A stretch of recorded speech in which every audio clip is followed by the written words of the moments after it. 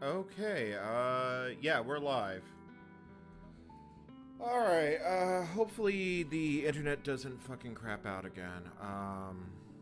Right, I shouldn't swear right at the beginning of my streams, but I literally was about to go live and then the house internet completely died, and it's still intermittent based off the connection of looking to my Raspberry Pi, so that's great. I was going to pull up amateur radio in the corner for when we're stuck waiting for compiling, but the connection's just not going to let me do that. So I'm currently on the 5G, and the 5G tends to drop fairly frequently, but compared to completely outhouse internet, I'll take it.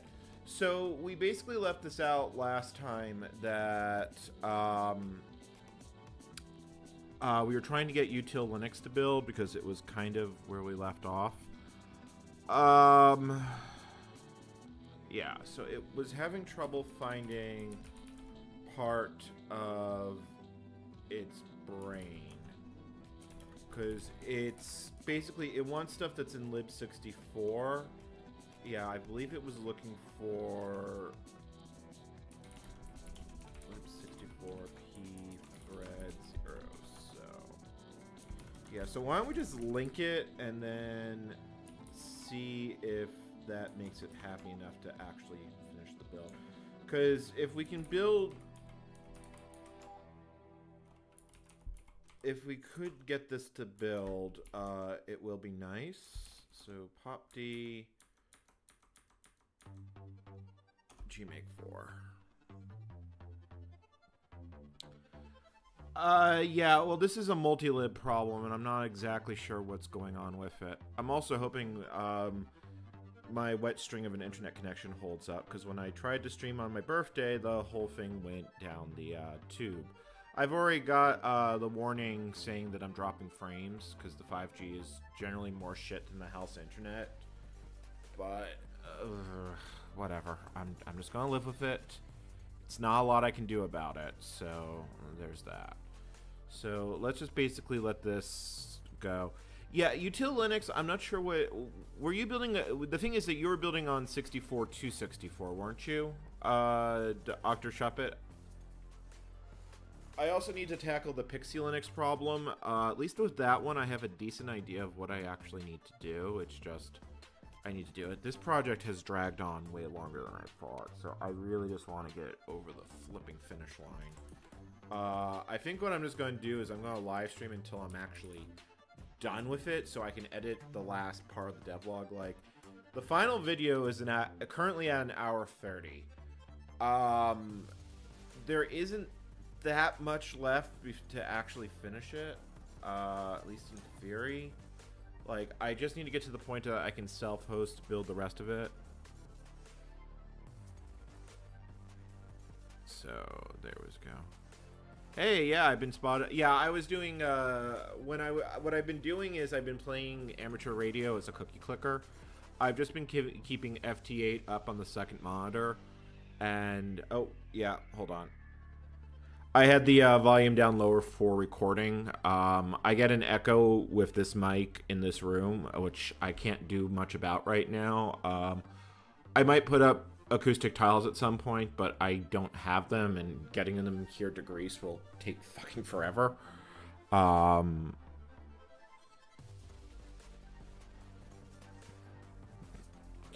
Well, it's more that I haven't been able to dedicate as much time to this as I've wanted, you know, between demands on classwork, Greek language stuff, and then I got distracted by the fact that I have my amateur radio license again.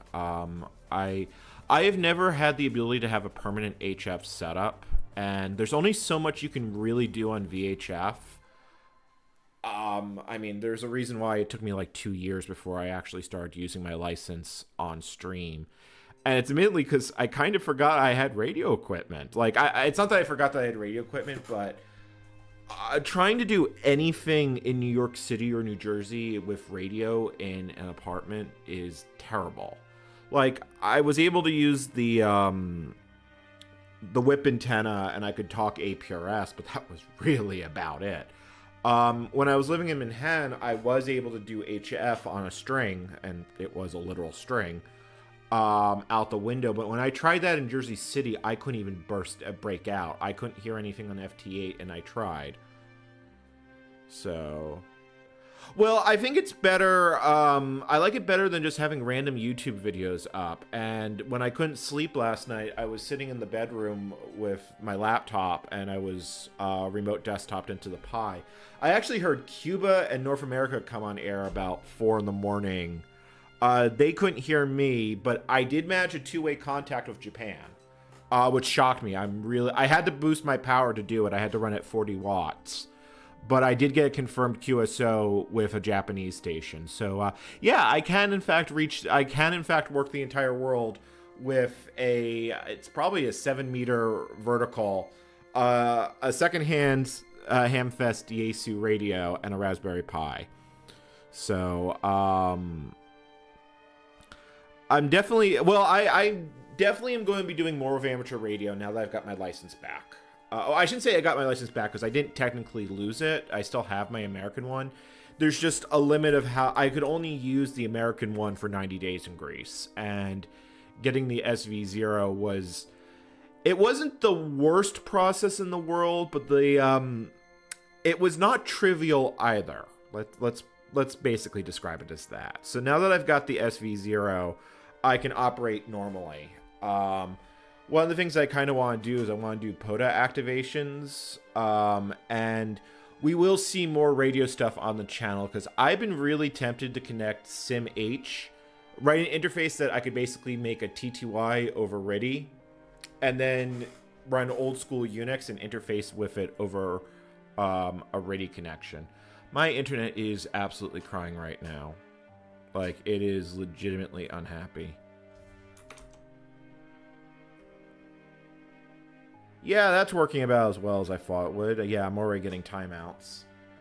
I don't know why it's this bad. I'm not even, like, my first thought is maybe it's the radio, but I'm not transmitting right now. So unless the giant pole of metal in the yard is causing me internet problems. Yeah. Yeah, no, the internet's going to be bad. Hold on, I'll be right back.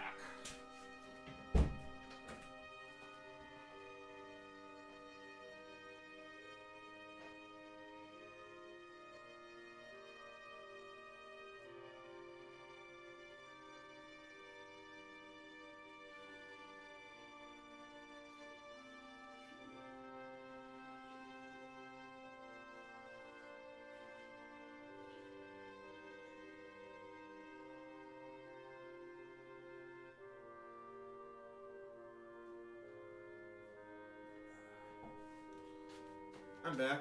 Oh, that's promising. Okay, so that actually looks like everything built and installed.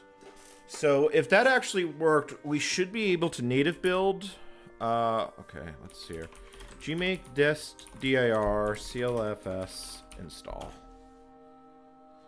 Swap on, swap off. Yes, it's like wax on, wax off, except even more. Yeah, I have that feeling. I think I've also kind of burned out my audience on this project. My view count and the views on the VODs have been going down over time, so I'm kind of incentivized to finish the damn thing. I mean, what? We've done 15 streams on this project over a month. So it has been kind of miserable. I will see at some point, because the next thing I want to do is I want to see it.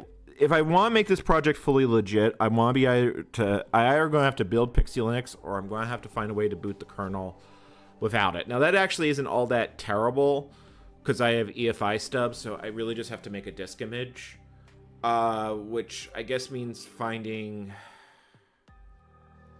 I guess it would mean just finding like Nero or Power ISO that ran on XP. I mean, it's not terribly hard.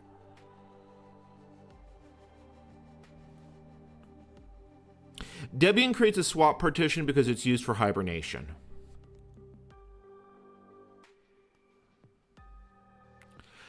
The thing is that this project's starting to drain me, and like something that you learn with YouTube is that I don't mean this as an insult to those who are currently in chat, but a lot of viewers have relatively short attention spans. So if you start posting the same thing for too long a time, you do lose viewers. You can see this if you've ever like watched a Let's Play series on YouTube that's like 10 parts, how the view count kind of just drops off.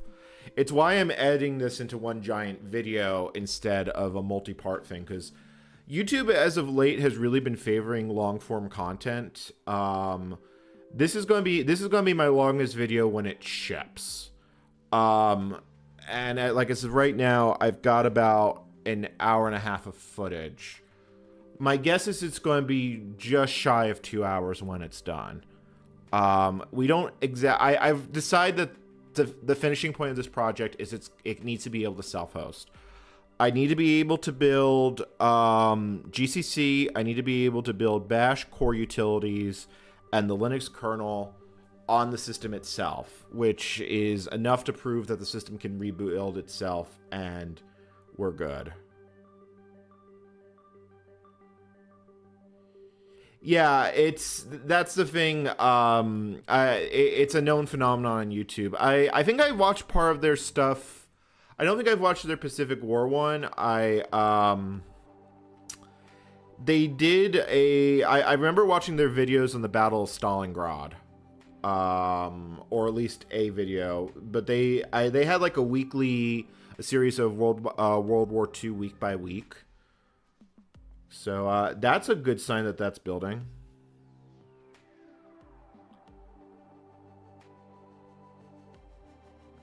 Yeah, I mean, let me put it like this. I've watched the entirety of the No A Press challenge, so I understand what you mean when you say Mario and parallel universes.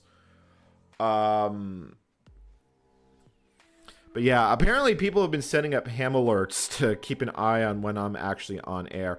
I will be doing more than FT8 in the near future. When I was on the brief period I could operate on my US license, because not only was there a time limit that I could operate on the US license, I had to upgrade the damn thing because I had a general class. The general class is not considered equivalent to the advanced class. Europe, in general, it's a European Union thing, has two classes of radio license, novice and advanced.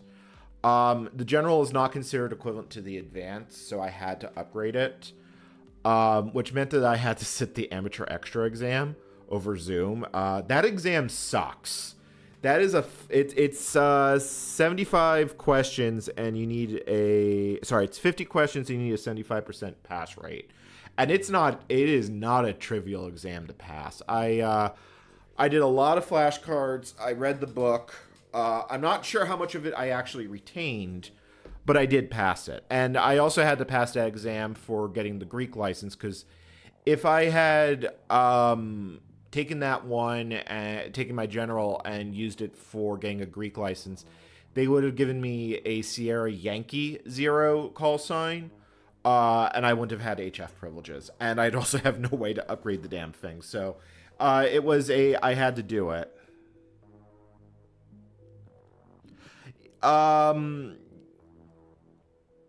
Yeah, well, yeah. No, Greece still has two tiers. It has novice and advanced. That's Sierra Yankee and Sierra Victor. What's really funny, though, is if I sat the Greek radio exam, which unfortunately is only in Greek, so and my Greek is getting better, but I just noticed a problem. I just noticed an actual problem. Hold on, Control C, Control C. Oh, was I a potato head? I was a potato head when I got the prefix wrong. I need to rebuild this. Yeah, I was Mr. Potato Head. I was dead tired on that stream. But the prefix is wrong. I was like, those paths don't look right.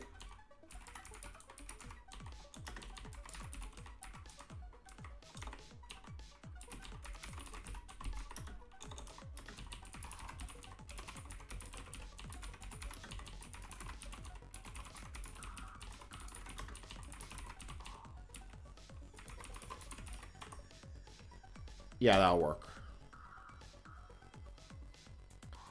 I don't know how well I can roll my R's. I have trouble with the word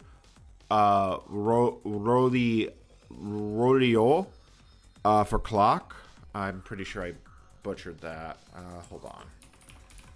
I also found that I really struggle with remembering vocabulary, but I'm making headway on it. Oh, right. Yeah, I can't hear that. I have to put my headphones on. Hold on.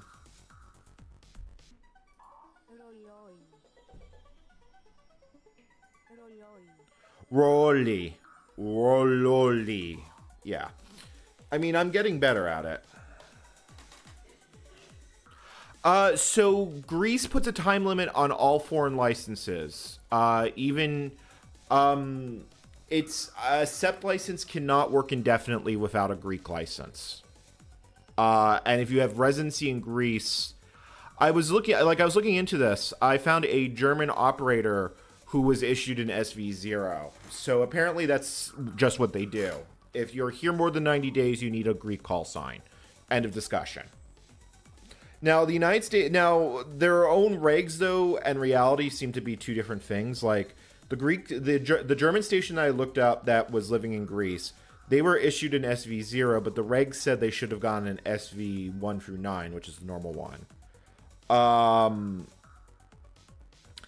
But here's the real unicorn. If I ever sit the Greek amateur radio license exam, I still won't get a Sierra Victor call sign. I will get Sierra Whiskey, which is a foreigner that has sat the Greek. They have a specific class of license for that.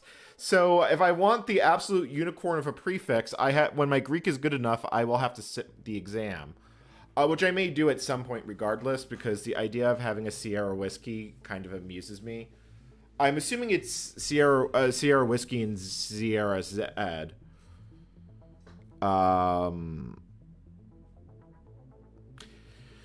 Yeah, I need to definitely do more Greek. I have the second channel for that, but I've just been doing flashcards, and I'm doing 3 hours of instruction a week. So it's starting to make headway. February, March was not a great month. It was a bit of a rough month for me. Like, making the transition to living in Greece has been difficult, and the Greek government has been very slow to process my immigration paperwork. They basically, when I submitted it, essentially, American citizens that are living in that come to Greece normally can stay for 90 days. So when I submitted it, that clock stopped. So I then, like a month and a half after the fact, they sent me a letter saying, you have temporary permission to stay in Greece while we process your application. Here's your work authorization. Go apply for all the tax crap, which at this point I have done.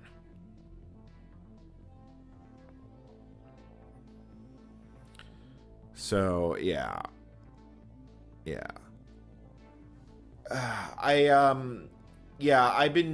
I was able to roll. I was better at rolling my R's when I was still speaking Spanish to some degree, but I was never particularly good at Spanish.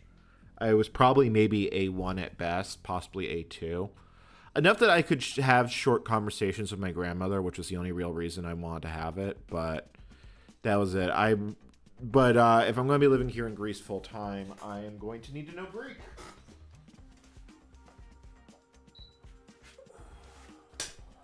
I'm also going to turn on the light in this room because the sun is going down.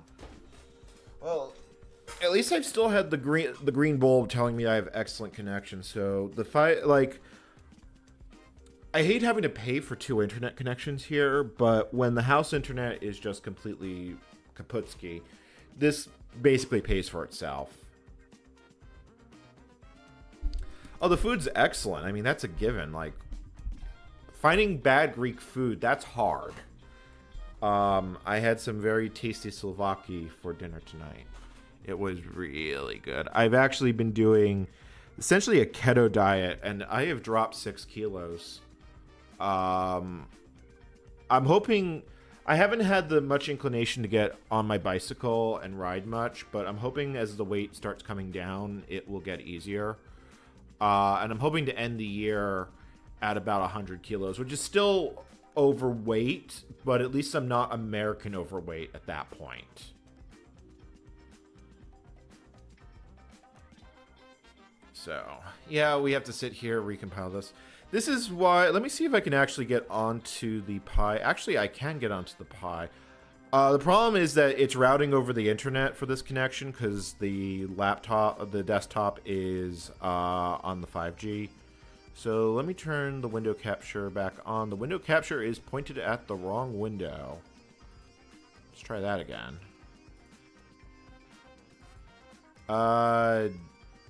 Can I, like, you know, there we go. All right, so now well, let's see if we can make some contacts on FT8. Like, I'm just going to call CQ. Let's see if we can get anyone to call us back, because at this point, we're killing time. I don't know what to talk about. Like, I've run out of useful commentary on this project like 3 streams ago. And like I said, I've been playing this as a cookie clicker, because FT8 doesn't really require me to be dialed in all that much. I just have to make sure the rig doesn't, like, take off the space.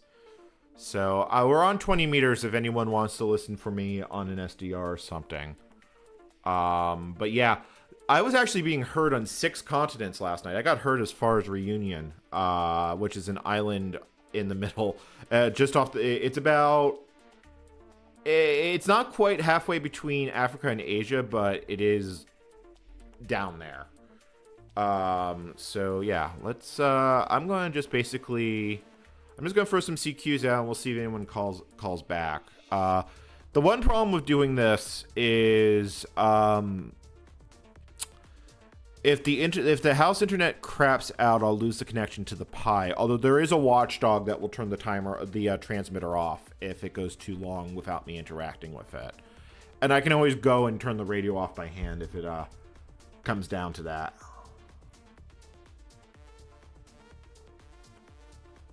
I've never used Nix, so yeah. In radio terms, Africa is the silent continent. I actually did work an African station, but it was Spanish Africa. Oh yeah, there's that Saudi station keeps showing up. I actually managed to work them the other night. I've been hearing Israel. I heard Qatar. I heard India, but I couldn't make a two-way contact with them. So yeah, I mean, I'm on the doorstep of Asia, so, because Asia's like 300 kilometers from here, literally. So me being able to work Asia is easy, and in theory, if there was anything to talk to in Africa, I'd be able to work Africa as well. I'll keep an eye out for you, SQ5 Fox. We'll see if you pop up. I really would love to do slow scan on YouTube, but I could just see someone transmitting, explicit images because yeah, like that feels like a bad idea, but it would be a lot of fun to do it. Oh, someone called me. That is a Spanish station. Echo 5, Echo Alpha 5. Grid Square, IM 99. Yeah, I've been punching out real well. I'm extremely happy. I just bought I think it was 180 euro vertical. Like, it's pricey, but let's be honest, everything in amateur radio is freaking pricey. Oh, yeah, the click didn't register. So let's see if I can get that. I still have to go through the process of verifying all the, all like the fucking amateur radio stuff. Logbook of the World is probably gonna suck. I've legitimately heard horror stories of non-US hams trying to get verified on Logbook of the World. It used to be that they had to mail you a postcard. Now, I have a Logbook of the World account, and I was able to add SV3, KD2, JRT to it relatively easy. So, who knows? Yeah, I've got 2 stations that's calling me. That's a Russian Federation station that's calling me, RC5. If this Spanish station doesn't call me back, I'll call that one. Yeah, that's how US operations work. I know in a lot of countries, the registry of amateur radio operators is actually public. It's just not on the internet. Like, I've heard in Germany, you can basically get it if you are a German amateur radio operator. But like I said, I've heard horror stories. When I signed up, I had to get them to mail me a postcard, and it took 2 tries and 6 weeks to get the stupid postcard. Yeah, it looks like we got this. I just sent the received report, the RRR. So it should, if I get the 70, yep, there's the 73. I got Spain today. So let's see if that Russian station is still on the line. They might be waiting for me. Greece is not a common call sign on the air. There's a couple of active stations, but it's not super common. And Sierra Victor 0, if there are people that hunt rare prefixes. I don't know. I don't exactly have a lot of faith in the American Radio Relay League. That's the ARRL. It's the official representation for amateur radio in the States. Like, there was recently a whistleblower that basically leaked how dysfunctional that org is. That's I don't remember if I actually was ever a member. I may have been a member when I first got my license, but I know if I was, I didn't renew it. And I've always been incredibly blah on how they actually do it, because they haven't done any real sort of lobbying for the amateur radio crap in a long time. Like, they did get the symbol rate changed eventually, but it was a very slow process, almost from over a decade of when it was proposed to when it actually got passed into law and got rid of the antiquated symbol rate rules for American ones. Yeah. Right now I just have the digital certificate that tells me this call sign is issued to me and when it's valid from and when it expires. I'm assuming they're going to want the paper one or a scan of the paper one, because Greece does it on, I assume it comes on cardstock. I actually haven't seen what the Greek one was. I tried to pick it up from the office on Friday, but the guy who does it was out of the office, so I'll try again on Monday. Yeah, okay, this guy's not playing ball. Let's start calling. Actually, I'm gonna step away from keyboard and then I'll throw some more CQs out.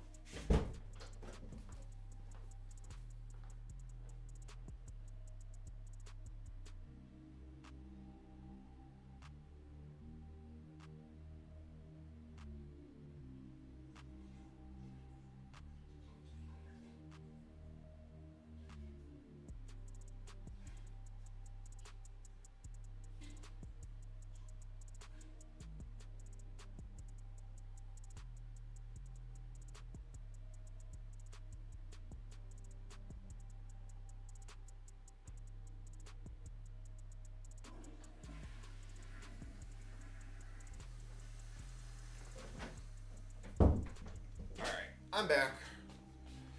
I did participate in the Mexican RIDI contest. It was the last thing I was able to do before my license was no longer valid. So, yeah. Like I said, we're just kind of killing time while this builds. So, I'm just throwing out some CQs. I do want to do some stuff on PSK 31. I don't know if I'm going to do that tonight. Like, I kind of enjoyed the PSK style contacts a lot more than I enjoy FT8, but treating this as a cookie clicker is not all that bad. And I can always just stop it. Like, PSK can take a few minutes for a QSO if someone's sending a long gear brag, which has happened every time I've done a PSK contact. So, there's that. Yeah, I think we're going to top out about 50 viewers tonight, which, it's not bad. But like I said, this is why I get the sense, like, when I started this project, we were topping 200. So, and I've watched stream after stream, the number of people tuning in going down over time, which isn't all that surprising. Sorry for being late on this, but Meow, yeah, thank you for the birthday wishes. It's, it's 37. I did not think I was... Oh, I know that call sign. All right. Yeah, you're going... Assuming I can... Yep, there it goes. Yeah, I know that call sign. SQ5 Fox, when I figure out how to hook up SimH to Ready, maybe I'll tap you.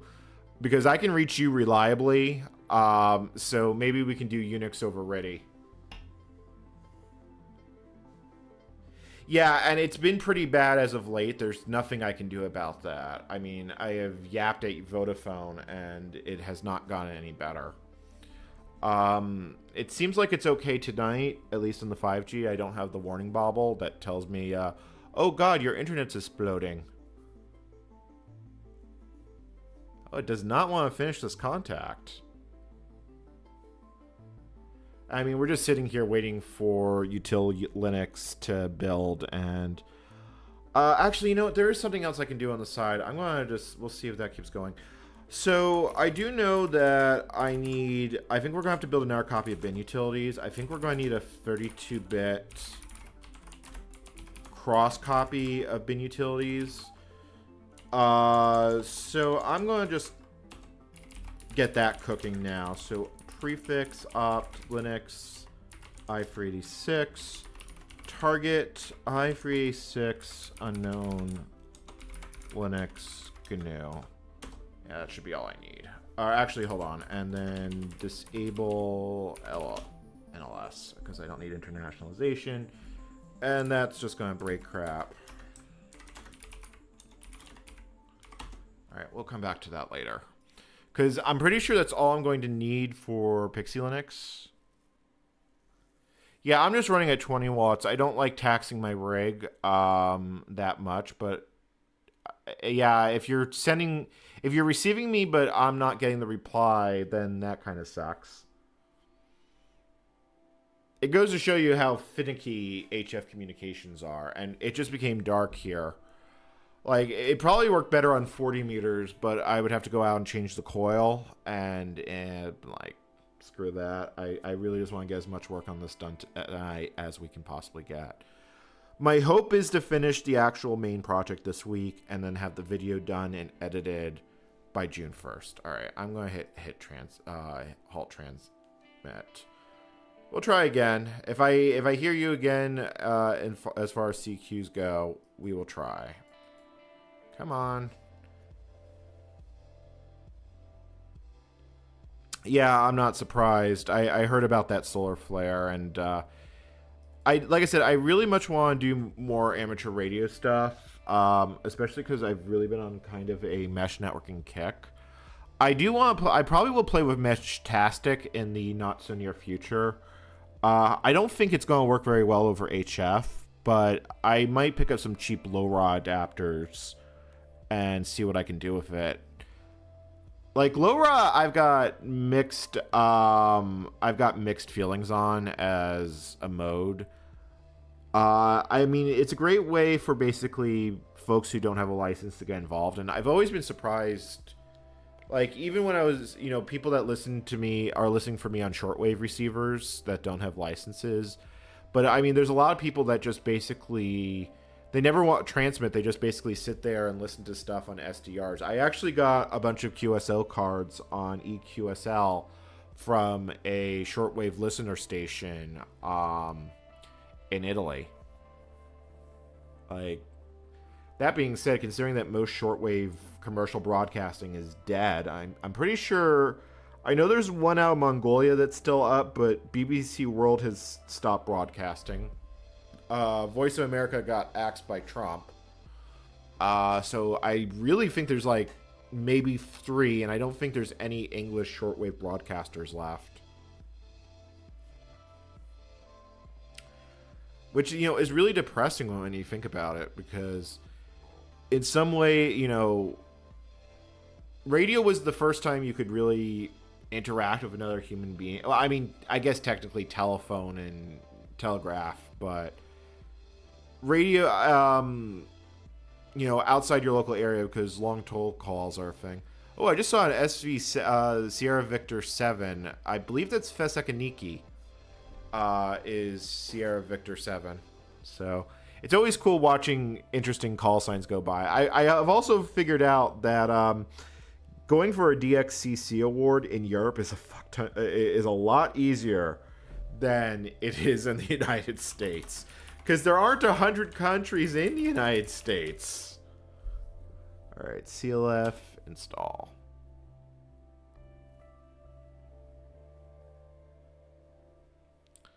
So in theory, this gives me a mount command, which means I should be able to run a configure script. That's kind of my hope, because if that's the case, I only need to build a handful more things. I'm really hoping that is in fact the case. I mean, I'm probably gonna have to build Perl. I'm probably gonna have to build OpenSSL. It's not gonna be a hobbled kernel. It's gonna be a fully functional kernel with all the bells and whistles and such. Oh, another Spanish station tonight, man, folks. It's, Spaniards just be ringing at my door.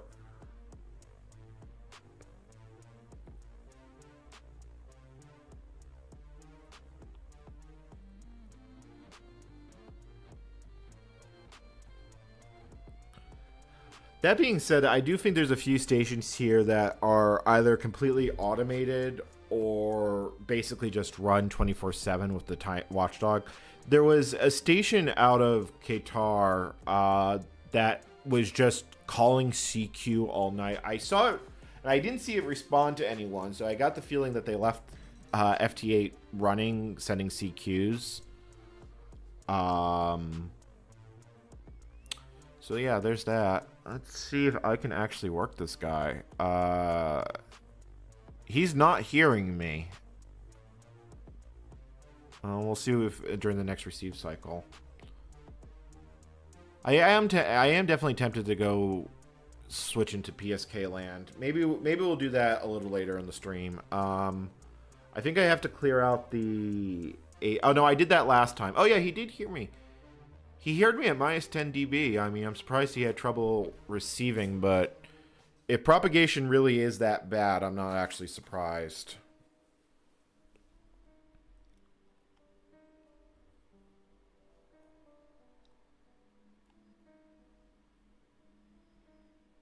So, another contact for the book.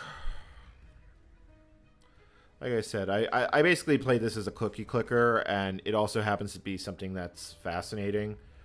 Like, one of the things that drives me crazy about amateur radio YouTube is you never see anyone operating. It's literally, I feel like half of it is people just, it's either homebrewing stuff, which admittedly is really awesome, but like they homebrew, the whole video is homebrewing and nothing about operating. Or conversely, it's, how do I want to describe this? Buy this really expensive radio who is probably giving me a kickback, because God knows that really does feel like that's like half of YouTube these days. Shitty sponsors.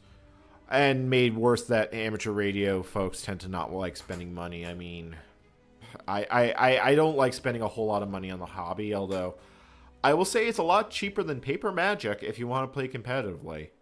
Especially if you want to play in standard.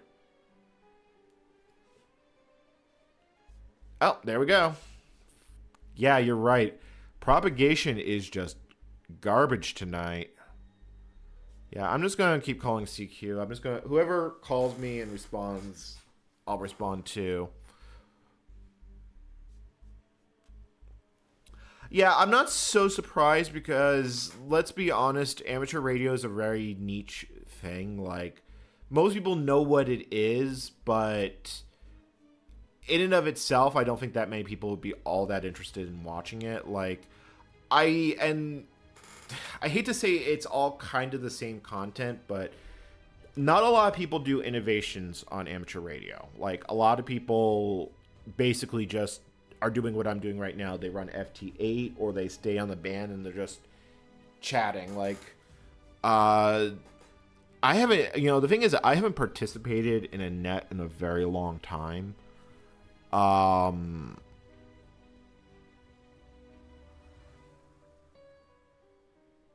Yeah, I have I think it's about 20 meter run of feed line. Like I said, I have a fair bit of outside I can work with, so I'm not going to do it in the short term. The short term is I'm going to go find some zip ties and I'm going to go stick my 2 meter antenna up somewhere. In theory, there's an APRS digipeater in town. Like, I found it listed on a directory of Greek amateur radio stuff. but there is nothing in this entire region of Greece on APRS-FI, which makes me think that there's no active eye gates. So I might as well tap into the APRS frequency and see if I can gate anything out. So there's that. In theory, I know there's a couple of D-Star repeaters that I know I should be able to hit, but I don't have any D-Star equipment. I'd be tempted to buy an Icon radio, but good lord, that's a 4-digit purchase. Like, I probably get a lot of enjoyment out of it, but, you know, the flip side is that's a lot of money. And while I do feel like my Yaesu I've outgrown my Yaesu to an extent because I would really love to have a DSP. It works well enough, especially on digital modes. So I think if I'm going to make any investments in the amateur radio stuff, I think I'll build a POTA kit and I'll go put a bunch of parks on the air here in Greece.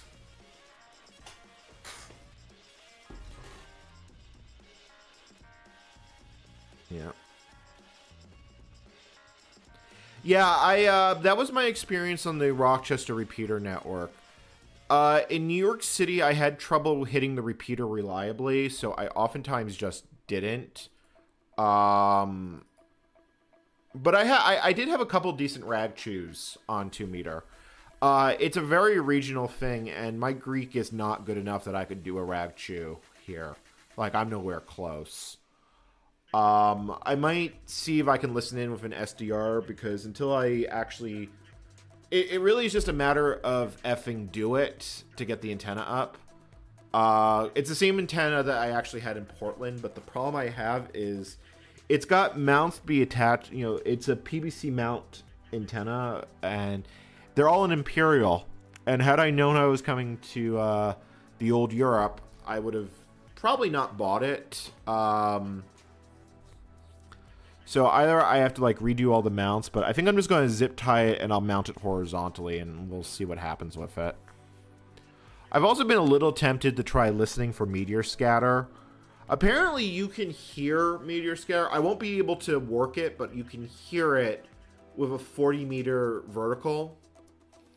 My antenna isn't quite that tall. I have to use a loading coil for 40, but I am kind of curious if I just tuned it to the 6 meter meteor scatter frequency, if I'd actually hear something.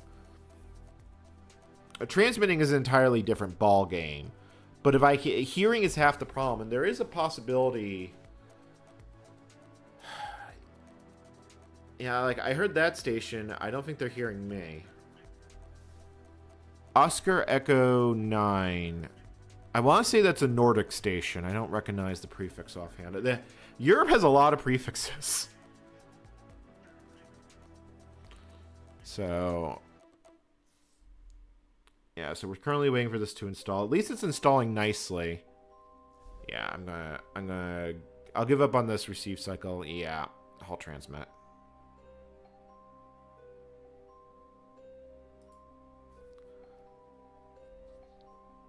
Alright, let's just go back to calling CQ and see who else shows up. But I really would... I've been thinking about getting a true SDR. Like, it's a good reason for me to go out and, like, touch grass in a very literal sense. My antenna is designed for portable ops, so I can just break it down and take it with me. And although, realistically, I'll probably buy a second one at some point if I start doing POTA regularly, but... because I would be interested in seeing how far I could actually hear my station. The biggest problem is that the geography of Greece is not kind to radio ops. I'm assuming if I tried... I have a loading coil for 80 meters. I have not tried it yet. I'm pretty sure I will hear Greece if I put the loading coil for 80. Although how much there is actually to hear is something of an open question.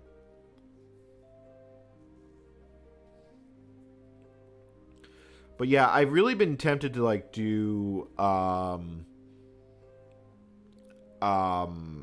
see if I can basically hook up a radio it'll all be emulated, unfortunately, but radio teletype into Unix, because it was designed to be used with teletypes, and a radio teletype is a teletype, but it's over radio. It's almost like some things are exactly what they say on the tin.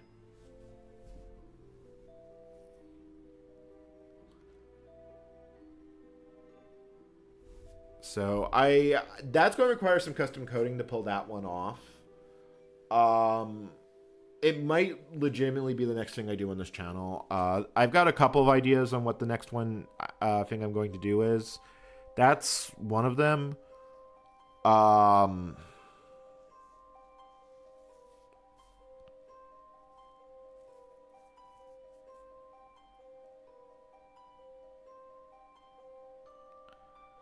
Yeah, I mean, if there's no, I get a fair number of licensed operators in my channel. In my Discord, I have an amateur radio Discord. So maybe I'll hold a vintage, like a net on PSK or Ready at some point. Not sure. Just stuff I want to do. Like, I have a lot of things I definitely want to do, and I gotta try and stay kind of focused. Plus, I have a freaking term paper that I have to write this coming week. It's kind of why I want to take advantage of the that problem is back. God damn it. Another Spanish station. Alright, so let me see if I can work this guy while I... Yeah, that problem's back. I'm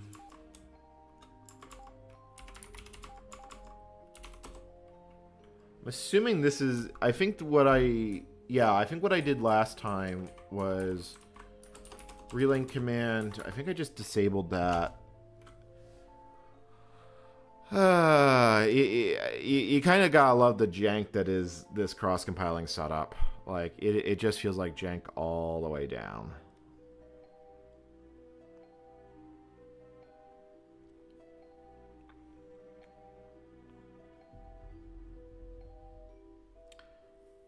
Yeah, I've been also looking for Juliet 4.2 Alpha, which is a Greek special event station. I heard them on 40 the other day, but I haven't heard them on 20, although there's a pretty good chance I can't hear them on 20.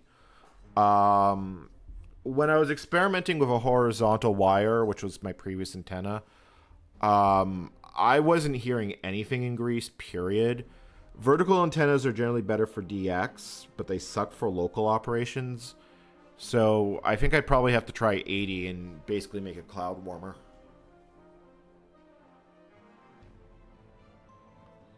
So let's try that make install command and see if we get anywhere with it. Cool. Apparently today is going to be the day of Spanish QSOs, because it seems to be the only thing I can actually, the only thing that I can actually hear tonight.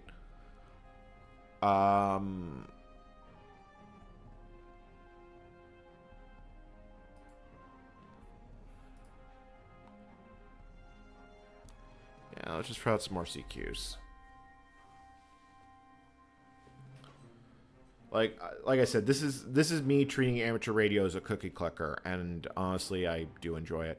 I like doing more than just that, but this is something I can keep on screen, and people have enough interest in that I don't seem to be losing viewers over it, which is nice, which is as compared to me running RuneScape.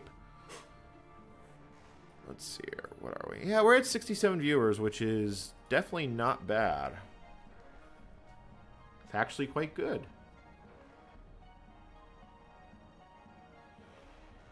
But yeah, I've always had a long fascination with amateur radio, and I regret not getting my license sooner, especially, although I got my license 10 years ago.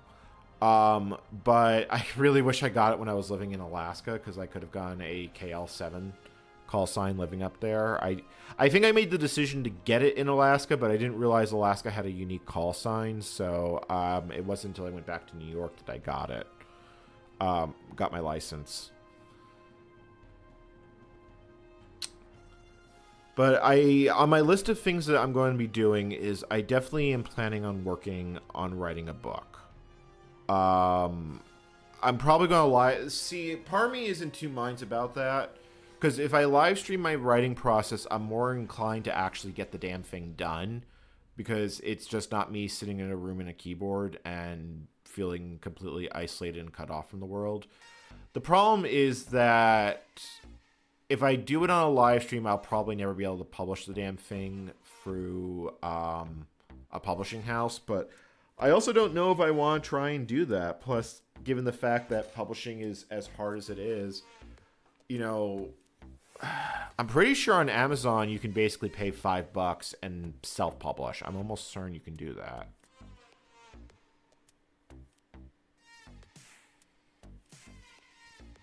So, yeah, there's that. I mean, what I might do, I kind of regret not changing my antenna configuration today, but 20 meters basically works day and night. How much am I actually getting out? Actually, I'm being heard really well. I'm pretty sure I'm just not hearing very well. Oh, wow, yeah, I'm actually being heard all the way in Japan. I'll put this up on the other screen because, again, we're waiting for a moment.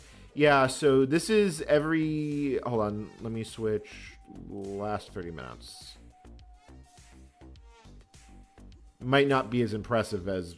Yeah, so I'm basically being heard all the way across Europe. I'm also being heard in India.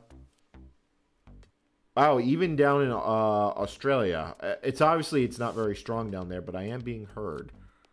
My guess is I'm just not hearing all that much. So yeah, that's signal propagation for you. I'm pretty sure if I was to put an SDR on, I'd probably be able to hear more people calling my station than not.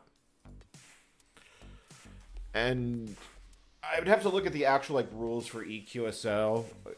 Like, I know you can't do that for Logbook of the World Awards, but EQSL may not actually prohibit that.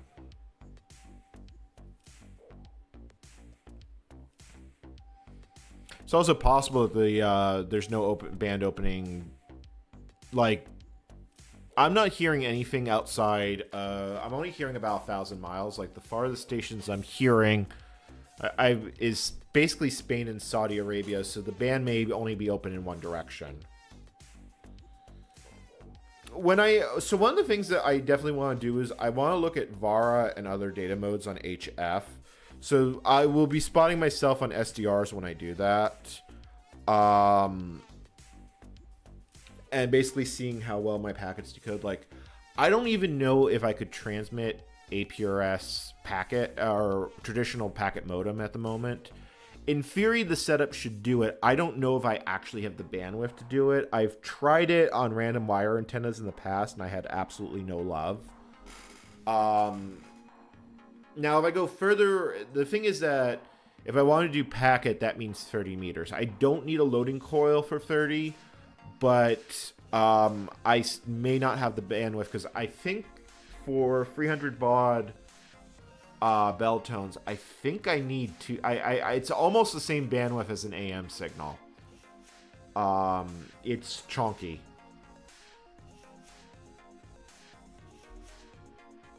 God, this link is taking a long time. Yeah, I feel bad for this Croatian station. They've been calling CQ for a while, so let me see if I can work them.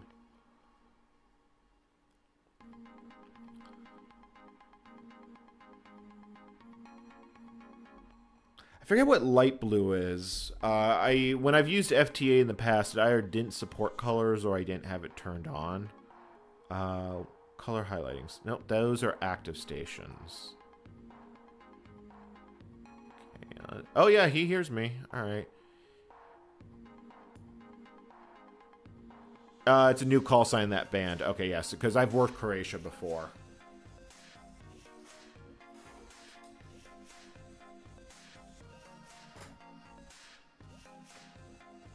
So yeah.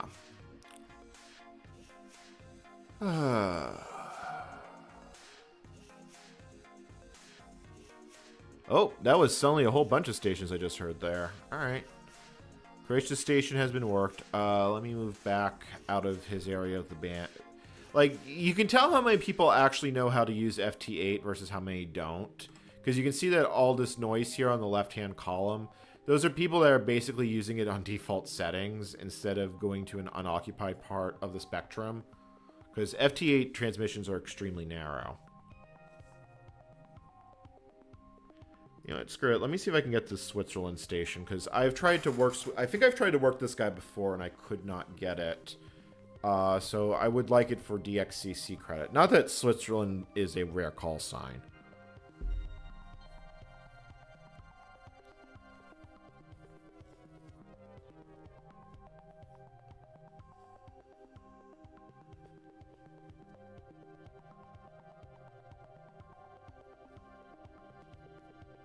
Oh yeah, he hears me. Cool.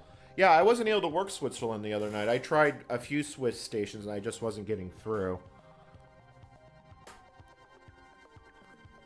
That being said, it's just an hour past sundown, so this is about the best time you're going to get. An hour before sundown is hour before sun up is when you get the real magic propagation.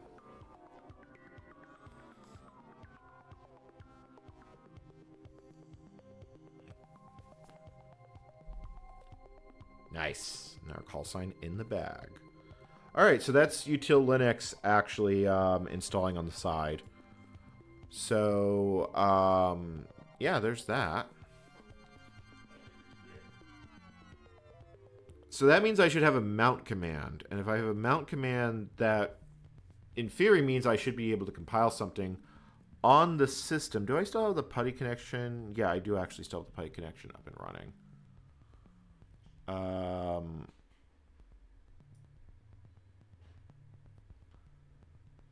Let's see here. Waterfall. Yeah, we'll move here. We'll go to... Yeah, that works.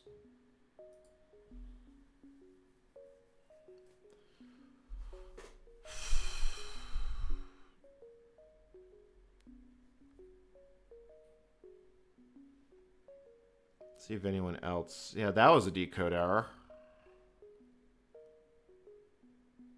So if we have a mount command, I should be able to get mount dev tempfs. And it is built into the kernel, I checked. So if I can mount dev tempfs, in theory, I should be able to just build everything else I need. Like, wouldn't be anything super magical that I would need past that point.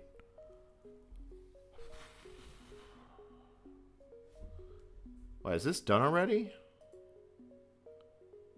No, this just failed for some reason. Oh, that's concerning. I'll just run gmake and wait for the error to pop up and see if we can figure out why that failed.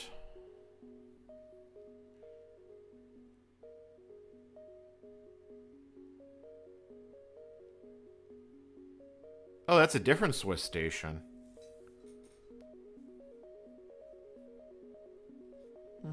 Okay. Alright, so now I think the next thing we do is we're going to be building def utilities. Wow, that is taking its sweet time.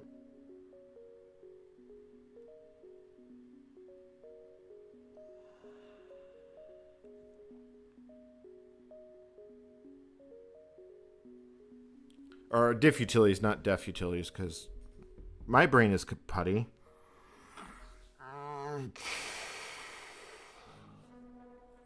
In theory, I should be able to self-build GCC right now. In practice, I'm pretty sure I need more than what I actually have. But yeah, that's definitely a lot of the commands that I actually need to, like, finish the system.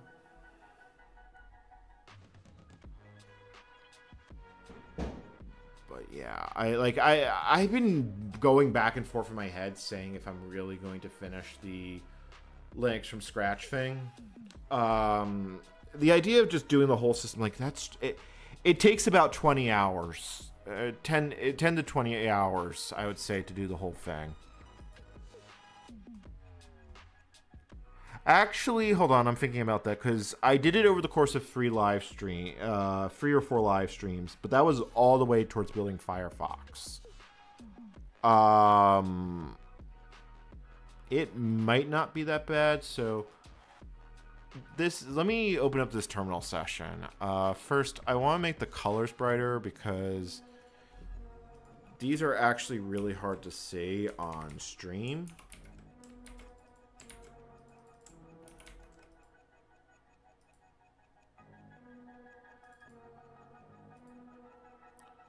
So let's apply that. Okay, so that makes that white. Can we now make the font bigger so it is easier to read on stream? Like, let's go to... How's that look? Yeah, that works. That works well. So do I have a mount command now? I do have a mount command.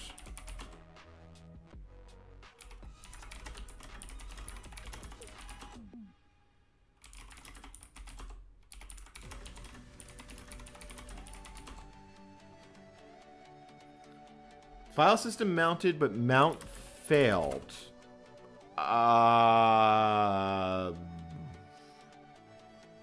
What? I'm assuming it's doing something. So tempfs none dev. Well, okay. I don't know what that's all about. So the question is, can we actually build something like this?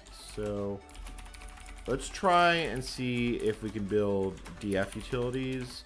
This is going to be very slow because, oh no, we are still missing commands. We need sed. We need sed and we probably need gawk. Sed is easy enough to get. Also, I should probably be taking notes. Let me go open up my note document because I need to remember this.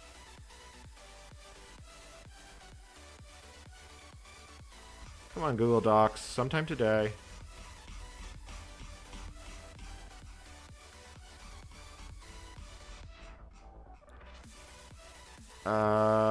Here we go.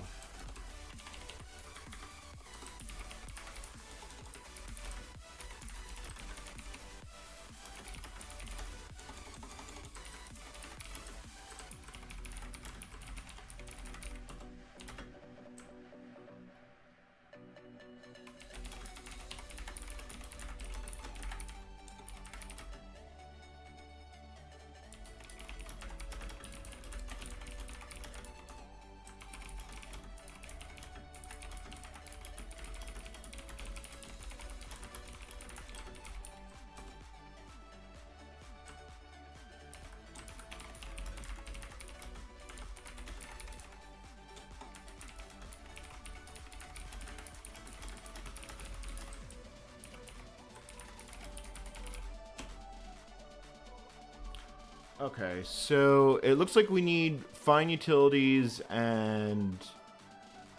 Yeah, we're going to need sed and fine utilities cross-built before we're going to be able to run a configure script. But that is still a major step forward. So if that's the case, I know I've got copies of sed lying around. I probably am also going to need M4. Let me look at the list of packages they actually recommend. So they recommend they recommend file. So why don't we just keep building these, basically going right down. Yeah, let's just go right down the list because I'm pretty sure we're going to need all of these. So gtar, cross utilities.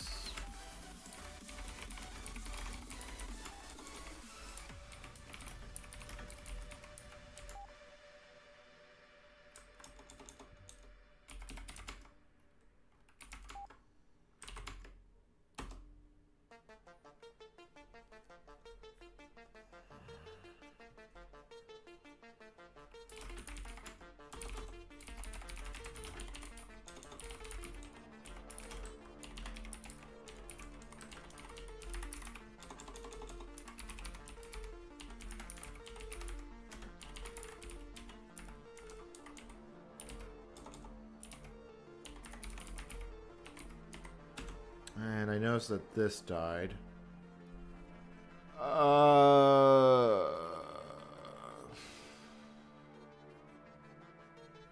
I remember this problem happening before, and I don't remember what I did to fix it.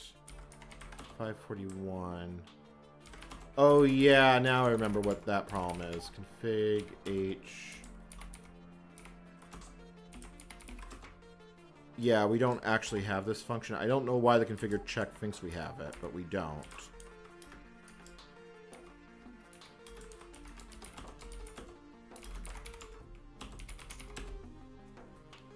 Alright, we'll come back to that.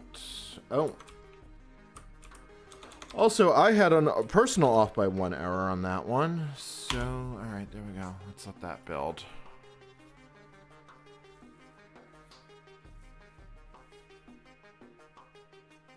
What it's probably trying to do, it's trying to mount something, it's probably trying to do something on Interx that it doesn't like.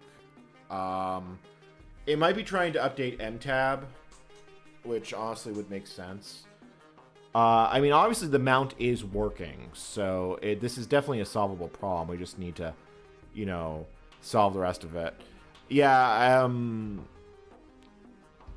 I literally had an off by 1 error on my keyboard. How I didn't... You'd think I would have typed 697, but somehow I got 687. So apparently I'm targeting the mythical Pentium FPU.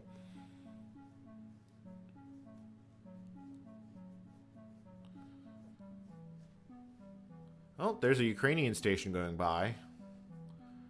So yeah, it's definitely progress.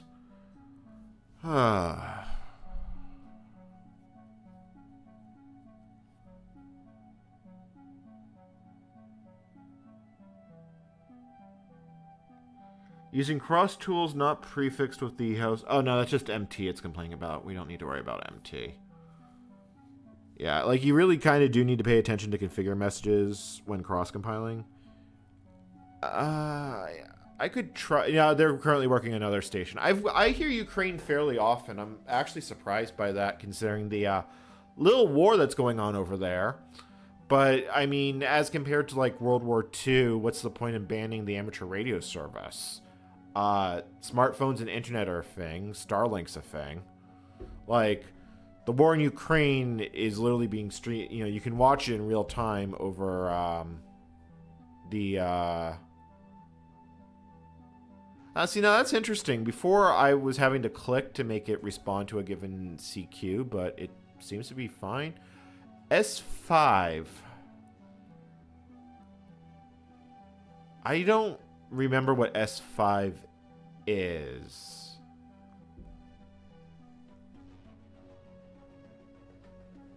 I do have a list of prefixes. Hold on. Let me see here.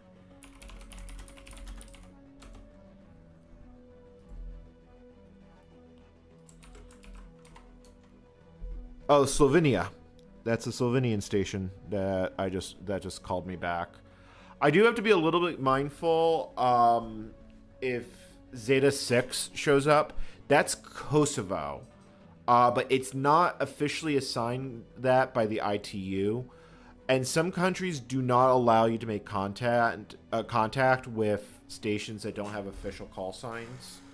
Like, the UK has told their amateurs you can't contact Kosovo. I was not able to figure this one out by looking at the Greek regs. I don't think it's permitted because Greece doesn't have what's called third-party communication rules. There's no exceptions to that. So, but until I get a chance to talk to like RAG, I won't know for sure. But it's not worth risking stuff with license. There's a few other interesting call signs like that, like the Sovereign Order of Malta has their own prefix. I believe that's 1 Mike Alpha.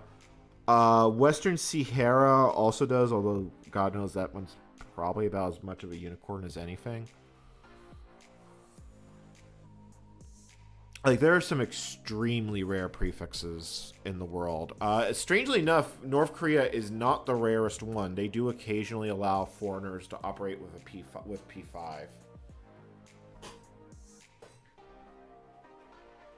In fact, there was actually a recent operation not that long ago. I kind of wish I was able to get the Mouth Athos activation, which was recent, but my license was not. I didn't have a valid license at that time.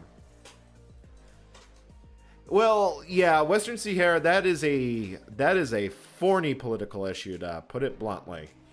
Um, and it's not even one I know if. Essentially, the region declared independence, but also Mauritania and Morocco claimed the area.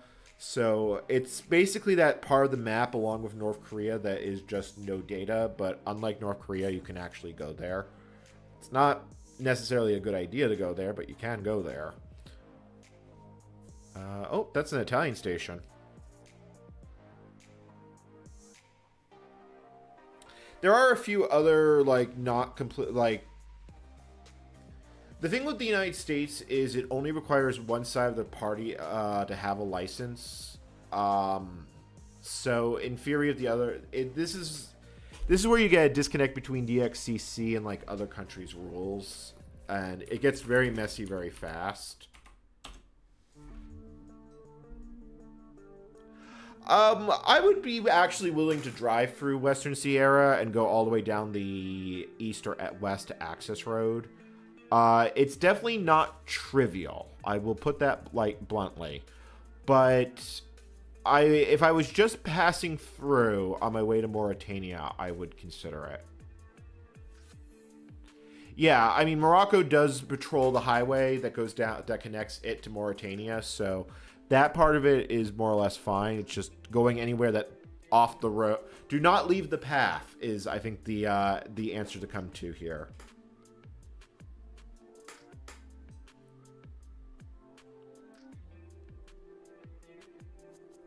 Oh, there's that Spanish Africa station, Citola and Minila, the two little bits of in next to Morocco, the two Spanish enclaves, I should say.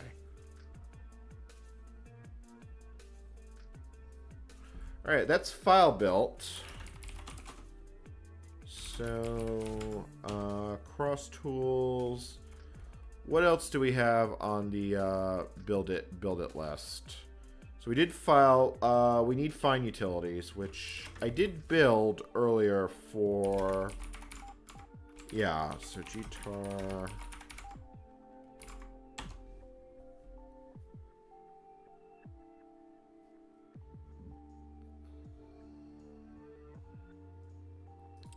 Also, I just lost chat.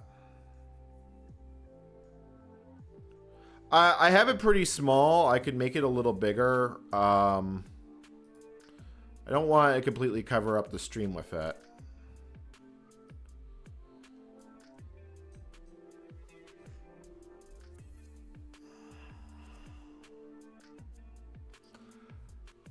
Yeah. Oh, that's right. I forgot I am streaming at 720p. And, you know, this just made me want to check something. I need to... let me stop recording.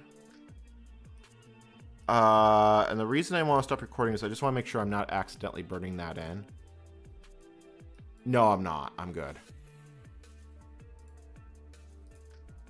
Alright, so now I can start recording again. Yeah, I'm sorry if it's tiny.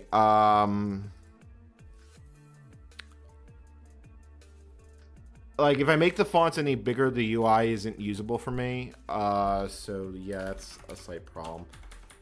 Like I said, it's me basically just kind of having something to do on the side while we're killing time. And that did bake, so we can go back to building bin utilities here. So, yeah, multiple steps getting done. Like, I'll have some downtime streams where I'm just going to be doing amateur radio and, like, homework and something.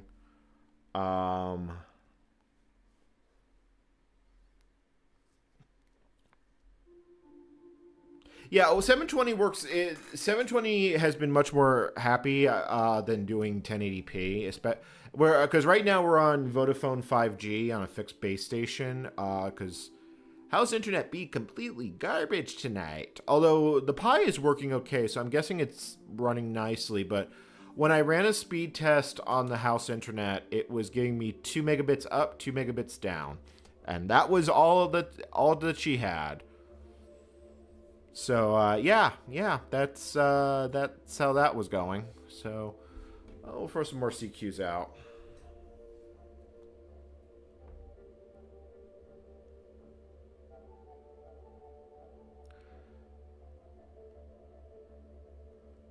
Actually, I should update the status because we're no longer doing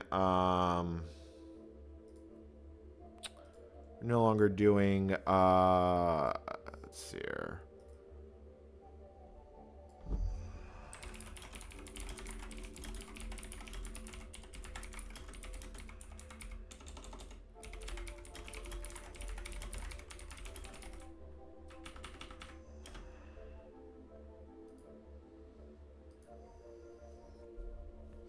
Yep, we have size T. Probably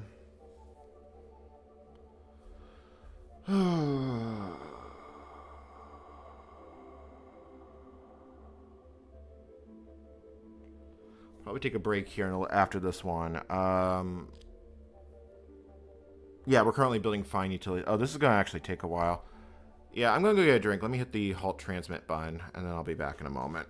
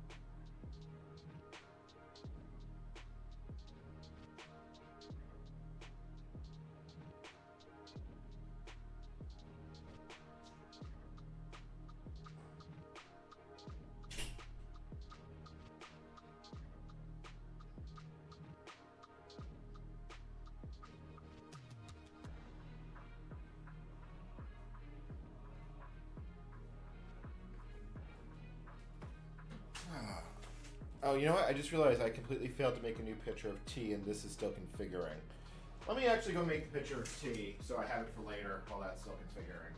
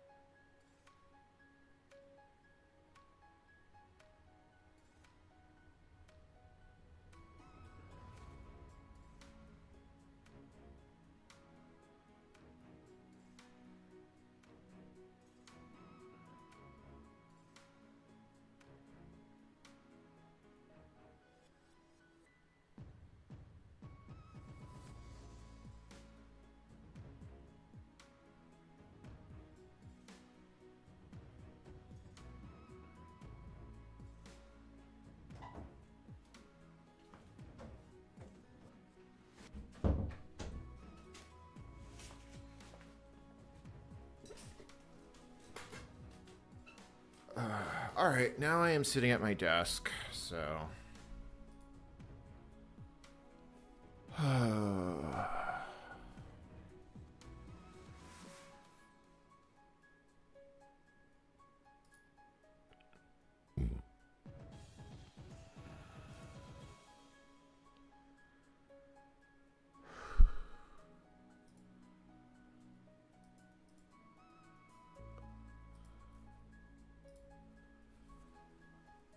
sorry if I am, like, completely out of commentary. It's like... That's the other thing with this project, is it just feels long. Like, I knew it was going to be long, but it's been a lot longer than I expected it to be. Like, I don't know why I thought this was going to be a quick and easy project, but yeah.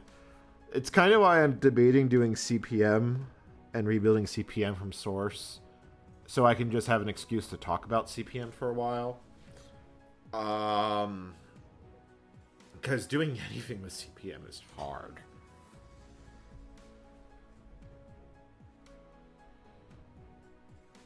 Alright, I shouldn't say it's hard. It's hard to make an interesting video on CPM.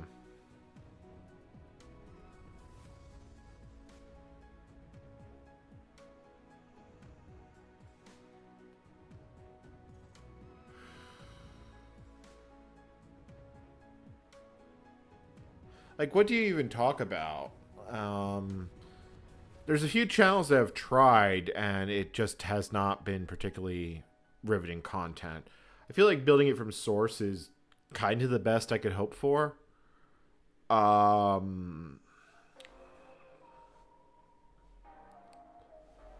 also forgot how long this configure script is, because this is a long configure script.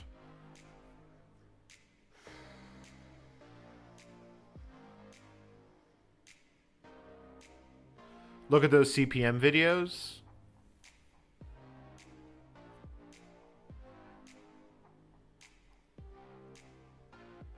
Grandpa, I'm not sure what you... I'm assuming you mean look at those CPM videos. Like, there are some that are interesting, but how do you make a video on DBase or WordStar, you know, like, interesting? That's kind of the difference between, like...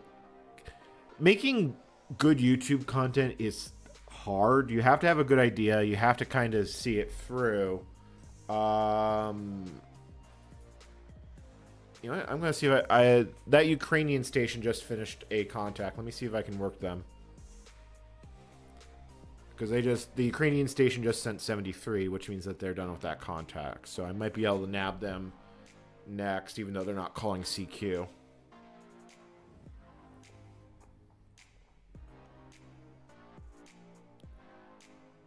Oh yeah, they've got. I hear them.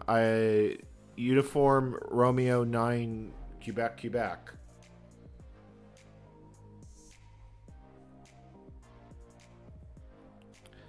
Like, I can't even imagine what life in Ukraine is right now. Like, it's been a bloodbath to say the least.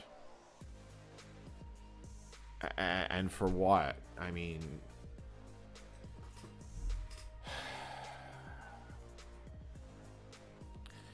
Why, you know, strongman politics just leads to war. It's how it always ends. I mean, legitimately. You know, Hitler was an extreme example, but whenever you have a dictator in charge, going to war, you know, blaming a group and then going to war with them is the easiest solution to domestic problems. And then...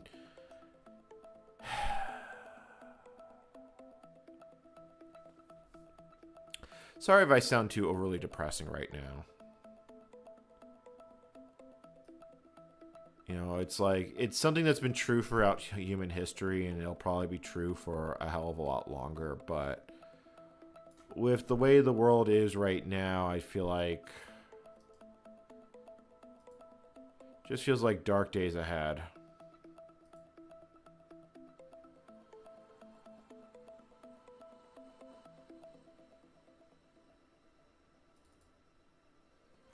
That said, I can at least, I've always said it Quebec. Because it's Quebecois as the denizen. So I think that's closer to the actual French pronunciation, but no doubt someone from Montreal will show up and, not from Montreal, someone from Quebec will show up and complain that I'm butchering the French language. I will say that one of my greatest moments as an Anglophone speaker is I was staying at a hostel in Berlin, and there were two women there. One was from Montreal. I think she was from Quebec City, and the other one was Paris.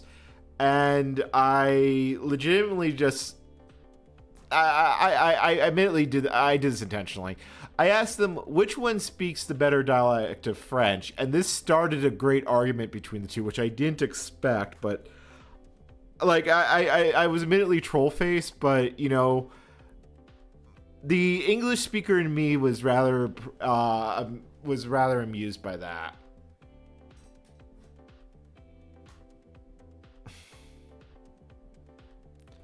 The Woe at Home. Is that like a continuation of SETI at Home, Grant Pal?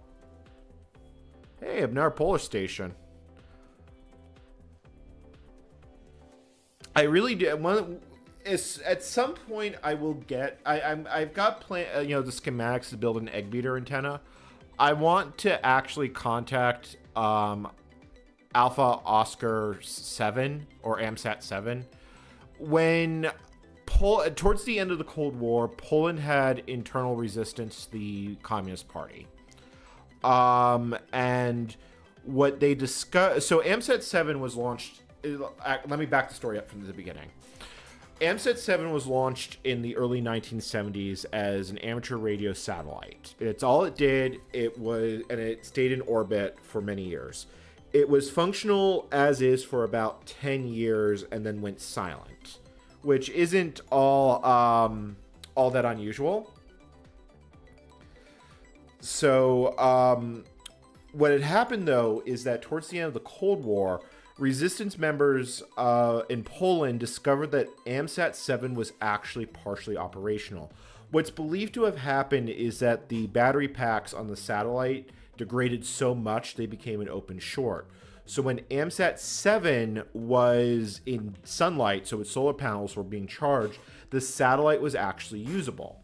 And so there was effectively a ghost communication satellite that no one knew was there except for the Polish radio operators. Now, one of the things about radio is it's actually really easy to track. You can do direction finding with realistically 2 antennas and 3 points. It was done in World War II to detect U-boats. The way they did it in World War II was very complicated because doing it with tubes is a lot harder than doing it with transistors, but nonetheless, it could be done. But if you modify your antenna to go straight up, you can't direction find it. So to avoid being direction find, members of the Polish resistance used AMSAT 7 to coordinate it. Now, for years, this was unknown about in the West because of the Cold War. But after the wall came down, stories of it made its way over. And a U.S. amateur operator had actually heard the legend of the ghost amateur radio satellite. And they discovered that AMSAT 7 was, in fact, still operational. Oh, well, I shouldn't say fully, but partially operational. And it's still up there today, and it still works if it's in daylight. So it's been up there for 60 years, and you can still use it. The problem with that satellite is it's on 10 meter. It's a linear transponder 10 meter, so it's not trivial to work that bird, to put it bluntly. I probably could do it. I don't even know what antenna I would need to do that. I don't think I would need a Yagi, but working a AMSAT 7 is like hard mode because there's a reason 10 meters isn't used in modern satellite communication.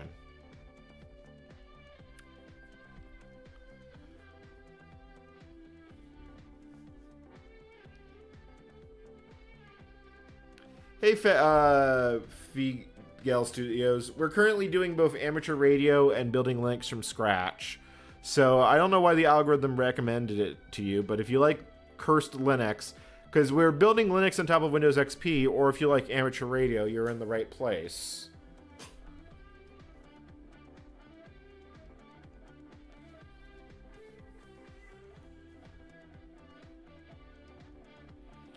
It's always weird how the YouTube algorithm works in mysterious ways. But yeah, I would love to actually talk to that living piece of history if I can figure out the equipment. Like, I don't want to bust the bank to talk to AMSAT 7. I just don't know what it would actually take to talk to it. It is possible I might be able to just do it on the vertical. Actually, hold on, let me think about that. It's a linear transponder. If I were to run at 100 watts, which is the max I can put out on my radio, and I ran it on 10 minutes, I might be able to nail it with my current. I could probably nail it. I don't know if I'd be able to hear it.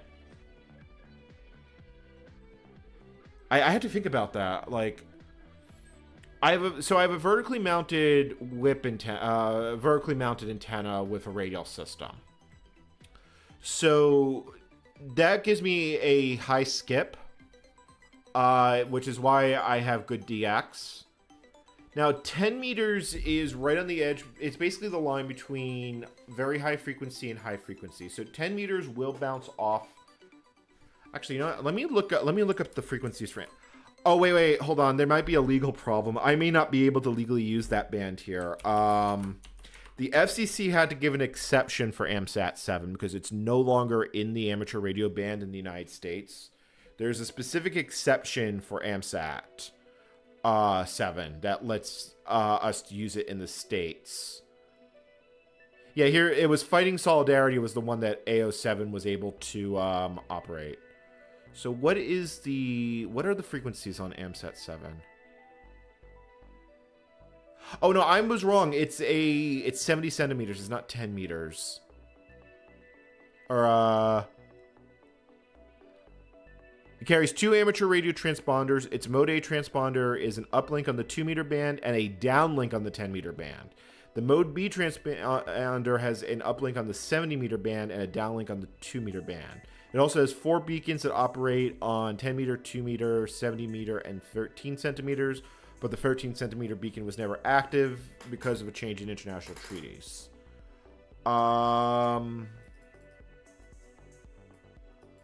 Yeah, it went into space 1974. It went silent in 1981, and then it started operating again. And then Fighting Solidarity in War Corral determined that the satellite was occasionally functional in 1982, and they used it to coordinate Solidarity, which was the anti-communist rebel group in Poland. I believe Solidarity won 99 out of 100 seats when the wall came down, when Poland was able to hold its first free and fair election since before World War II. So I should be able to just work it with a standard egg beater. I probably have to run that egg beater at 100 watts because linear transponders are an interesting breed. I've never actually worked one, but the way they basically work is signal come in, signal go out on the opposite band that on the opposite sideboard that it went in. So if you send, because I can generate single sideboard radio signals. So if I were to send upper sideboard 70 centimeter to AMSAT 7, it would come back down as lower sideboard 2 meter. Or if I send 2 meter to it, it would come back down on 10 meter. So it is definitely viable to do that. So is anyone calling me? This one station did, but it didn't finish the RRR. I'll try a little bit longer. Like, in theory, I can log that because the 2 reception ports went through, but I usually don't. So, halt transmit, enable. Like, there are people that just basically click right off. There is contest mode, which changes it, but I believe it says RR73 if you do that, and it makes the handshake much faster.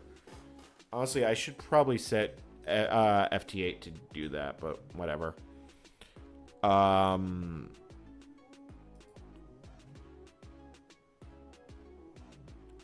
let's see. Is there anything actually interesting in the bands? I'm hearing Switzerland. I'm hearing Denmark. Another Denmark station. And actually, that's a French event station. Why don't we see if we can work them? TM45 RAF. I'm assuming... TM45 RAF. I'm assuming...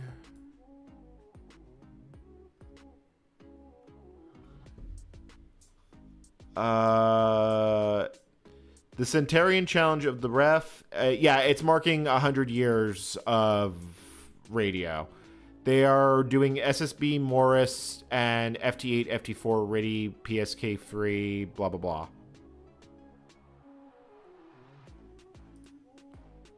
Well, let's see if we can. Let's see if they'll hear me. I do wonder if the reason some people don't respond to me is they may not think SV0 is a legal call sign. This configure script is still going. Uh-oh. Uh-oh.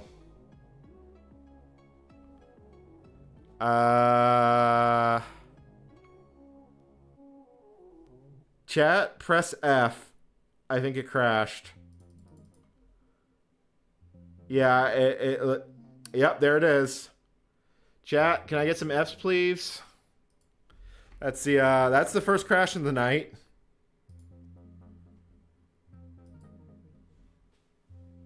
Oh no, now I have to run that configure script again. On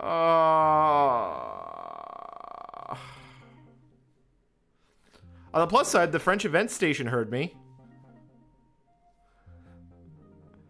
Yeah, the network hasn't even come back yet.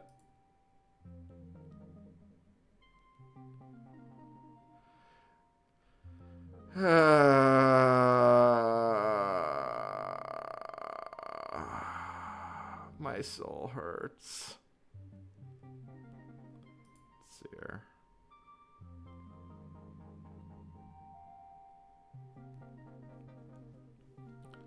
Okay, cool. I got that French event station. Event stations are always cool. I actually got to work as W2H as a technician. So, you know, 1x1. I ran the APRS station because as a tech, there's not a whole lot I could do.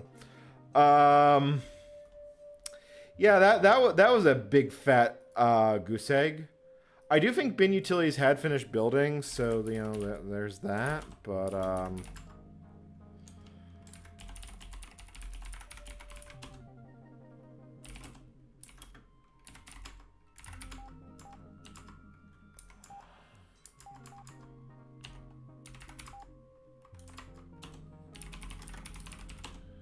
right. So yeah, that is definitely taking the L on that one.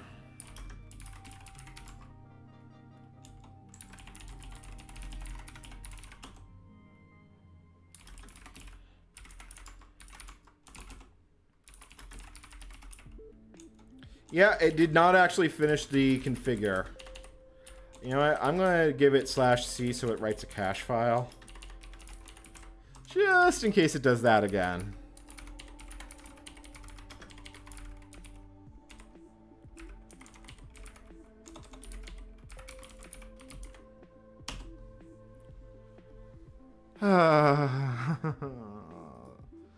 That sucks. That kind of actually sucked. Yeah, on the plus side, like I said, at least I got to work that French event station. I don't know, maybe I'll get another chance to work as a special event call sign.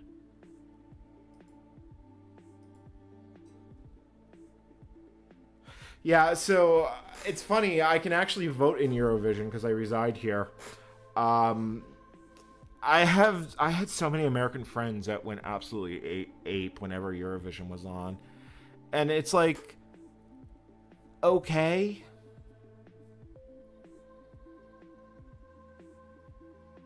Yeah, it's probably a good idea if I take a snapshot because God knows that maybe the whole, maybe my VM will collapse like a cheap, you know. It will collapse like an accordion. Really hope that's not eating too much disk space.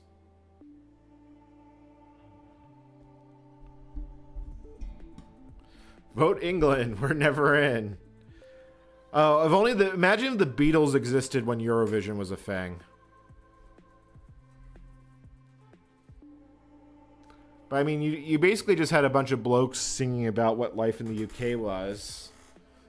And doing lots of drugs at the same time.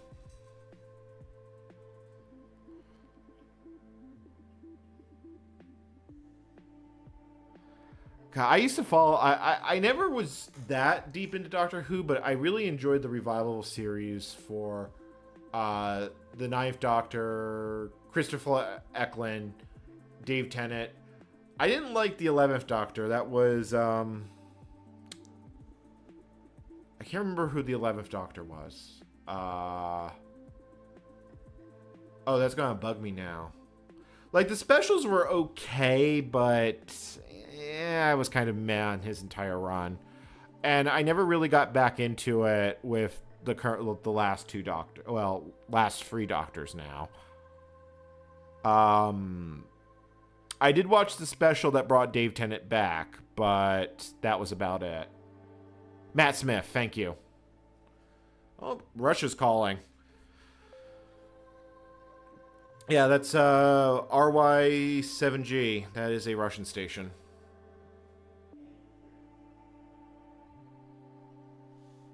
Oh, it does predate the Beatles. I didn't realize Eurovision was that old. Well, then again, I'm an American, so paying attention to European news, what's that? Actually, Kappa LD had his, like... I had mixed feelings on that, but you know what? I did watch the... it wasn't the finale with him. It was...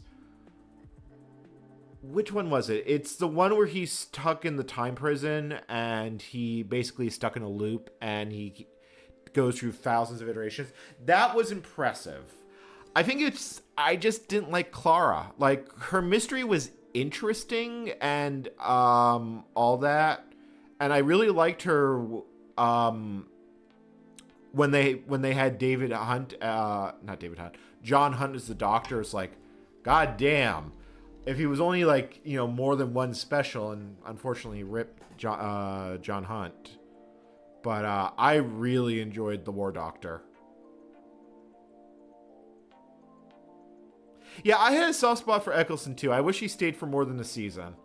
Like, he was what introduced me to Doctor Who, because as an American, we did get some reruns of, like, the 7th Doctor, but I don't think I ever saw it on TV. Hellbent, that was it. Hellbent. Yeah, Hellbent was excellent. Like, I have absolutely no complaints about that one. I just, like I said, I didn't particularly like, I don't know, that part, I love the Doctor. I think I actually liked that Doctor. I just didn't really like the plot lines. Which one was Hellbent then? Because it was Day of the Doctor was the one with the War Doctor. Was it Hellbent and Heaven Sent as the two-parter? Because I remember watching the whole thing and I remember it was like, give me more, please. Yes, please.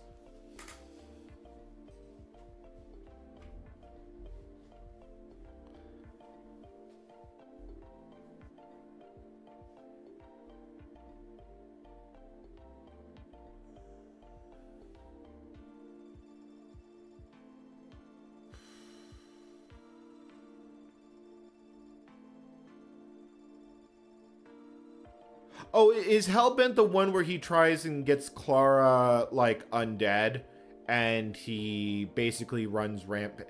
He basically gets rid of Raphistillion, or whatever his name is, the head honcho of the Time Lord, in, like, a single sentence. You know, it's his planet, sir. Yeah. The Solo Prison, I enjoyed that one. That was actually really good.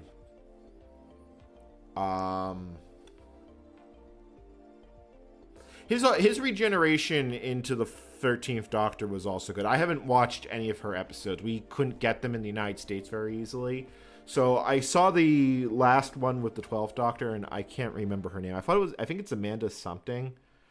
But yeah, I wasn't able to watch any of her run in the States, not unless I wanted to buy it episode by episode off Amazon. And I like the Doctor, I don't like the Doctor that much.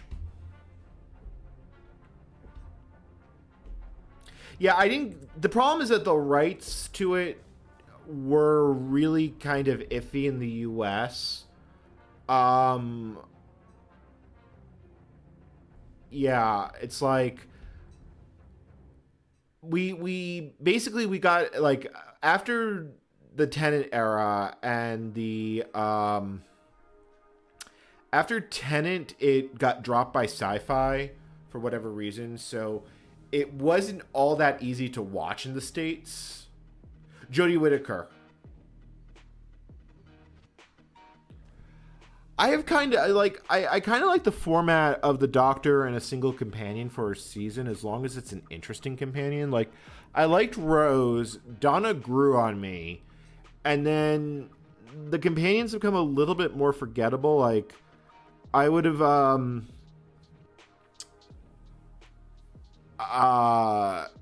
not Jack Daniels. What the hell is his name? Mr. Face of Bow. Oh, good lord. Why can I not remember his name?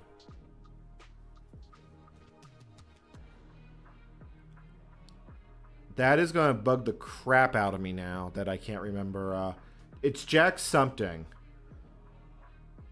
And I just remember him and the... I remember him from Series 1. And he just ate the camera. Jack Harkness. That's it. Harkness. I never watched Torchwood, though. I don't think Torchwood even got a good release in the States.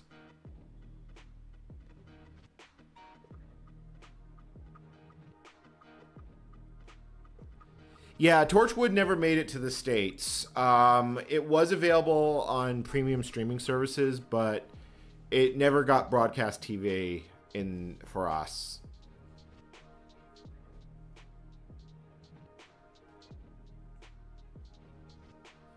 The show has historically had trouble competing in the US. I don't know why it's had so much trouble, because, you know, like Star Trek these days is now all entirely on streaming services, and I was a longtime Star Trek fan, but I do not love the new Treks they put out. Aside, like, Strange New Worlds have been hit or miss for me, but the series is incredibly dark to the point that honestly it makes it honestly is darker than Battlestar Galactica, and we're dealing with the Federation and not in a time of war. Lower Decks I've enjoyed, although I haven't binged that series all the way through. I'm not a huge fan of like work comedies. It has its moments, and God knows it's a love letter to the series, but to switch to 40 meters, I have to go outside and change the antenna, and it's dark outside, and I don't really want to do that, so we're going to be staying on 20 meters.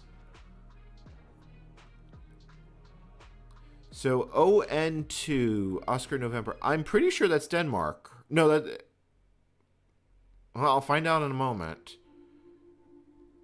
ON2. That might be Norway. Because, like, Finland, I feel like Finland, Denmark, and Sweden are so. Well, it's a multi-band antenna in the sense that I can change it, but I have to screw in the loading coil for 40.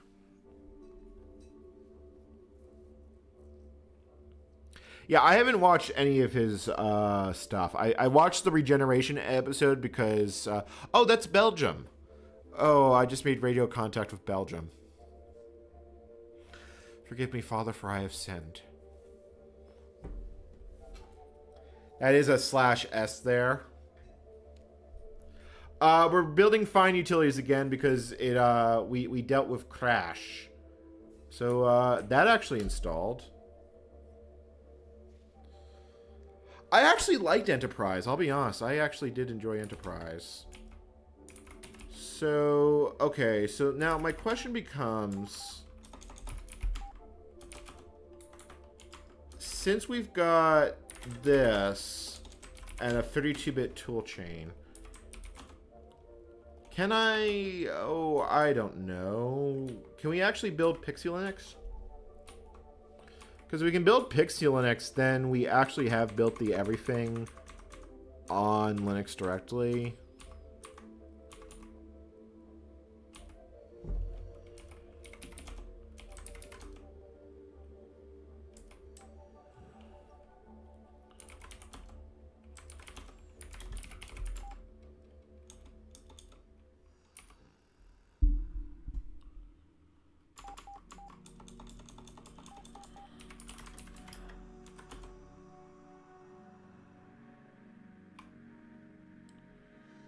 So, is there like an LD variable?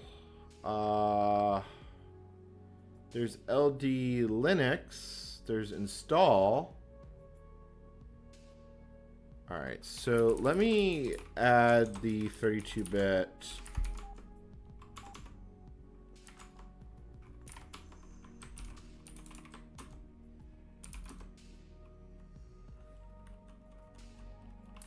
Yeah, because, you know, there is like a way to build this on Windows.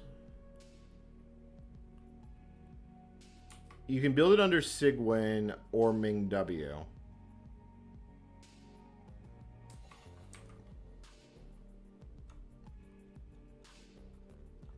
I might be able to do... I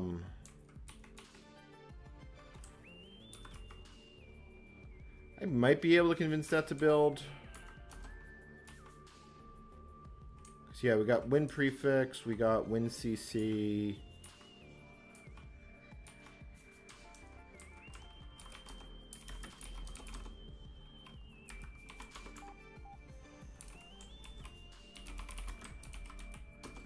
I'm just curious, if I just do that, because when we tried this before, it did actually build a fair bit.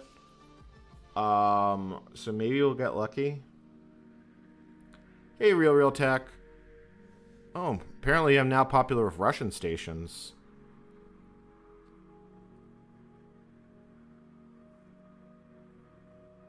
It's me being tongue-in-cheek about Belgium. It's an Austin Powers reference.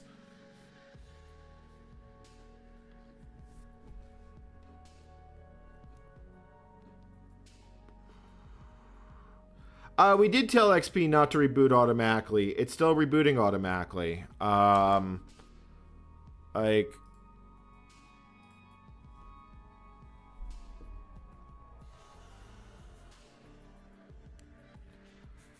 Yeah, I might have to just find MingW for Windows XP. I just don't know what even the last version that would have worked on XP is. And then that's going to be like actual effing work. Not like this entire project hasn't been work, but, you know. And then this is just taking its sweet-ass time. File format not recognized. Alright.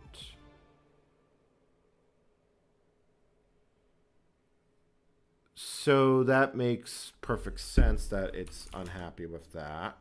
So zlib, adler...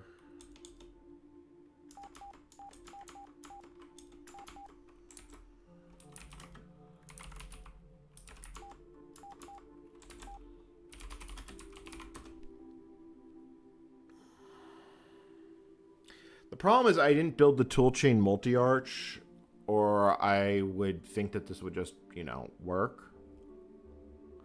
I just built the linker toolchain. If I really have to build a full toolchain, I'm going to be extremely unhappy. So MingW 5.1.6 does work. Okay. Maybe I should just download that. Like, yeah, let me... MingW 516 XP. Oh, yeah, here we go. Old files for MingW.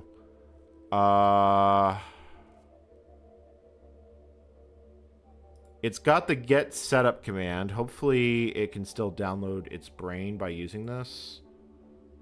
I'm really not convinced that that's going to work, but we will give it a go. I mean, I got nothing to lose by trying it.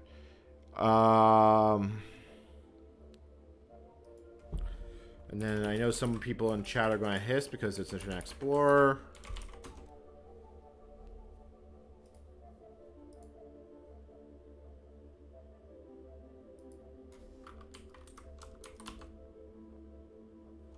Do I not have that running? All right, it's not that IP address. It's 10.0 10.10.0.0.1 8000. All right, let me grab. So let's grab the Ming W installer. Let's just run it. I have my doubts that this is actually going to be able to download, but maybe it will. Current.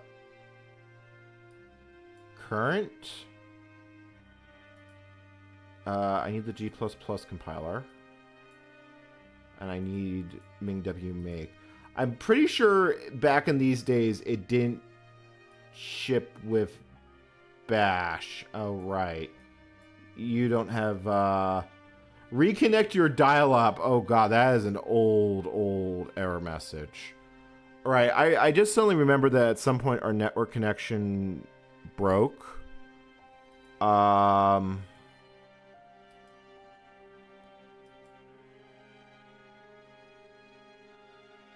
And I don't think I ever quite figured out why. On the plus side, I just made contact with a German station.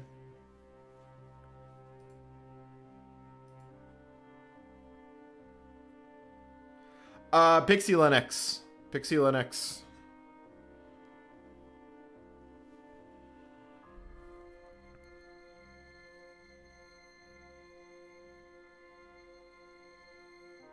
Yeah, I don't know why it's unhappy about this. And it's also stuck.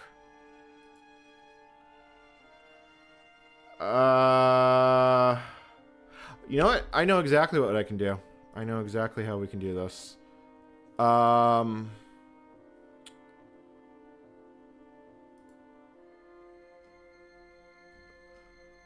What I can do is I can just run this on Windows 10. I can download the files that way and then use that to install. At least I think I can use that to install. I don't know.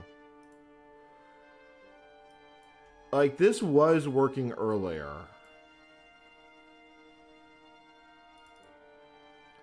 Yeah, automatically obtain IP address.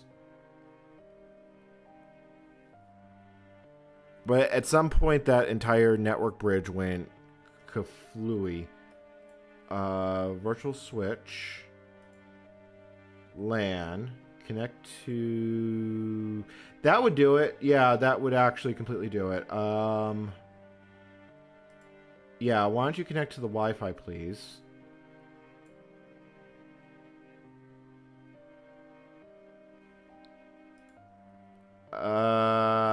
Oh, that's a problem. That might knock me offline.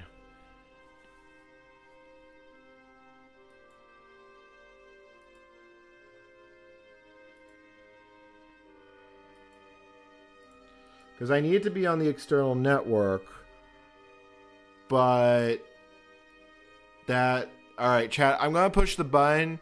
The stream might go kaflooey. Alright, let's just do it. Job ping before. Alright, well I think it's done. Yeah, okay, yeah, it looks like it's done. So do I have internet now?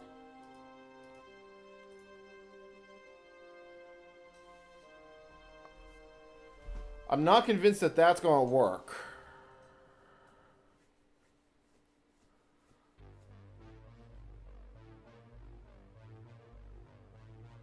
Because the router here is what we call deep magic.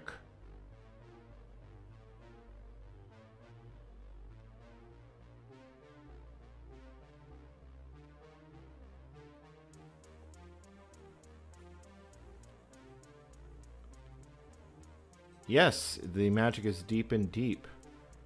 I had that feeling that that wasn't going to work, and I think I've been vindicated in that feeling. What is Hyper-V? What is services? I shouldn't say Hyper-V. What is services for Unix using? That is not services for Unix.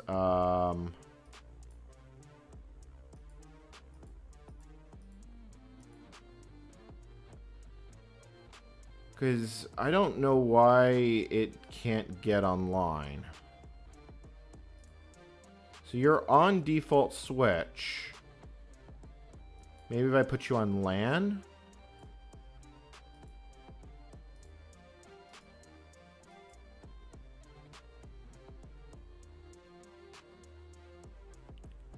Like, this was working. Oh, there we go. There we go. That worked.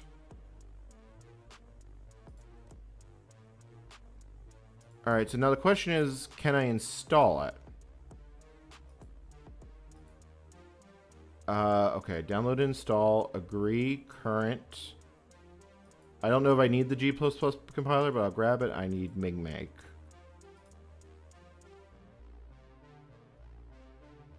Okay. Oh, there we go. That is fucking progress. That is effing progress.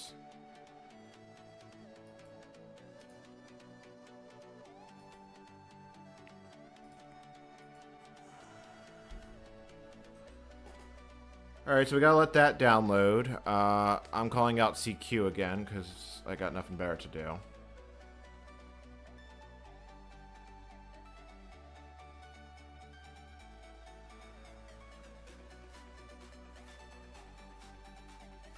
So hopefully we'd be with MingW. I can just kind of build it. Because pxelinux is a bootloader. That's the problem. It doesn't follow the normal rules for building software, but it does support being built by MingW. So hopefully, theoretically, this will work. I think I gotta make clean in that folder though. Yeah, well, it is actually making clean right now and has been right along. Oh look, finally finished configuring.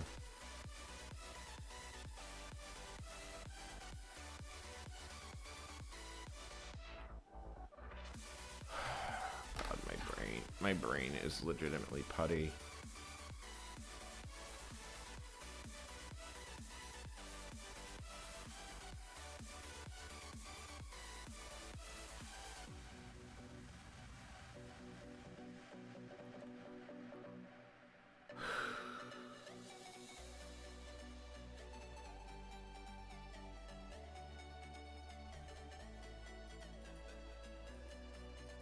All right. So now, do I have a MingW shell? I don't think Bash... Yeah, but back in these days, it didn't include Bash. I remember that pretty clearly. You also needed msystem. Now, we might be able to get away without that, though. Let's make the font, you know, big. Good enough. So, MingW, assuming it would be in bin. Yeah, okay. So, set in bin path equal path.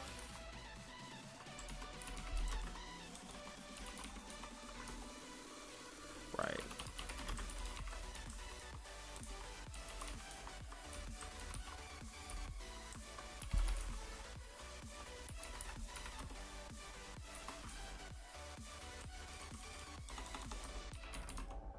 All right, so that gives me GCC, so SFU source win.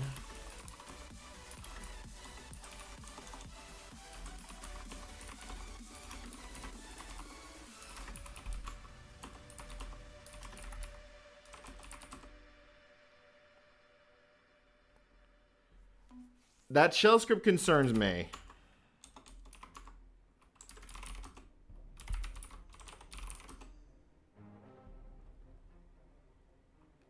Yeah, that's kind of what I expected to happen there.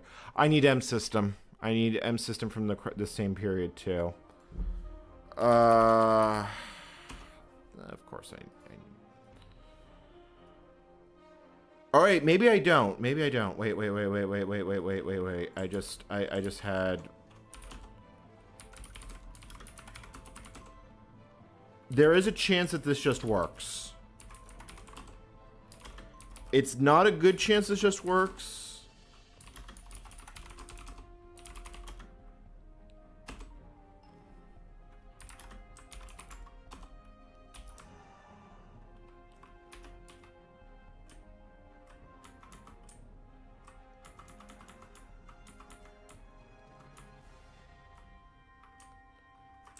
No, I actually need bash. I need msys for bash. Hopefully I can find a version of oh, okay, someone actually did save it. Yeah, msystem32. Thank you, random thing on internet that I just located. Yeah, download. How big is this? Oh, my poor internet. That's going to take 25 minutes. But yeah, I just found a mirror of msystem 2.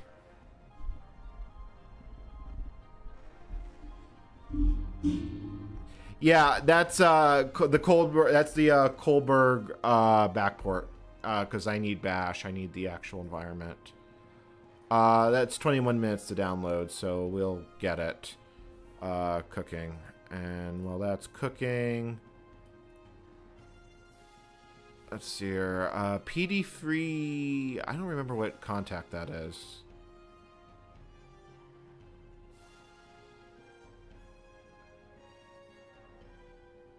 I think my internet...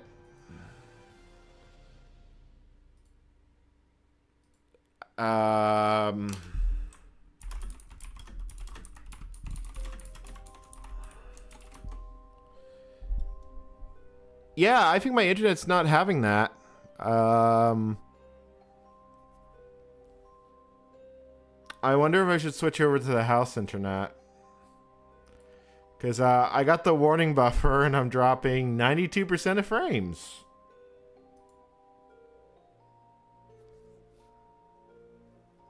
I don't know what I do about this. Because I kind of need these files to progress.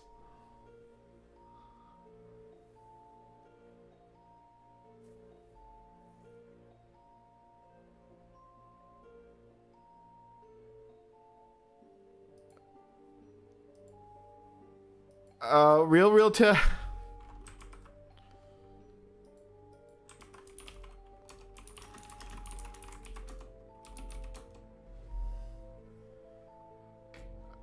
like, what do I do here? I need to let this download, but the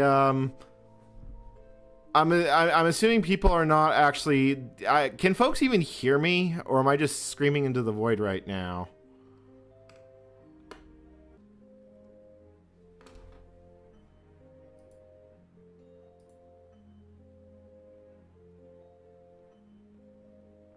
Yeah, all right, that means I'm basically stuck like this. I need this to download, so 18 minutes until the stream becomes less garbage.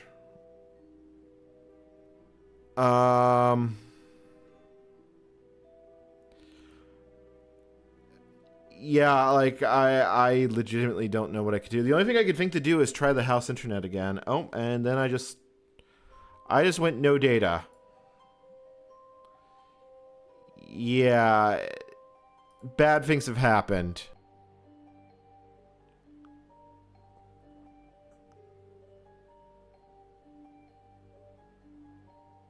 All right, do I have working internet again?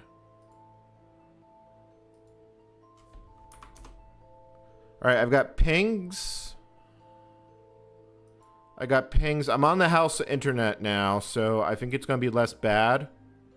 Yeah, it's way less bad now. Although you... Wow, I'm surprised that connection stayed up. Well, I just switched from the 5G connection to the to the house internet. I think I'm going to take a break though because I'm just like. So I'll be back in a minute or two. We'll see if the internet is less bad.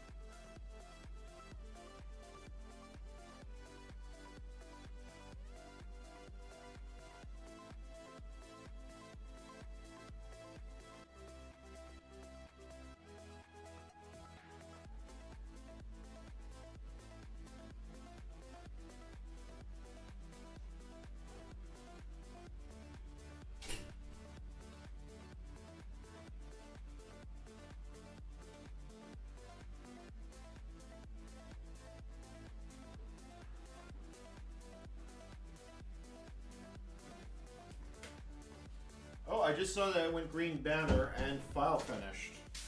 As a 1-2.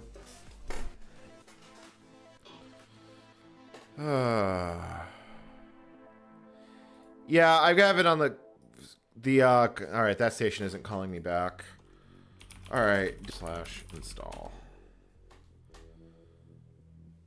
The call sign is brand new. I was issued it on the 14th, and I haven't made a QRZ for it yet. I have an EQSL. I haven't gotten the paper license. I just have the digital certificate from EETT. So once I have the paper license and I can scan the paper license, I'll be able to get a QRZ page.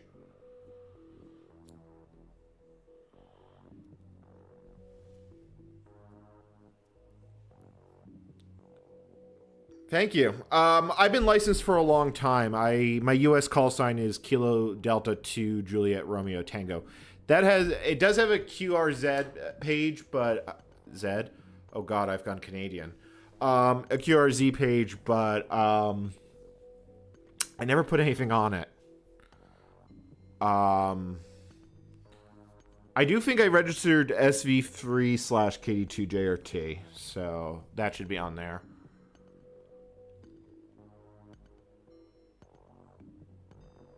So now we're waiting for make install. Yeah, I'm definitely going to be doing more amateur radio stuff in the near future. This is literally me just killing time because a lot of this is... Look, the paint dries slowly even for me, and I'm admittedly at the end. You know what? I'm going to try and work this call sign out Kuwait. Let's see if we can actually get them. And I haven't worked that country before.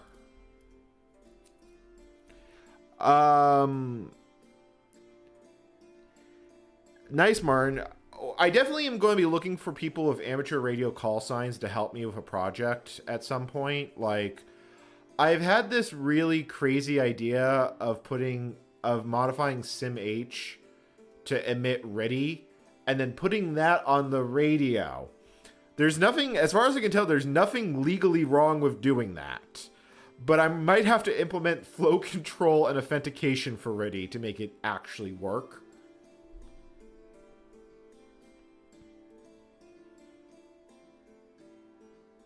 Oh, no, someone beat me to that station. Qatar's on the air. Let me see if I can snag this Kuwait station when it finishes this QSO, because I wouldn't mind getting another DXCC in the book. I've already got 30. This is so much easier than being in the United States, because there's actual nations here. Especially in New York City when you're working wet street. I always hated the rule that you had to be within 50 miles of your QTH, because the only way I could get online was to drive out, not online, on air was to drive out of the city.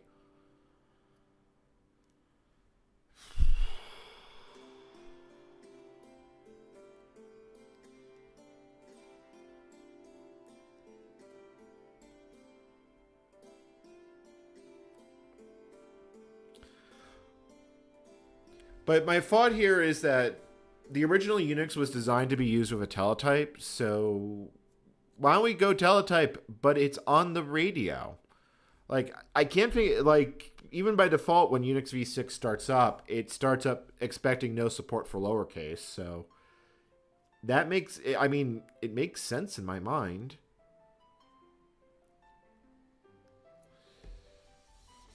The thing is that FLD, so Baudon code actually does have a way to represent shift, but I don't think I'm going to be able to do that with FLDigi. It's not exactly designed for that.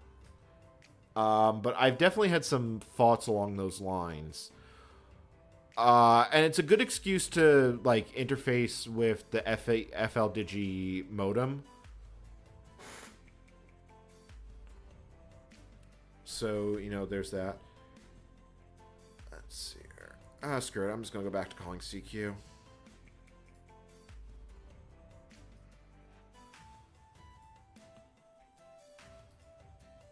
I wish I could I could live stream in 1080p. It's just my internet connection will not support it.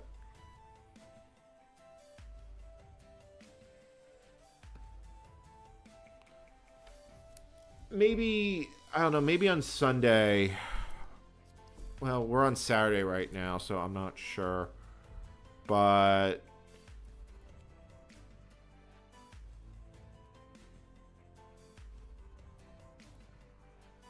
yeah.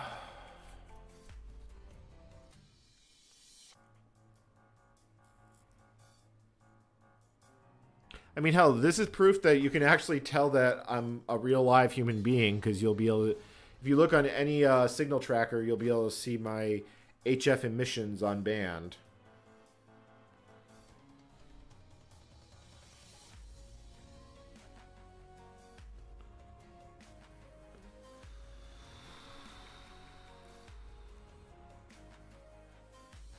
I already built it for the host system. I had to build it. Now I'm building it for the oh yeah, no, I got it right. It's CLF user.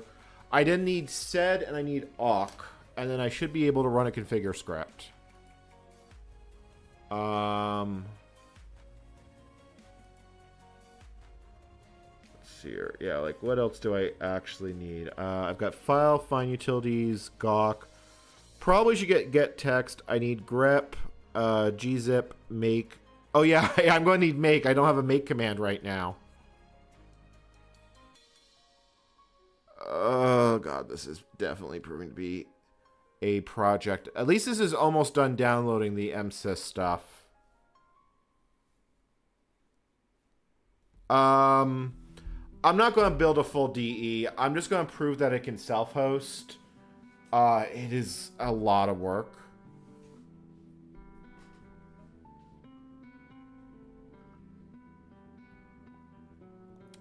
I mean, hypothetically, I could do it, or I could build Gentoo off it. Actually, maybe that's how I'll end it. Maybe I'll download a stage 1 install, because I should be able to run stage 1 at this point.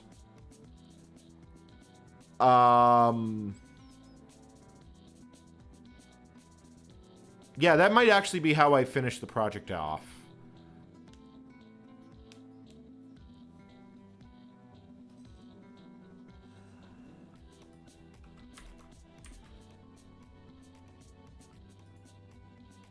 Because that way I could emerge a desktop environment.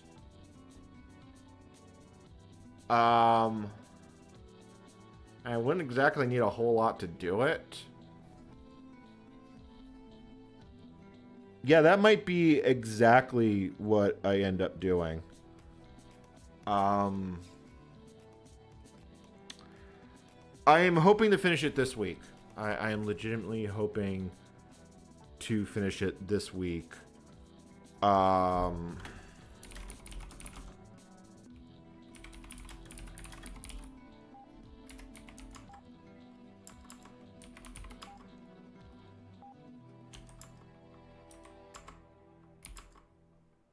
Alright, so let me grab Gawk because...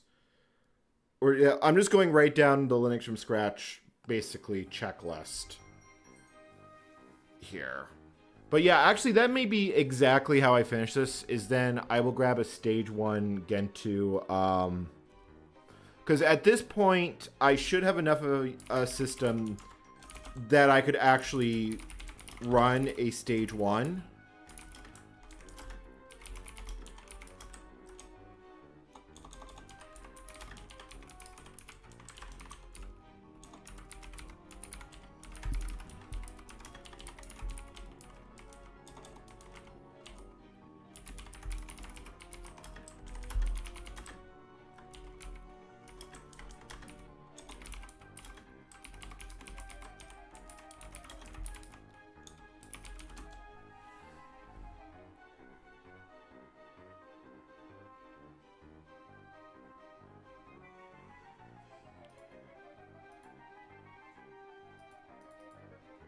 Oh, both Kuwait and Sweden have just popped up on radio. Let me see if I can work Kuwait again.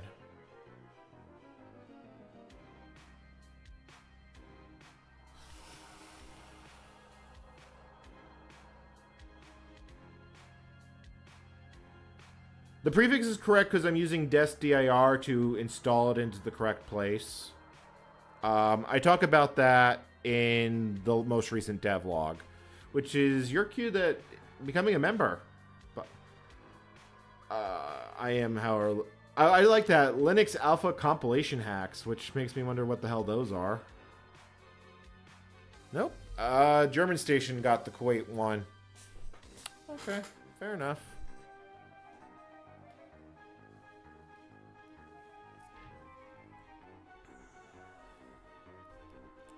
Oh, wow, that was quick. He, Ori RR3073'd. He must be running in contest mode, but Kuwait isn't exactly a common prefix. I don't know how far down the list it is, but might as well take advantage. Like, I can't imagine there's that many amateur radio operators in the Middle East.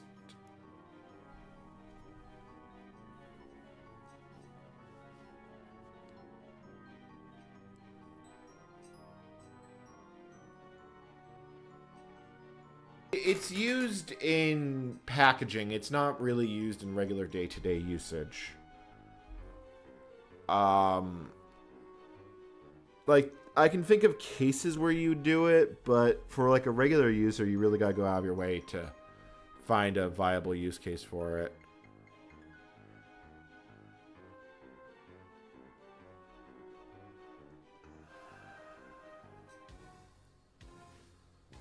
Oh, God, I am already tired. I'm just gonna go as long as I can, like, keep my eyes open, because the more of this I can actually get done, the sooner it is. And I've got another week where I'm basically going to, yeah, I'm not surprised it's having hiccups. Oh, don't tell me it crashed. Don't tell me you crashed. No, you didn't crash.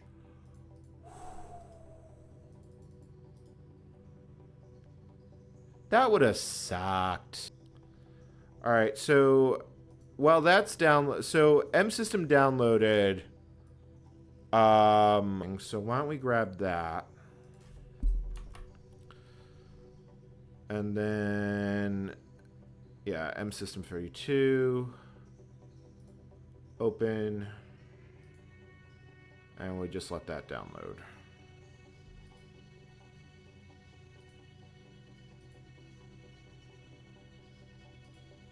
Where's the download progress? Did it not do the thing? Alright, you know what? I'm just going to save it then.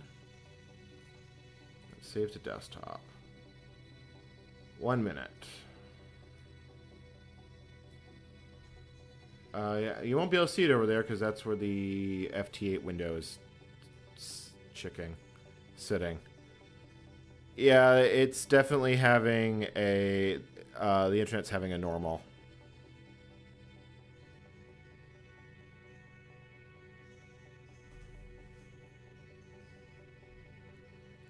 Mostly because I keep forgetting to do config cache. That's honestly what it boils down to. I'm used to not doing it.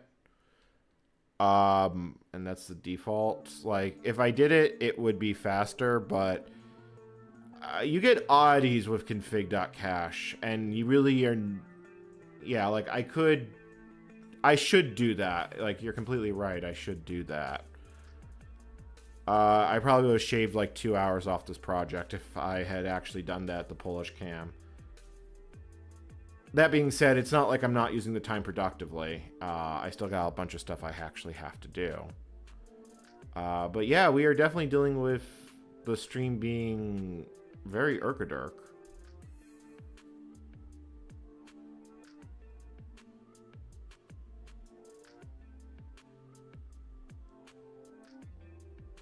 Well, the download is done. It's just doing stuff in the VM, and then it's downloaded twice. Because, of course, it has. Technology be like...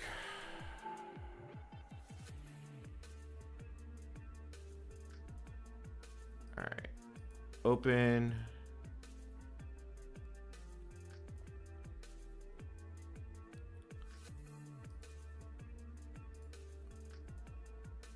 Tell it to open and nothing happens.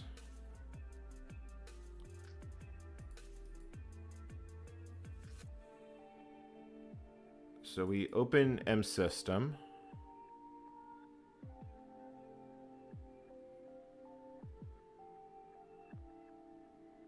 I get the feeling that this zip file might be a little too big for Windows to handle. I mean, it's 600 megabytes.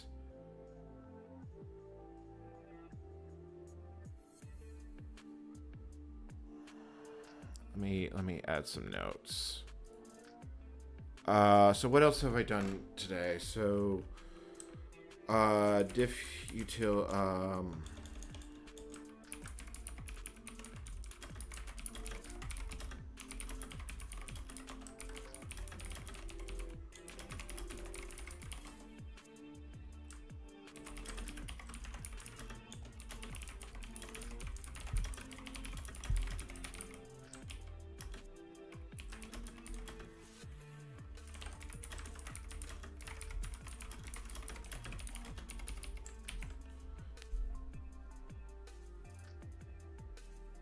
yeah, it kind of looks like Explorer might be just a tad unhappy.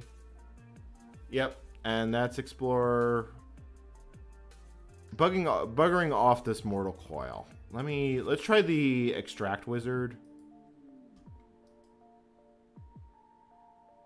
Extract all. And then let's just put it in msystem like that. And then let's see if it'll extract. Please do not crash.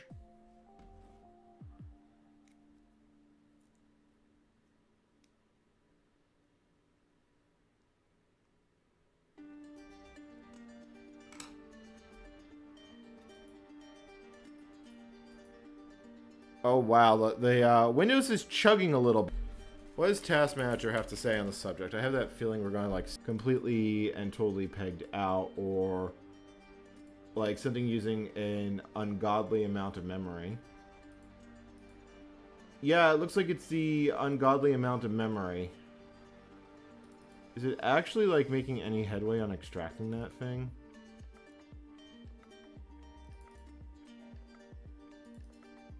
Yes, actually it is making headway. It's just that's going to take a while.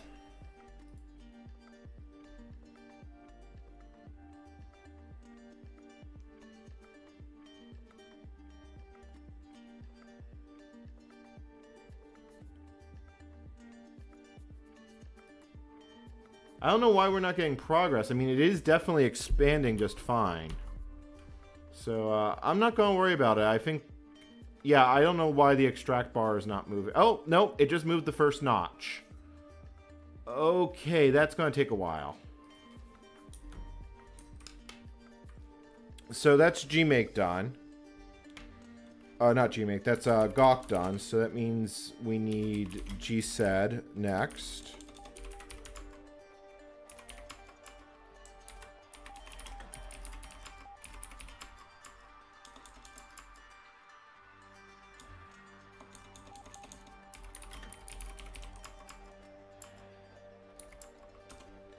So let's grab sed.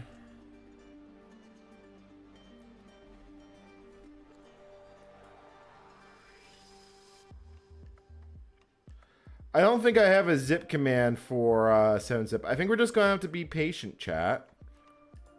Although I am surprised at how long it is actually taking.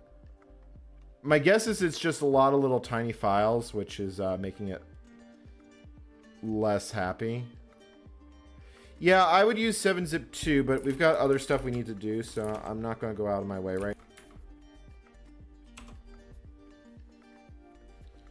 Yeah, like I said, I'm not going to go out of my way for this. I'm just going to let it... I'm just going to keep building stuff. And try not to be completely exhausted.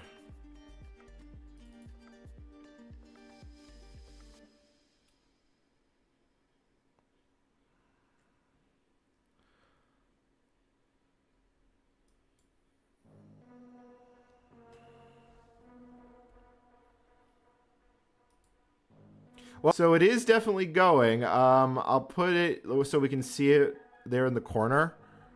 Yeah, that's not going to be fast. That's going to be the opposite of fast.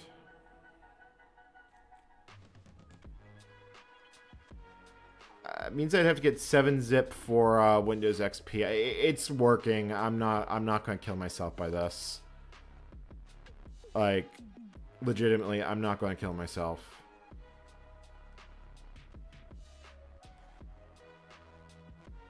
Patience is a virtue. It's one I've had to learn very hard, the long and hard way.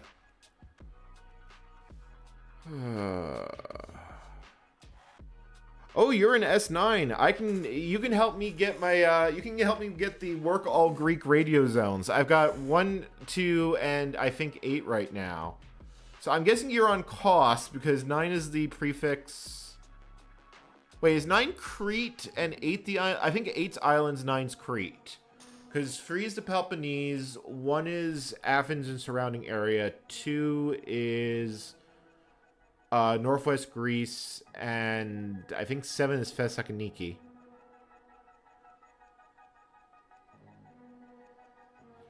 Oh, I'm sorry if I just saw you retracted that message, and it's like, oops. We're 3 bars, let's go. It's like watching the hunger saturation.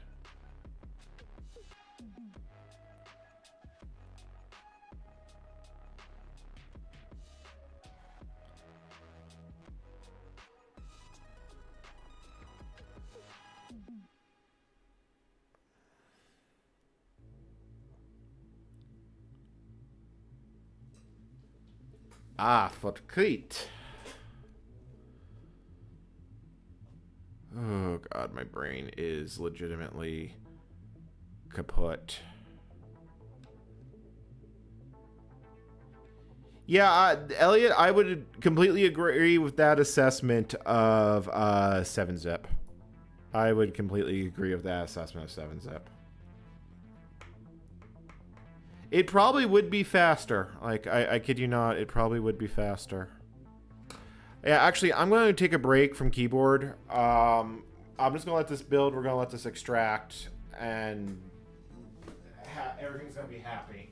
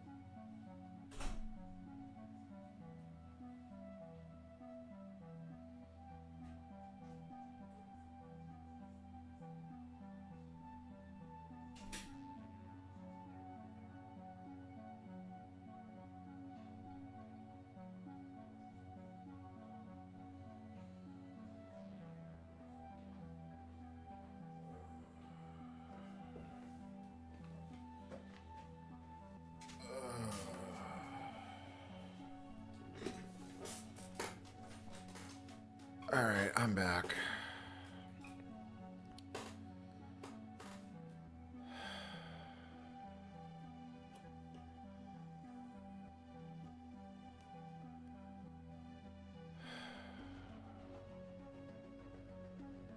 Yeah, I am legitimately just...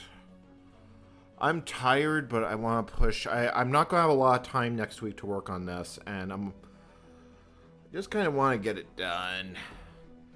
I'm kind of thinking about using that Gen 2 finale. It feels a little cheap because Gen 2 Stage 1 would have a precompiled toolchain and all that. Actually... Wait, I just had an idea. Isn't there automated Linux from scratch? Like, that does the whole thing for you? Yes, there is. That's how we'll end it. That's how we'll end it.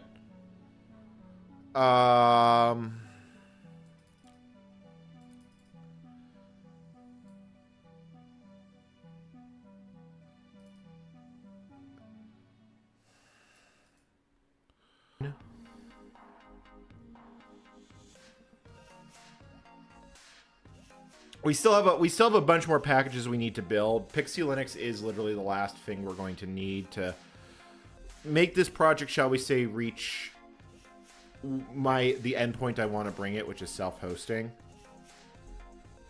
No, I actually think automated Linux from scratch makes sense, and I think it can also build X11. Let me see. I've never actually used automatic Linux from scratch.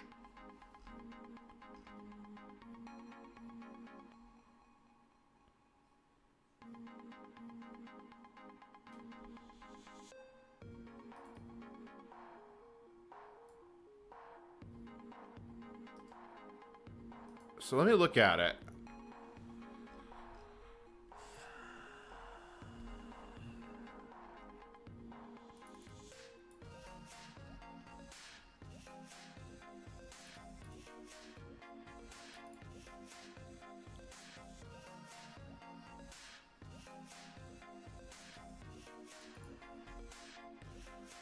I'll need sudo python.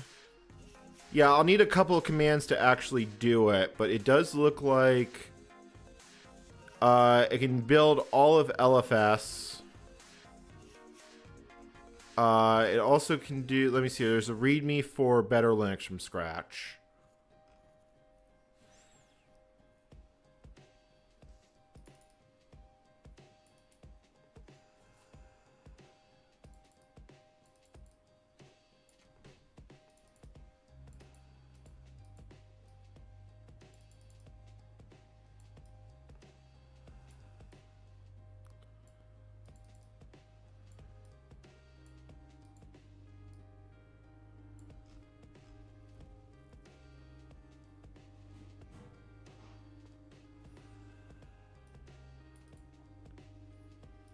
Yeah, actually, that does seem like the way to end it.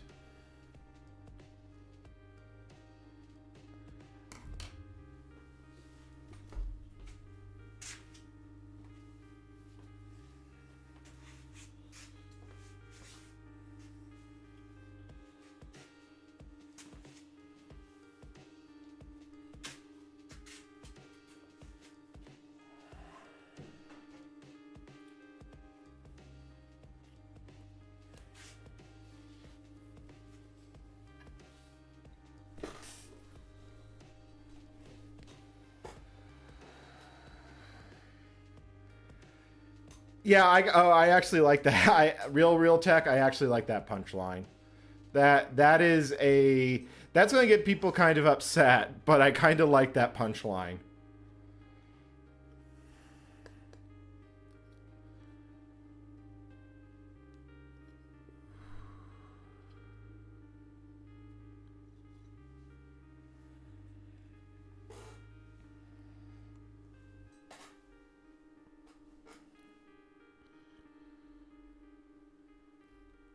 I'm not exactly sure how much I'm going to need to run automated. I'm going to need Python. I will need Python. What else do I actually need to run it? System requirements.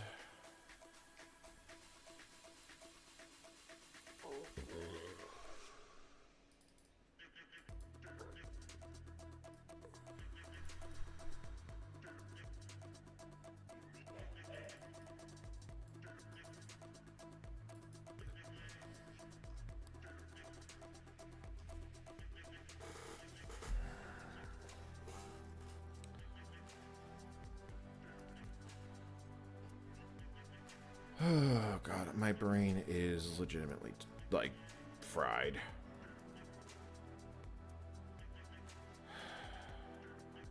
Wow, sed has a really long configure script, and I keep forgetting to cache it. But whatever. Okay.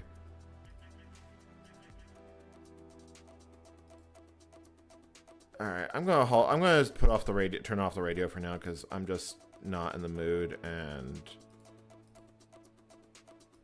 yeah, I'm just gonna turn that off because I might do more radio.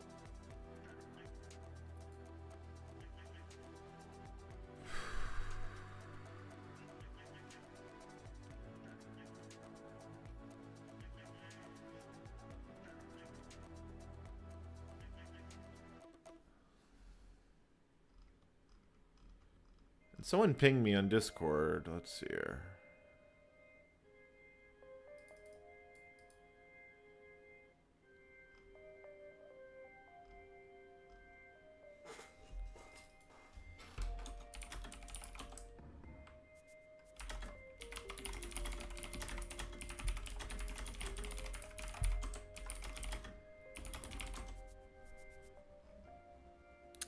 Oh yeah, I made a slight boo-boo. I have to fix a permissions issue.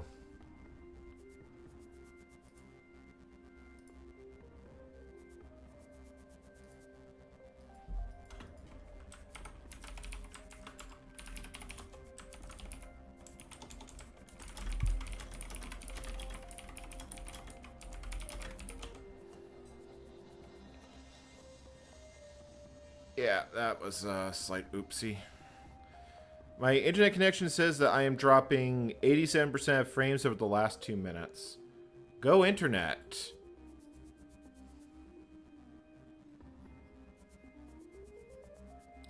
And let me change my status.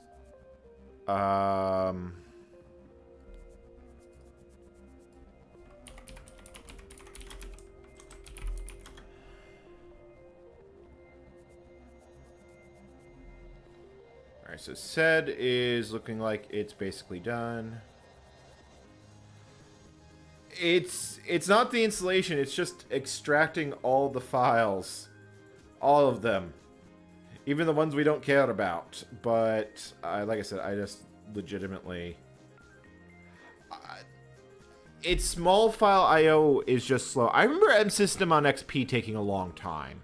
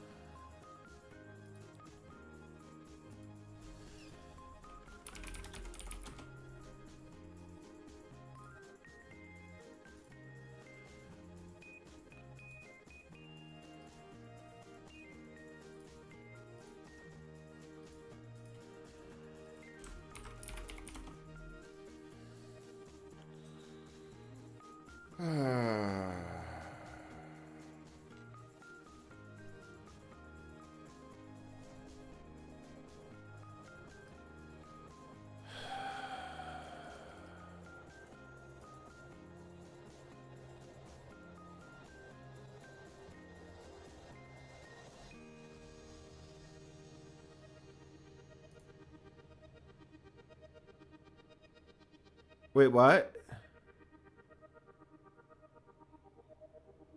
Wait, what broke? Are you kidding me? The build failed because I don't have help.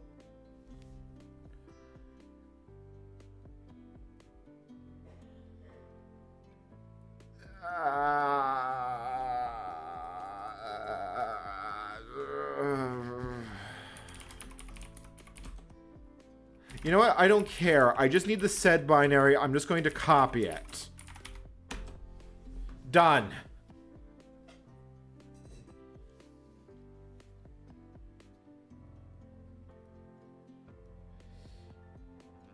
Yeah.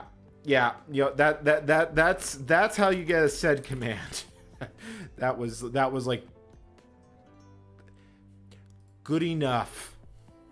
All right. So sed, what else do we need? We do need get text.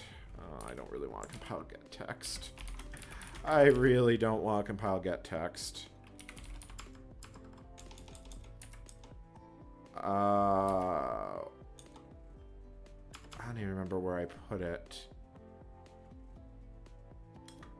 Get text takes fucking forever.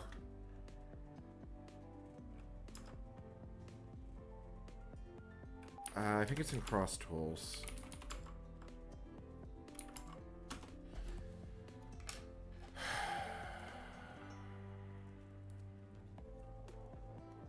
I did take a snapshot, but I'll take another snapshot. I will take all the snapshots, just on the offhand chance.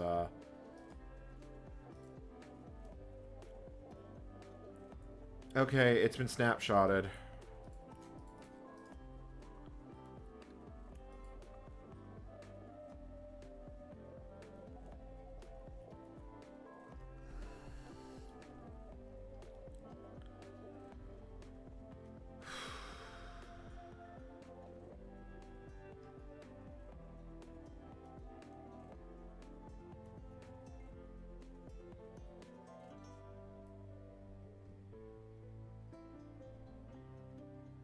Alright, what was I doing? Because I was doing a thing, and then my train of thought just, like, checked out.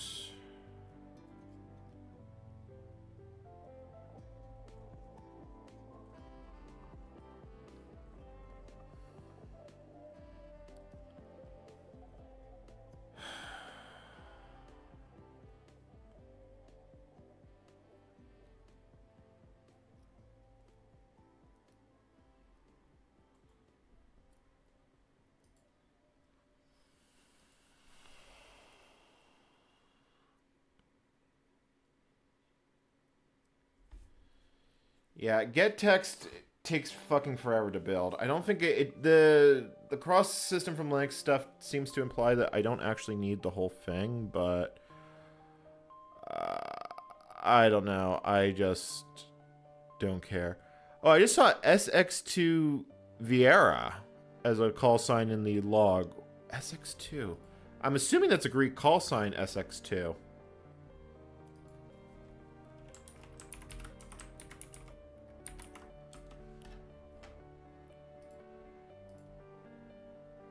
Because I thought Greece had Sierra Victor through Sierra Z as their prefixes.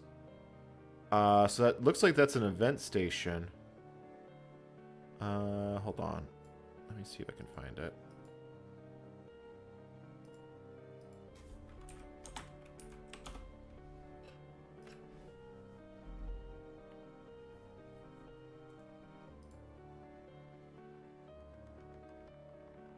Oh, it's the Archaeological Museum of Vera. Yeah, that is an event call sign. Okay. If I can see them calling CQ, I'll call them. Let me. Let's get this building. I'm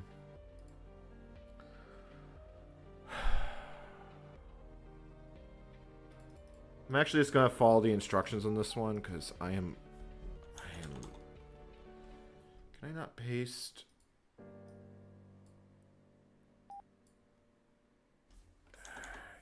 You're gonna be like that, aren't you? So apparently I don't need the full get text. I just need get text tools. You know what? Screw it. I'm just gonna build it anyway. I'm legitimately just gonna build it anyway because if I'm going to do automated from scratch, like I said, this is going to take a while.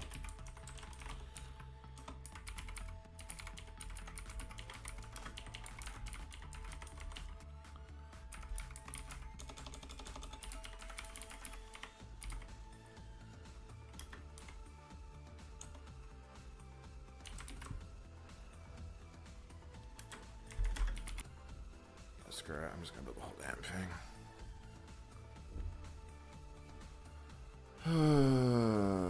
Alright. Let me see if I see that station again. A lot of event stations on the air. Oh, you know what? I heard another station talking to it, but I didn't hear them. Also helps if I get the flags correct. Hey, Jackie.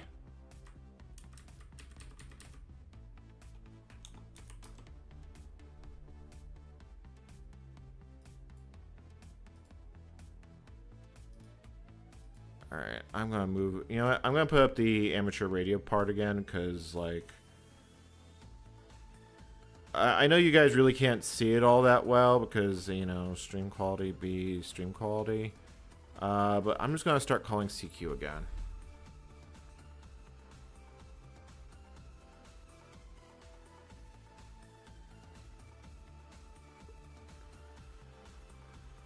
I do remember it being like this because I had to support XP well into the Windows 7 era.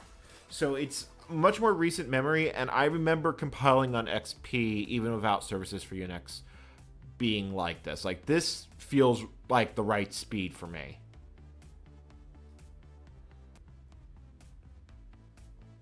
So, I mean, people probably comment on it like crazy.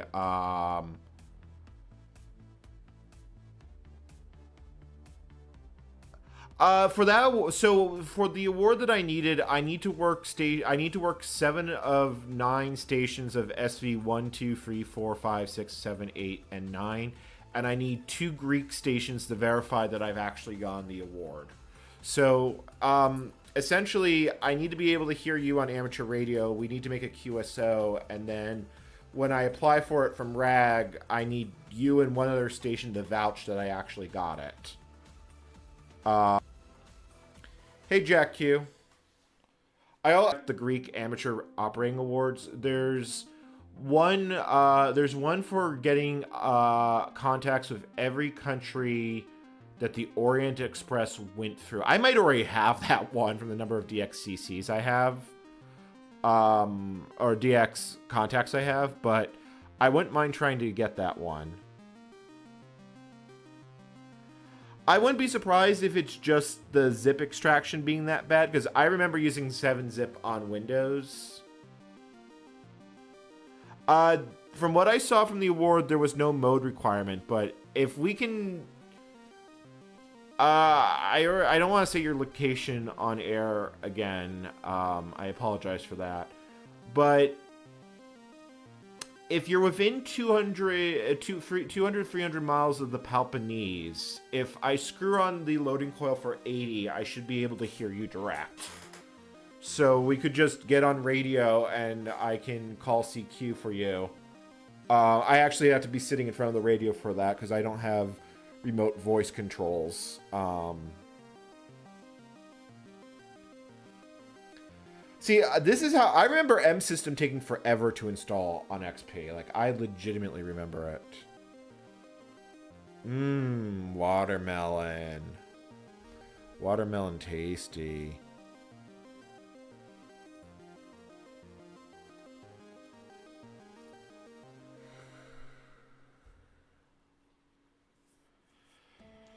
Yeah, I actually think ending that with automated links from scratch, because that way I could build it right into X. Well, I'm trying to make contacts in amateur radio. I just have it running in the background while we're doing stuff. And unlike whenever I talk about RuneScape, it doesn't cause people to drop off the stream. Honestly, having this up and running has been a great, not me watching random YouTube videos when I'm doing work. Like when I need a break, I'll make a couple contacts on FT8. It's like the ultimate solution to chronic internet surfing. GetText is just massive. It doesn't like my copy of Bison. It says it's bad.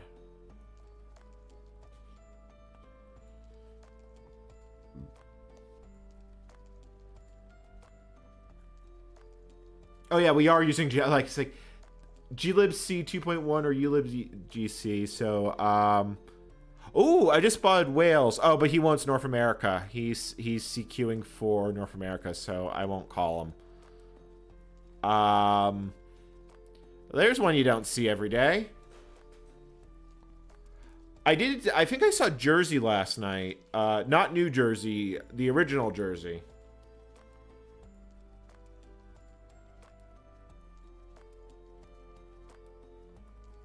I mean, I already had to build it for Interx at one point, so yeah, you know what? We can actually build more packages in parallel. Like, I don't need all these going at once.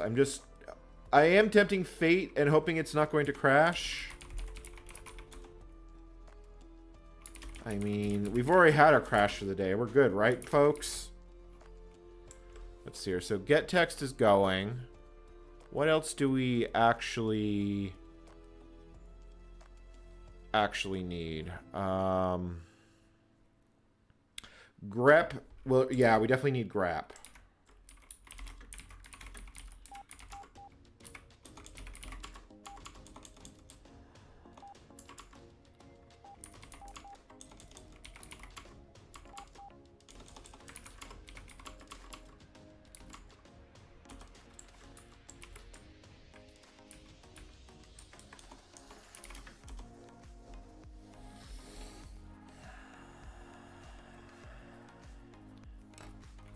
At least grep should be relatively nice and easy.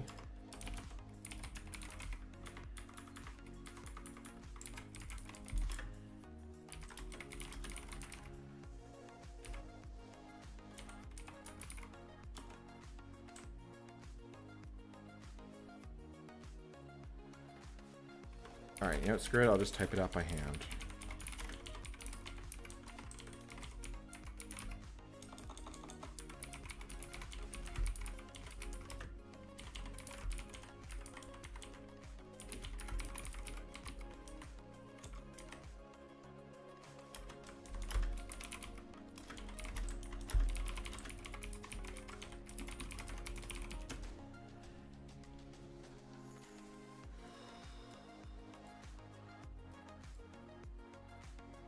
Oh, is this done?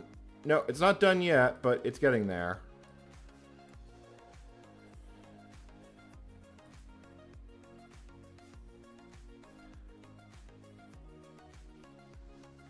I'm kind of feeling like I want to live dangerously. I'm probably going to regret those words. But nah, I'm thinking I'm going to live dangerously.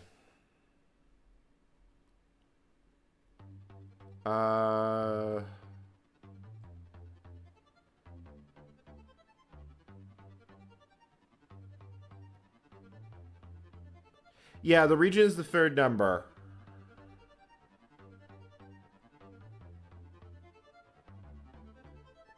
With 0 being the foreigners to Greece with an advanced license. Foreigners with a novice license get... I think they get Sierra Z. Or no, they would get Sierra Victor. If I would... And a foreigner who has taken the Greek licensing exams gets a Sierra Whiskey and Sierra Z, if I understood the regs correctly. Oh, I just looked at the amateur radio. I had looked away for a moment. The QSO with a Saudi station just played out. Neat. He heard me really well. I only heard him at -14. He heard me at -1.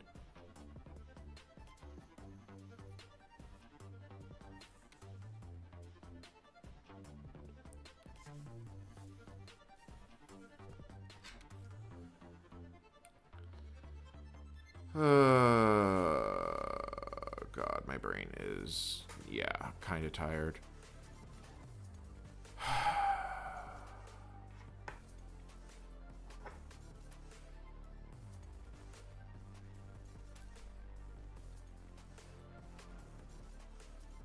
I'm actually going to go stand outside for a bit just because I need some fresh air.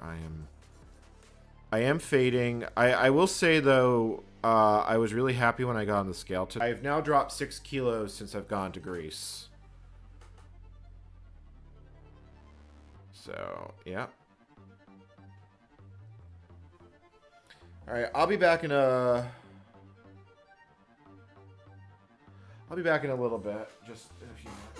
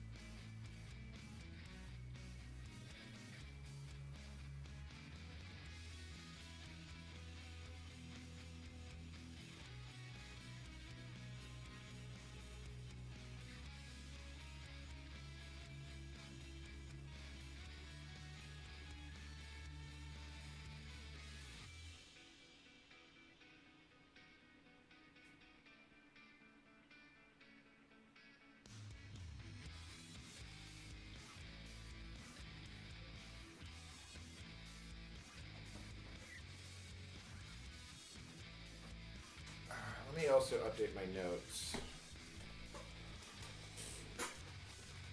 Yeah, let me actually just update my notes right now, so I can remember where I'm at in terms of building stuff, doing stuff, that sort of thing. pxelinux.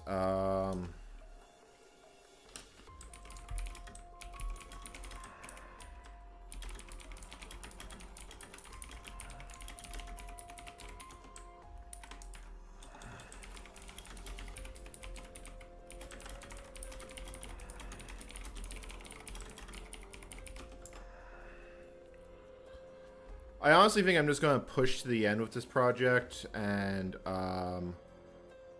yeah, file.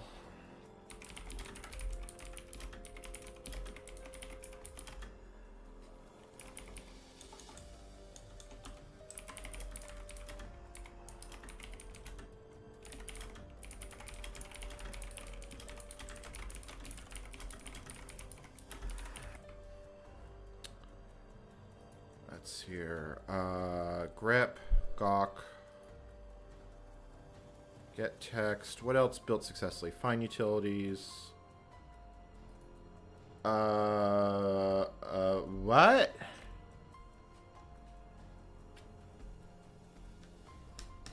You know what? That has an easy fix. That literally has an easy fix.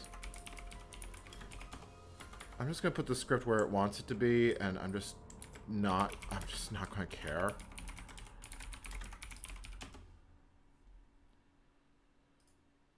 Let's see here.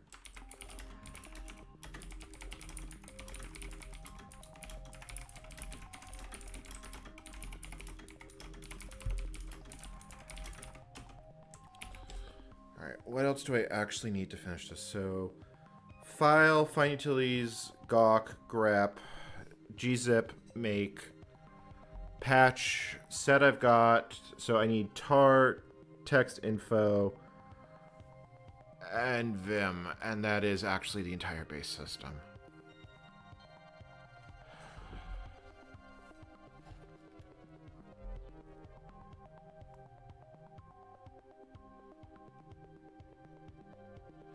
Karl, if I may ask, which country you're in?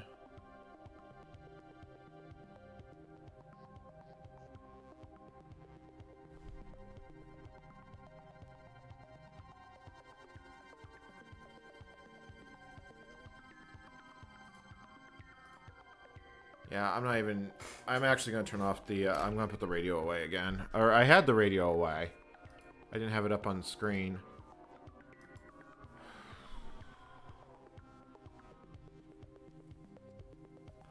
I probably don't need text info, but I could see shit caring that it's not there. So yeah, I could skip text info. Vim, I probably do care about. XY utilities is easy enough. Okay, alright. Grep built. Next up is GZ.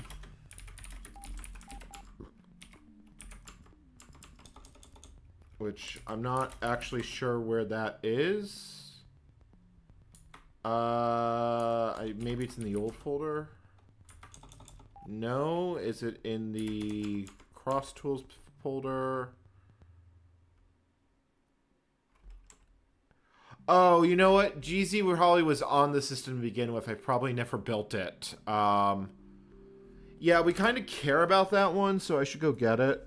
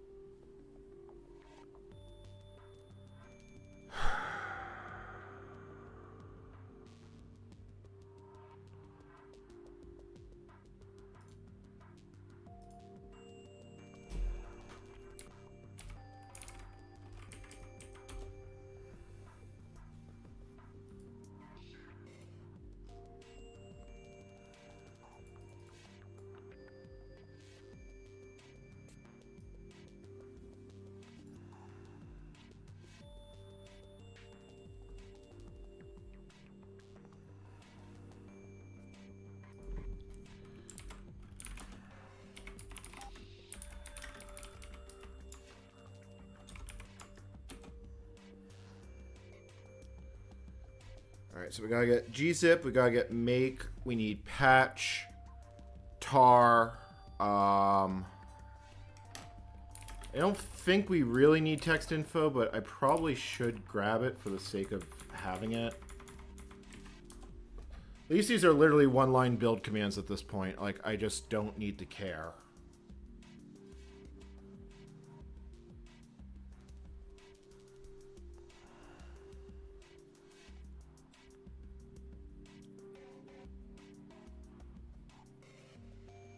I mean, 10 watt, you'd be surprised how much you could run on 10 watts. I've worked Cuba on 10 watts from New York City on FT8.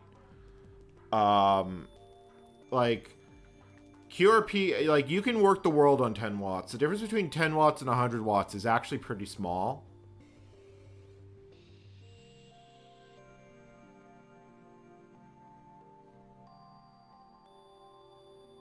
Checks, yeah.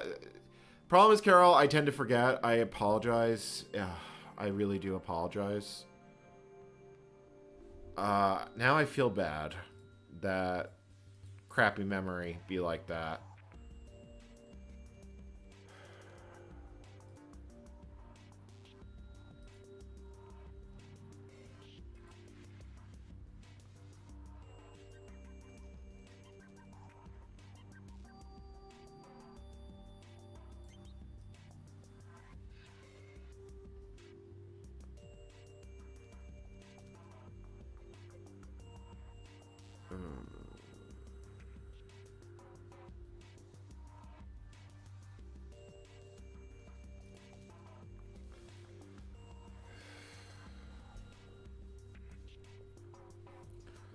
Alright, well, MSys is almost done. And we are currently building gzip. So after that's make, then patch, which I think I have to download because I'm pretty sure I don't have it. Tar, which I do have. Text info, which I should probably do for the sake of doing. I might need Flex and Bison, but we'll see about that.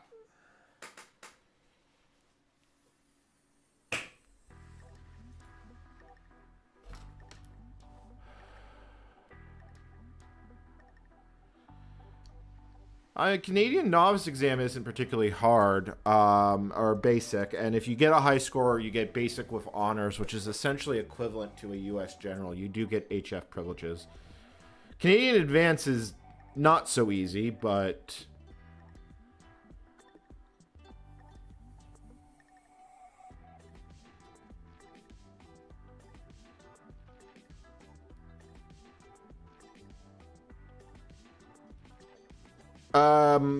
I'm not building text info. Right now we're building gzip. And I will take a snapshot once it's done extracting. Oh, that does sound like a pain. Yeah, like the FCC has its volunteer test program, but I know a lot of countries don't do that, and the government still runs it. Like, I'm pretty sure with the Greek exam, you have to do it at a government office, if I understood the website correctly. There's no equivalent of the VEC teams that we have in the US. I mean, you could get a US call sign. All you need for that is a US mailing address. You don't even have to enter the country. In fact, I discovered an African radio club that did exactly that. They had their entire class just get American call signs. Probably because getting ones from their local government was really difficult.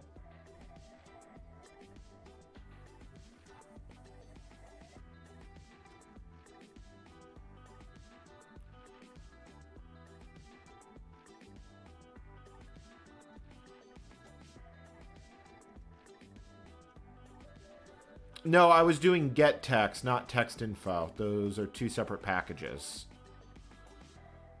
And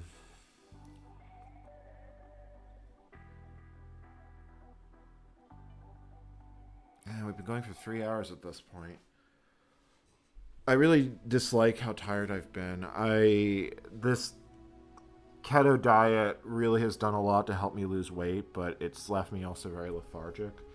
I consider it a good trade-off, all things considered. Yeah, figuring out how I'm going to get my Greek driver's license is going to be a process. At least I've successfully liberated my driving record from New Jersey. I'm pretty sure it's here. So I think I just have to get the health exam, and then after that, I can just use my U.S. driving record, and I don't think I have to take a road test. If I have to take a road test, I have to take a road test, but I can drive on my U.S. license until it expires. Unfortunately, it expires sooner than I would like. Should have renewed it before I left.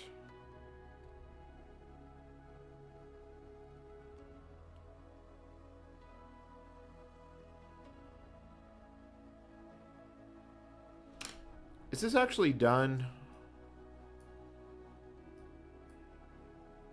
Don't tell me it froze.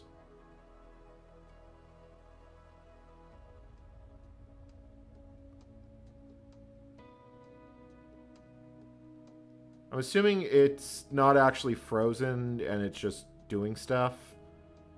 I'm going to be really optimistic about that and hope that it just unfreezes.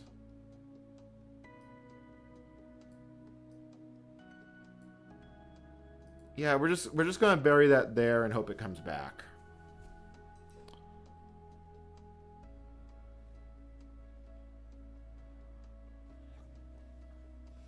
In the United States, I believe the youngest amateur extra was 6 when they passed their exam, so it can be done.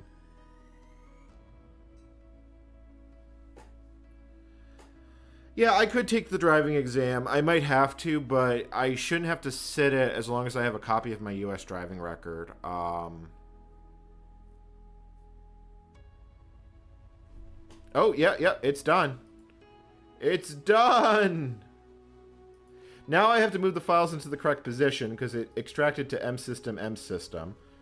But I will take a snapshot now because that was a smart smart call. So Control Z, Control V, and we're just gonna let it move all those files. Yeah, see, that's nice and fast.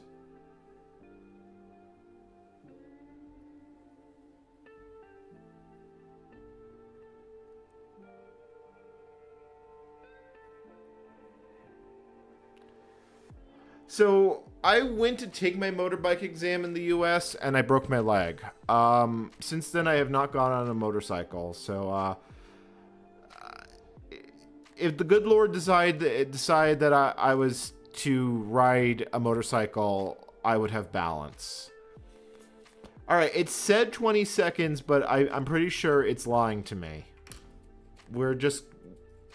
I'm going to have faith that this will finish. We're just going to put that in the corner and keep an eye on it. Or, sorry, Control X. Well, I hit Control X.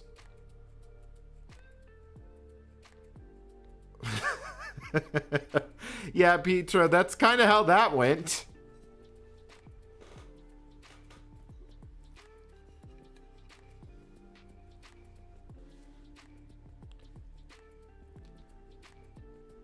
I can ride a bike. I've biked across the state of New York and the state of Florida. And I have a bike here.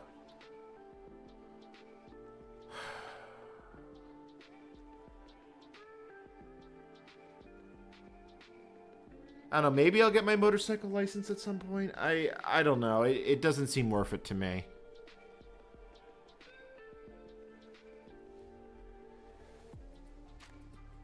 Maybe when I'm at 180 pounds, which is my goal. But I've got a lot of weight I've got to lose to get there. But it is going down. It's going down steadily. Like I said, I've been stuck at 118 kilograms for the last few months, and I was even heavier when I got here because life was bad in New York or in New Jersey, and I'm really focusing on getting my health to be better. It's been a little bit of an up and down thing. Oh god, I sound like an 80 meters medical net.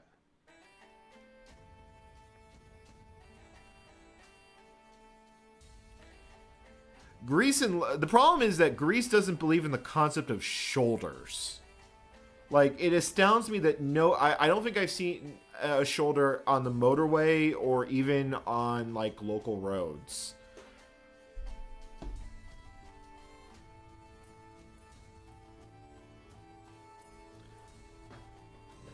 All right, let's see. Okay, so M system finished. Let's see if we've got.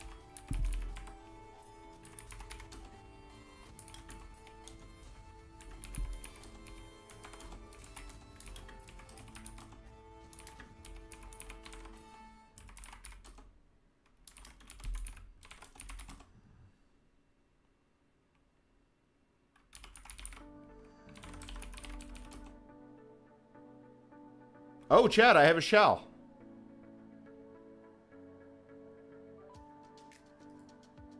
Oh, my shell went away. It said it was personalizing files, so presumably I would have a shell if I tried again.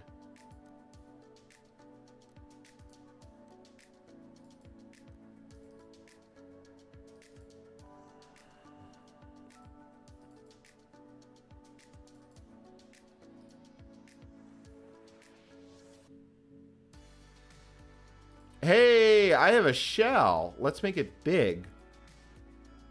Like, really big.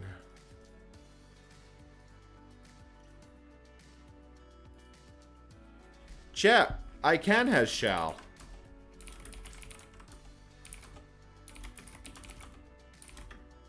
Alright, so now we go into pxelinux.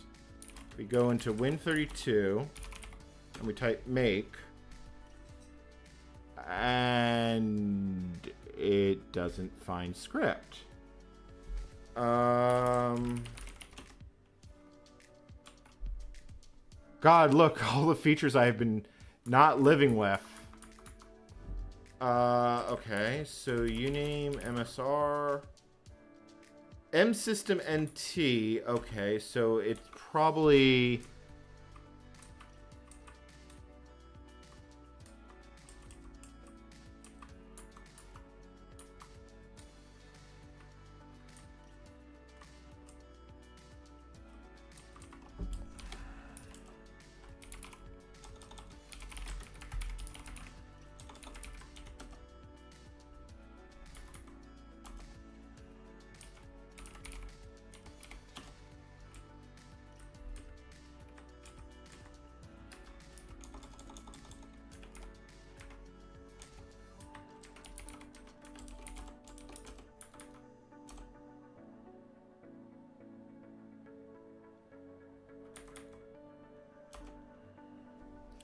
Okay, so how do I make it go?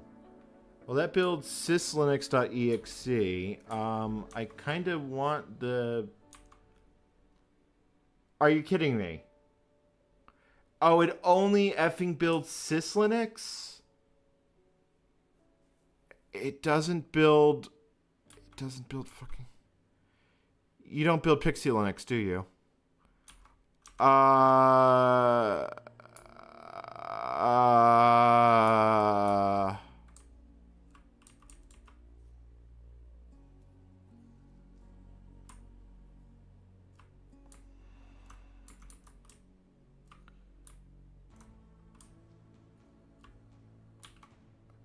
You don't build pxelinux.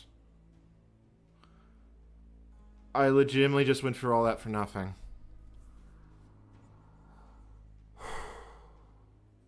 This is fine. This is fine. This is fine. This is fine.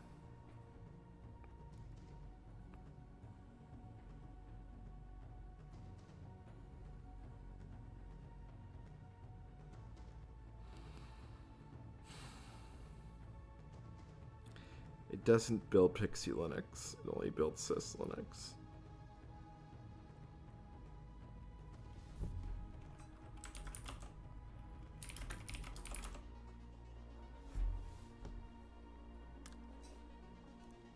I'm okay.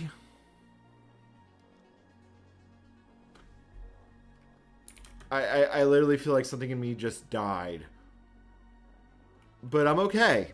This is fine. I'm also going to need NASM. I'm assuming I don't have NAS. No, I don't.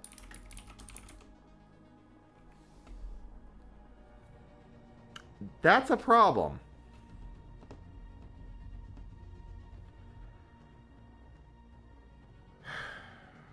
I might need a 32-bit copy of GCC. I might need a 32-bit copy of GCC. We'll come back to that. We'll come back to that once I can stomach reality again. Let me test something.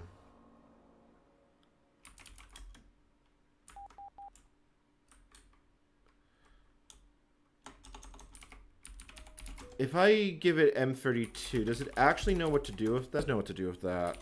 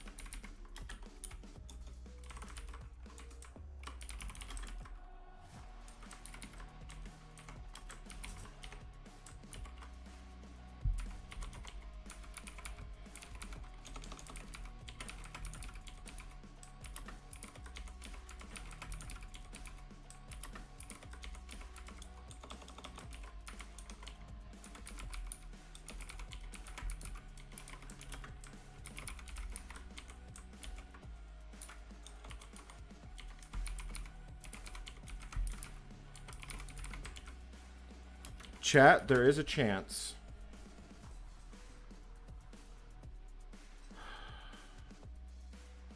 No, pxelinux is in the syslinux source code. It's just the Windows make me build syslinux.exe, which I guess I technically could use, but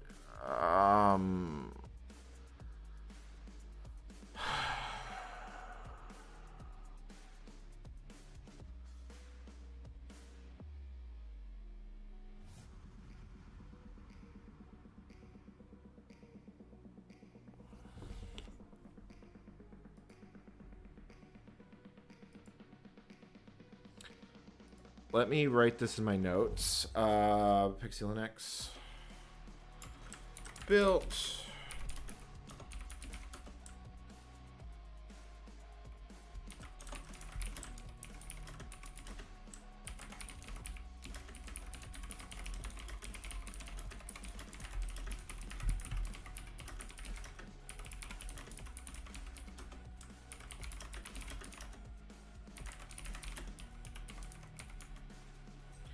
GNU stubs 32. Oh, good lord. It actually wants a 32-bit. It actually wants a 32-bit libc.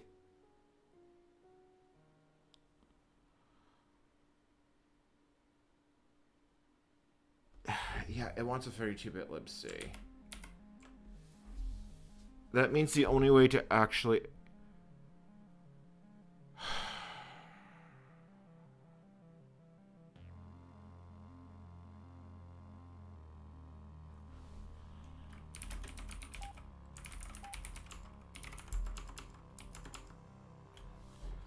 Yeah, I need the stubs 32 file. And because I didn't build glibc multilib, I don't have it. I guess I got, you know, I can FTP it. I'm not exactly happy about doing that.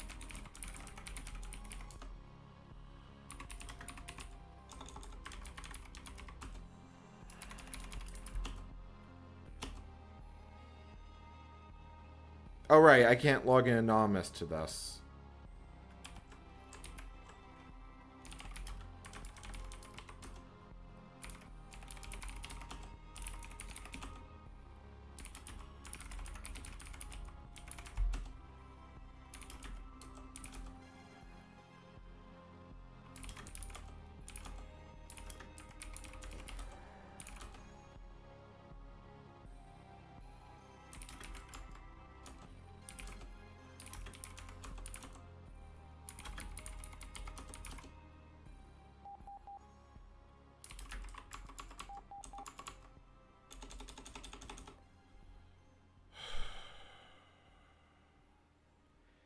It might actually need a 32-bit glibc, though.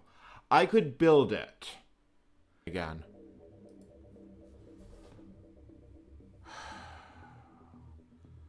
Syslinux exe, it's used to make bootable floppy disks and CD images. Well,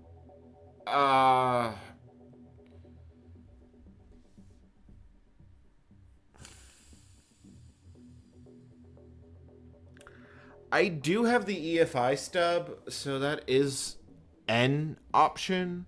It's not necessarily a good option. I really don't want to build a 32-bit glibc. Like that would actually take hours. Because I'd have to build GCC twice. Like, it is not...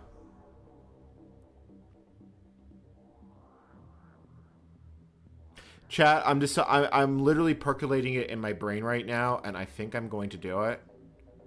I feel like I hate that I'm saying this, but I could start the build and we come back to it later.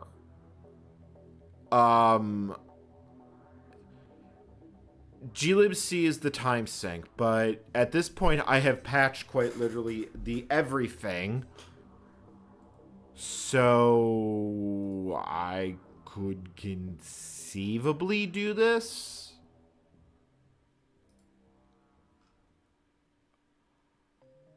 I'm literally thinking this over right now if I'm going to. You know, I'm going to let chat make the decision for me.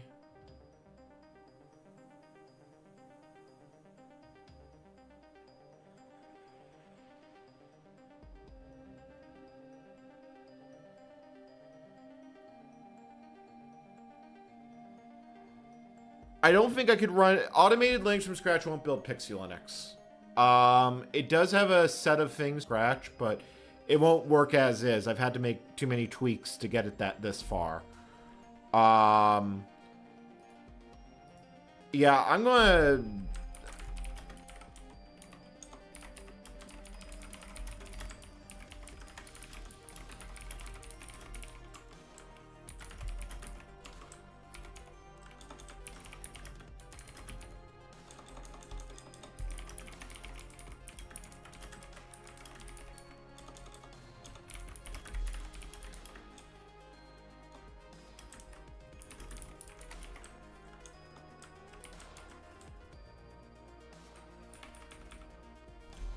Chat. Democracy.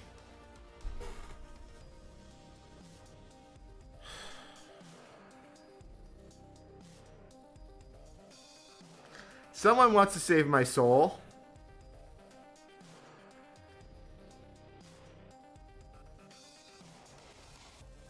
Yeah, I'd have to build a 32-bit GCC. I'd have to build a 32-bit glibc.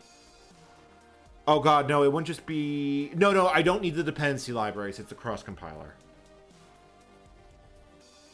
I'm going to walk away from keyboard. I'm going to come back in a little bit, and I'm going to see how much you guys hate me.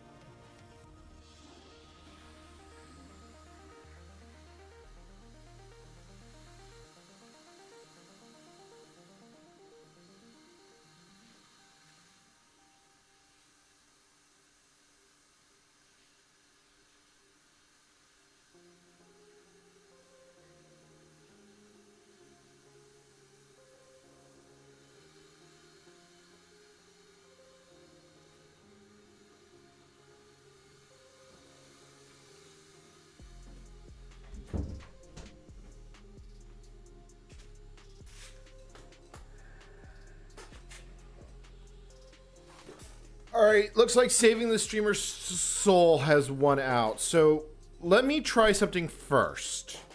Let me see if I can retrieve the header file I need.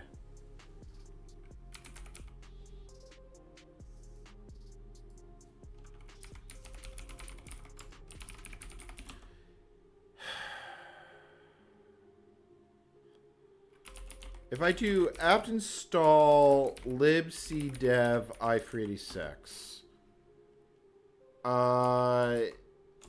Is it? It's dpack add architecture i386. apt-get update. Oh, you're going to do that to me, right? Because you don't. Why don't you have working network?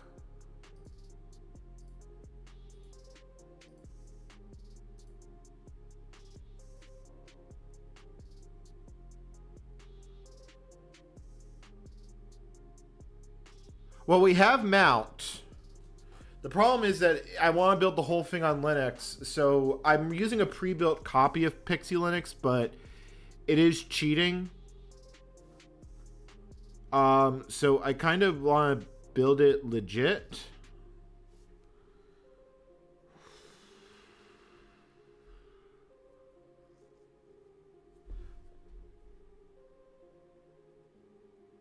Yeah, I would have to actually build a full tool chain to get that one header file. If I could download it, because it's not on the system. I don't know. Wait, did you get working internet? Why doesn't this have internet? Like, what is its switch set to?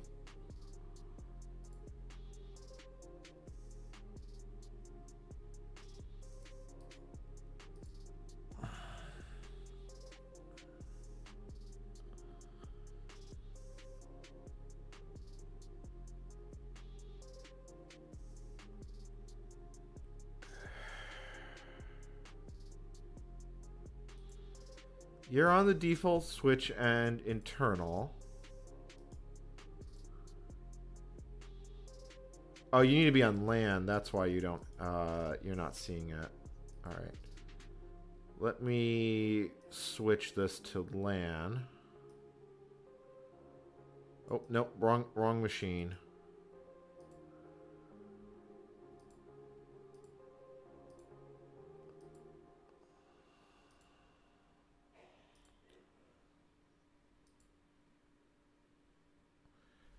Do you get an IP address?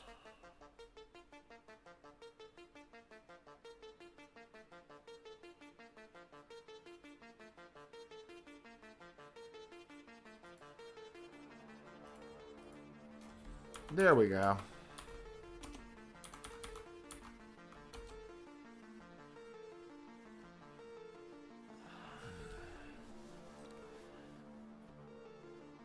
Of course, now you're willing to do IPv6. It will time out. I should have working IPv6.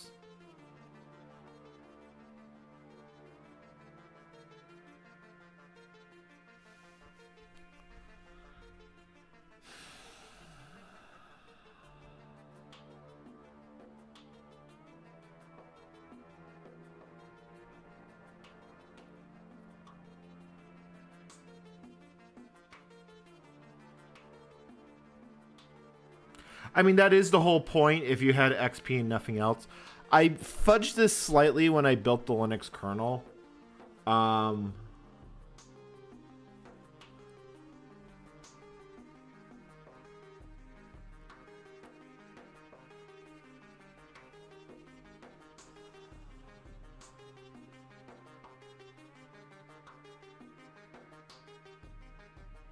All right, you know what? Let me turn off IPv6.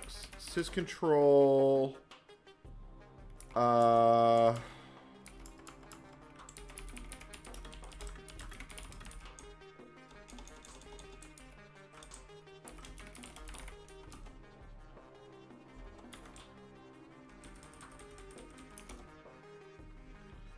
Forgot. What is the off switch for IPv6? It's...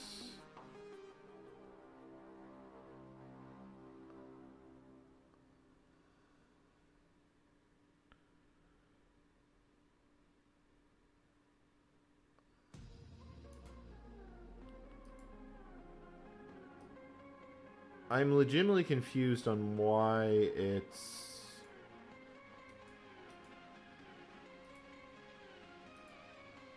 Which connection are you? You are wired connection. Edit IPv6. Disable.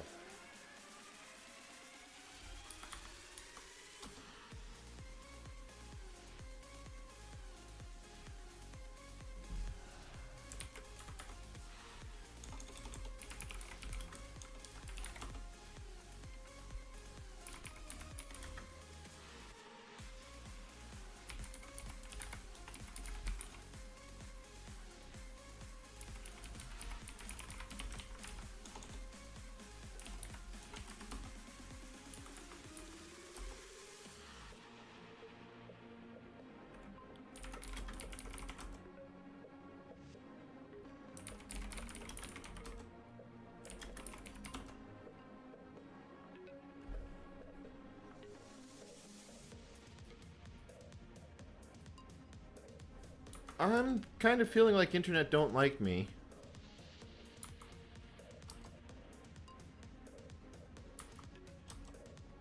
It's getting an IPv6 address.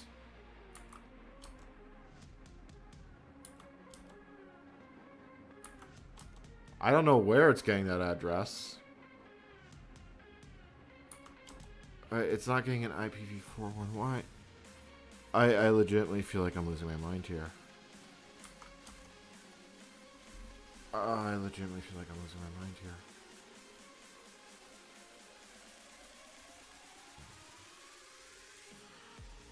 You're on LAN.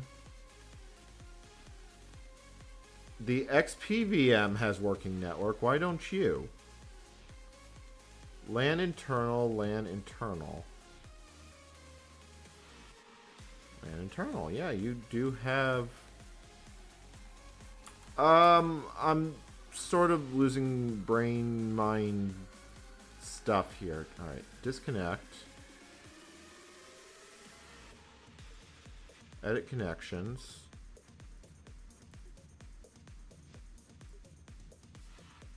IPv4, IPv6. Connect.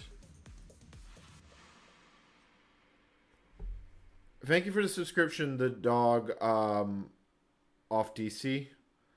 I don't know why this isn't working.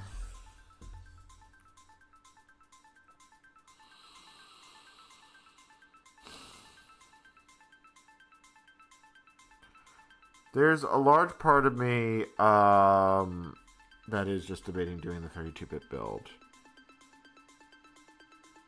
There is legitimately a large part of me that is just debating what to actually do it. It is actually getting a valid IPv. It's getting, well, I shouldn't say it's valid. It's getting a 2A02 IPv6 address.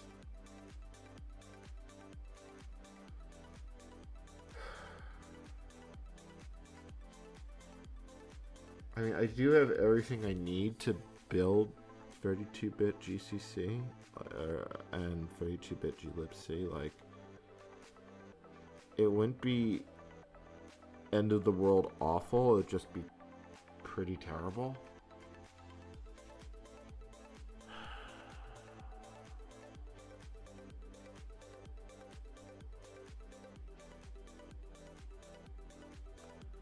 Yeah, I could try rebooting the VM. I don't think it's going to make a difference, but might as well. Because I might just need the one header. Conversely, I might have to build the entire package.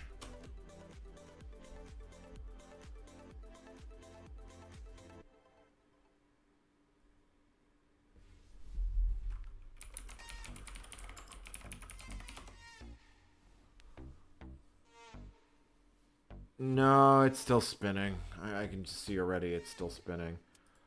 The EFI stub is an option. I'd have to put it on a CD-ROM. I'd have to put it in the boot folder.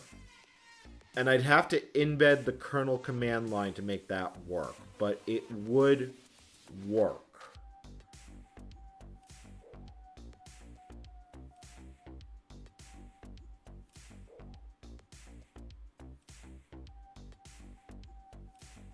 Yeah, it would actually work if I did that. The other option, before I go down that literal path of madness, do I by some miracle have it here?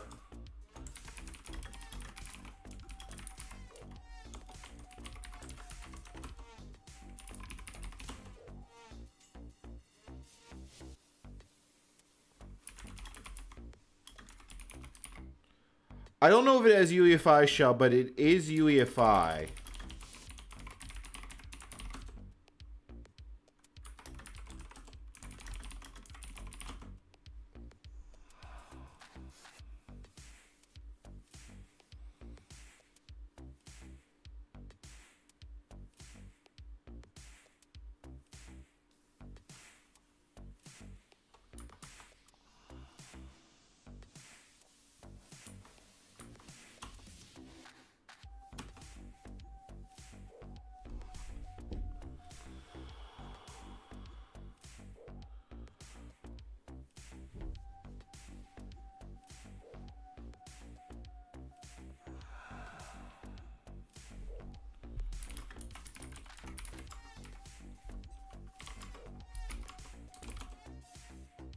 All right, so there's stubs32.h.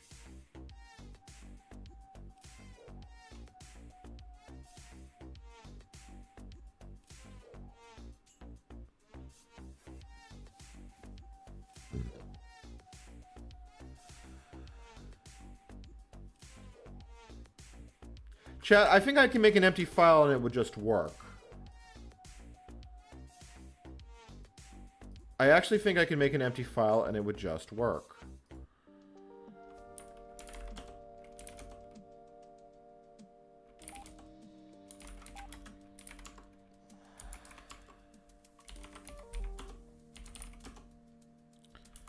If that actually does work, I might just lose my mind. Did I just clean it? No, it is building.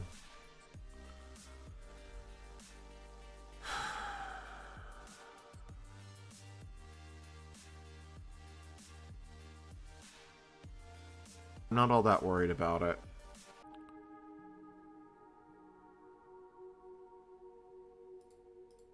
We good? Are we good? I see excellent connection. Yeah, okay, we're back. That wasn't the internet this time. That was Streamlabs glitching out. Let me restart the recording because if it's gonna do that... yeah, we're back. Okay, I am sitting here actually thinking this one through because in theory, building the 32-bit toolchain isn't actually all that difficult. It's just time-consuming. Like, I could have it done by tomorrow if I start the build now.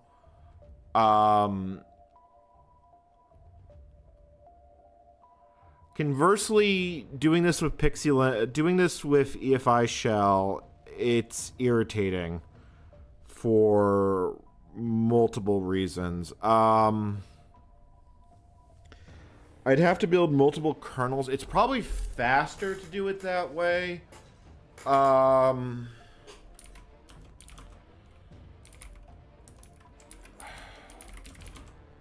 did grab CDR kit. Yeah, I did. Let me just take CDR kit. I saw a CMake file. I really hope this doesn't need CMake to build, because if it needs CMake to build, then I am noping out. Because I'm never going to... yeah, that needs CMake to build. I am...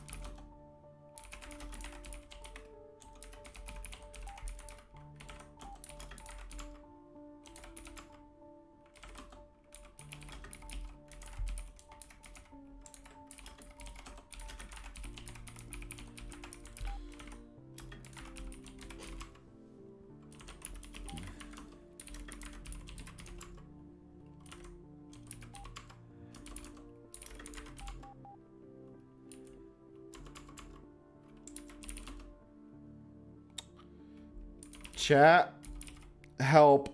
I'm building GCC.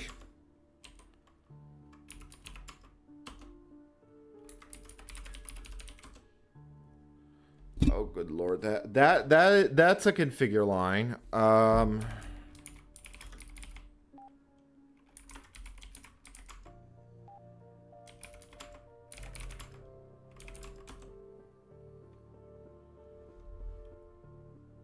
Oh yeah, that right. Notepad can't read that.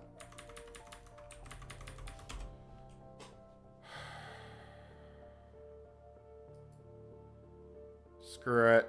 I'm just going to kick the build off because maybe by the time I have to care, it'll actually be done.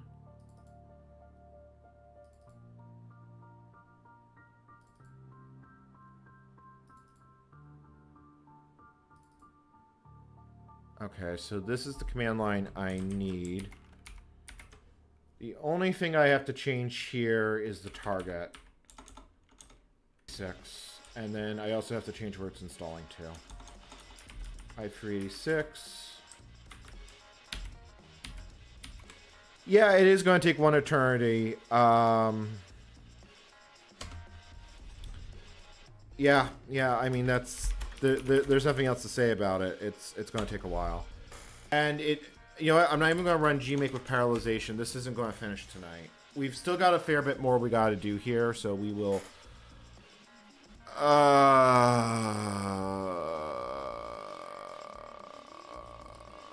Yeah, that's my soul kind of leaving my body.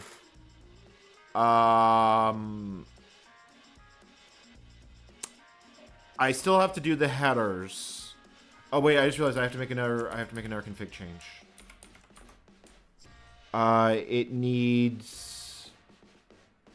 The sys root has to be different. The sys root is going to be CLF 32.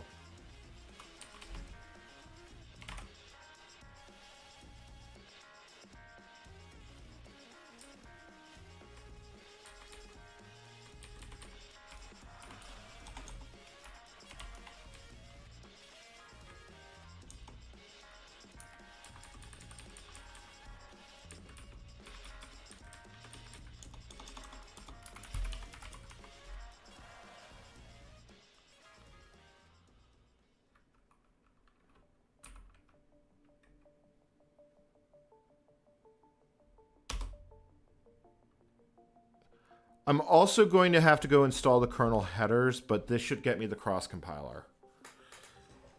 All right, I'm just going to step away from keyboard right now.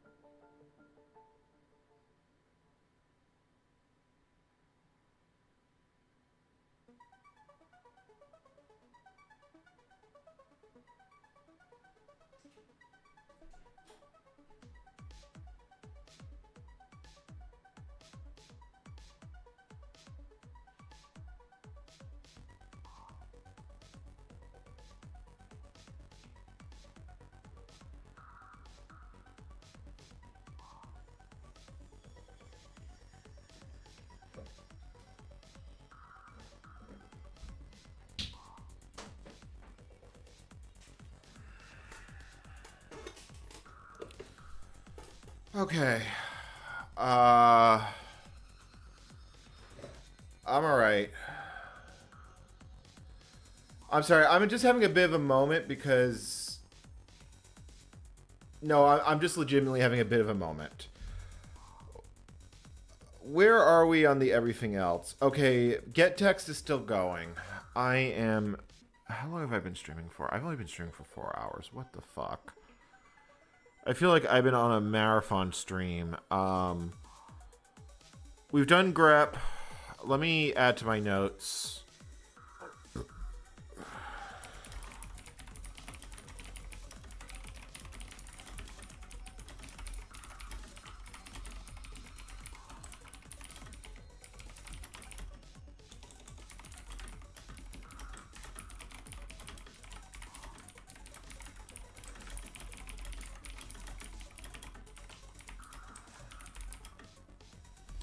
You know, I just had a realization, something that I think concerns me.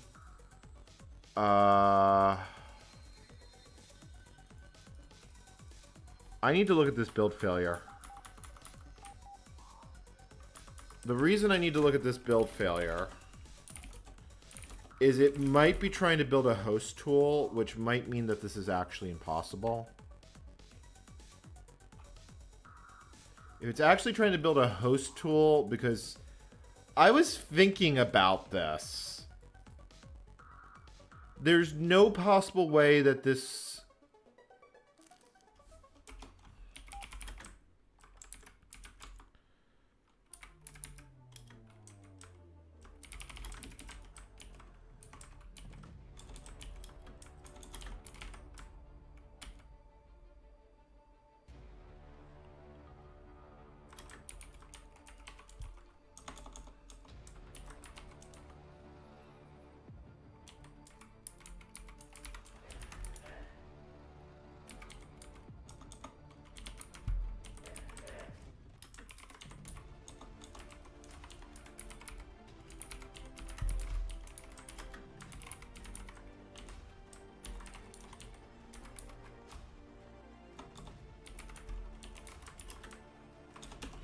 Fine, I don't need to type them all out. I need to look at this build failure closely. Because if that's building a host tool, this will not work. I have to look at that build failure closely. Which means that the only other option I'd have is modifying the make file to build pxelinux under Cygwin. Which might be doable? I don't know.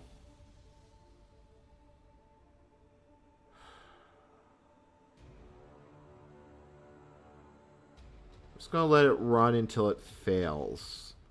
Because it was trying to link something. But I don't know what it was trying to link. Alright, right now it's building zlib.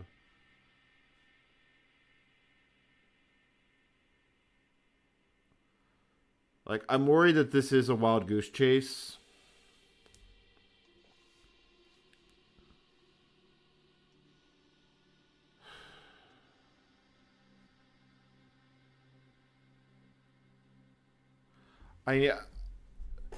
Didn't the Windows XP Power Tools have gen image? I'm almost certain they did, which is a way to... yeah, Windows XP Power Tools. Let me grab those, assuming I can download them or find them. Oh, here we go. Internet Archive. They have them. Because I still need a way to make an ISO. Because I'm gonna hedge my bets on this one. This has not been fun. Yeah, okay, download. I need to see the command that this actually dies on. Because this is all 32-bit code that's going to be run when the system comes out. Pixie...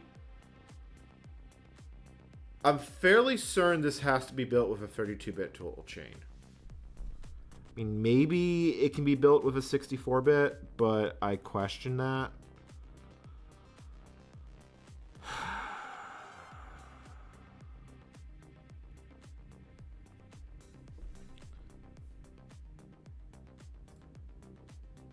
Alright, so there's Power Tools. I'm pretty sure the power... No, maybe it's in the resource kit. Maybe it's not in the resource kit. Gen image Windows.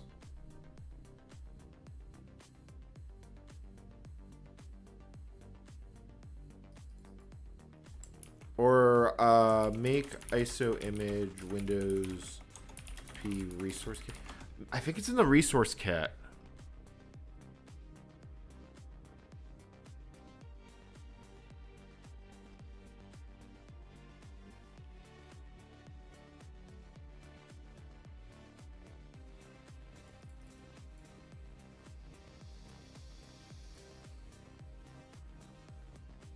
Can't remember where it is. I don't know if it's in Power Tools. It might actually be in the resource kit.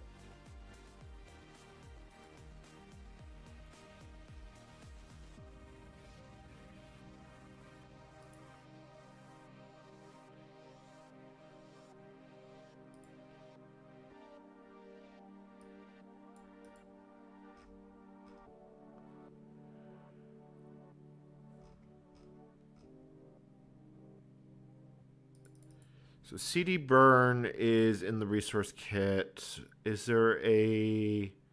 There's DVD burn. I think it's called Gen Image. I've used this tool before. It's the actually what Microsoft used to use to make the official CD images.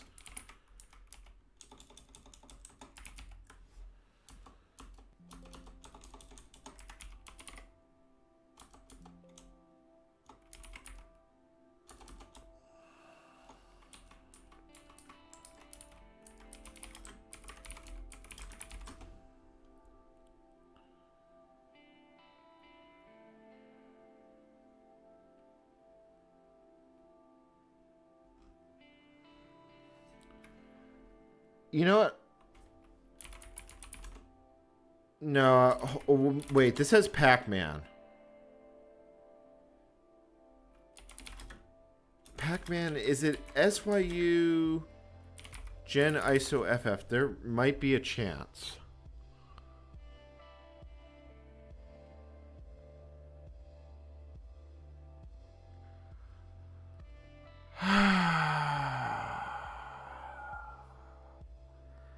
That's just kind of my soul leaving the body.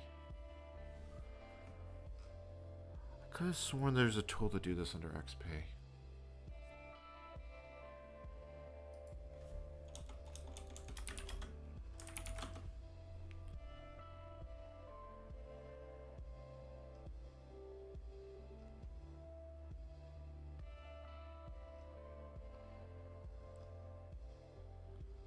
Trying to think what else I could actually use to do this.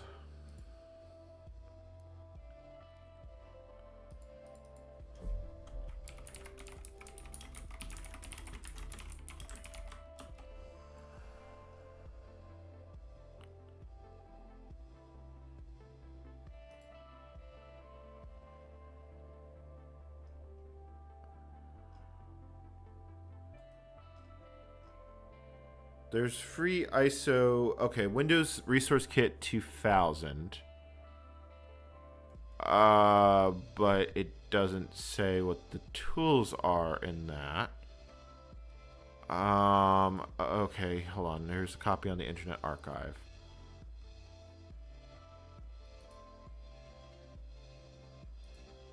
This is Windows 2000 though, but maybe the tool wasn't in the XP one. It doesn't make a lot of sense to me, but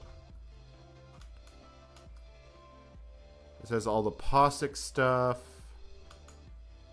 Yeah, that doesn't help. Although it's...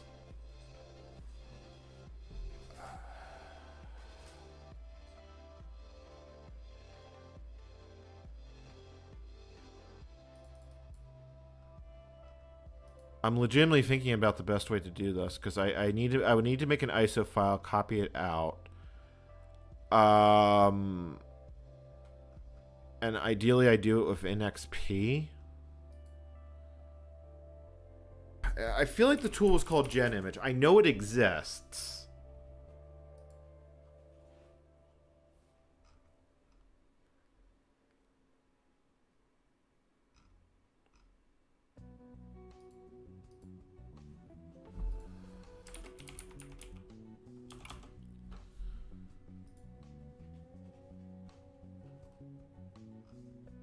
Apparently, gen image is used for validation OS, but great. This is going well.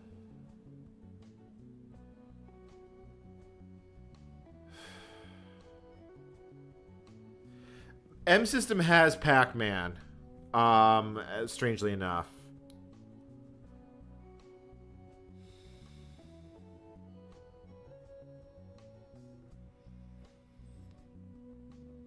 It's not that we've moved to M system. It's I installed it to try and build pxelinux. And okay, so you're dying here. Okay, hold on. I need to see the exact message it's dying on.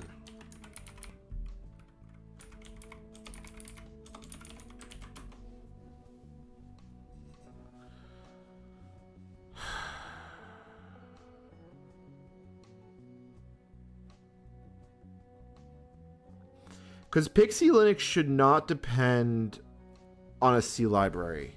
No, I know for a fact it doesn't. I just tell it to build pxelinux. No target.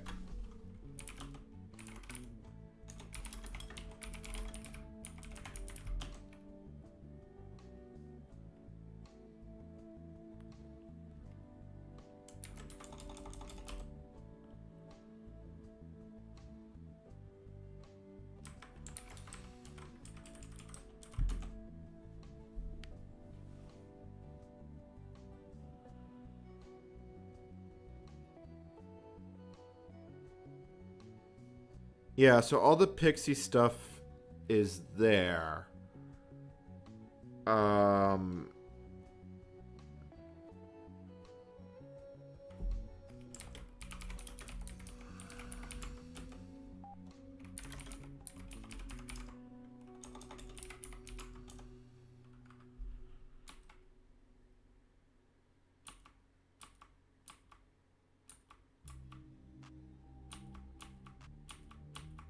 Yeah, it doesn't have anything about building it.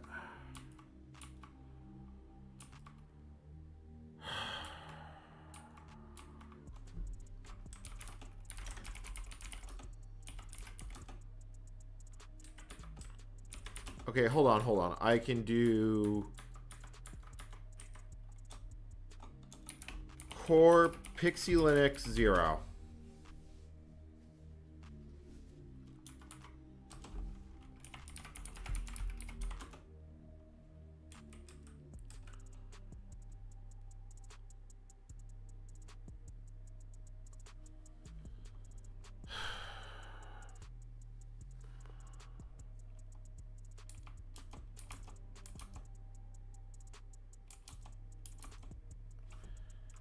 If I just do core, what does this build? Okay, core. If I go, okay, hold on, let me go in here.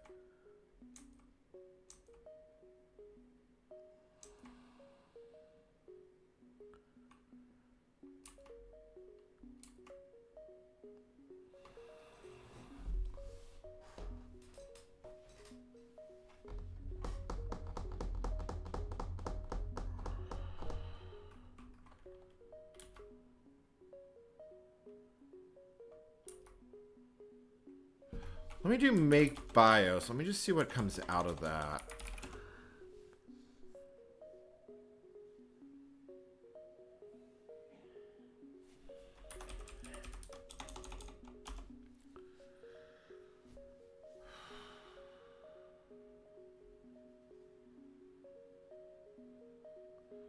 I think it's going to need NASM, which I should probably find.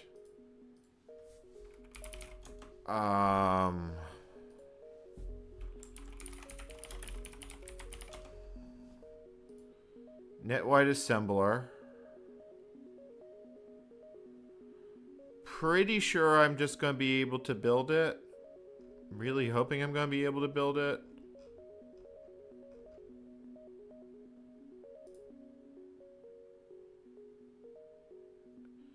Yeah, here's the source for it. Alright, so that's building. It's going to die. If this actually works, I will be flabbergasted.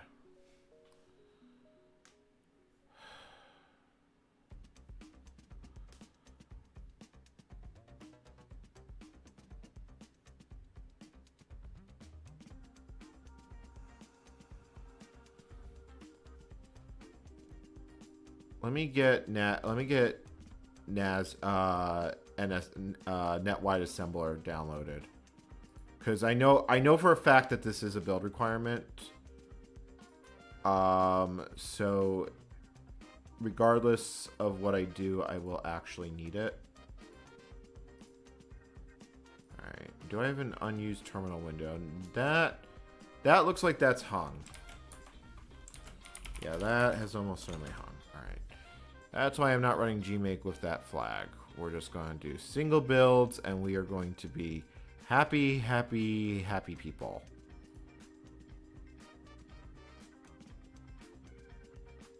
It's definitely getting fairly far into the build process.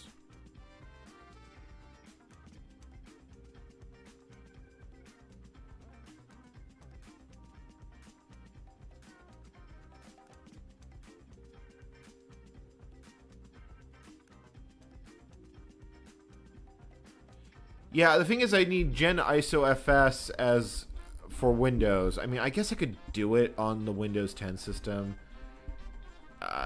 It's not exactly... I mean, I've built everything there, but I'm actually now curious if this will build. Because if it only needs the BIOS target, there is a chance.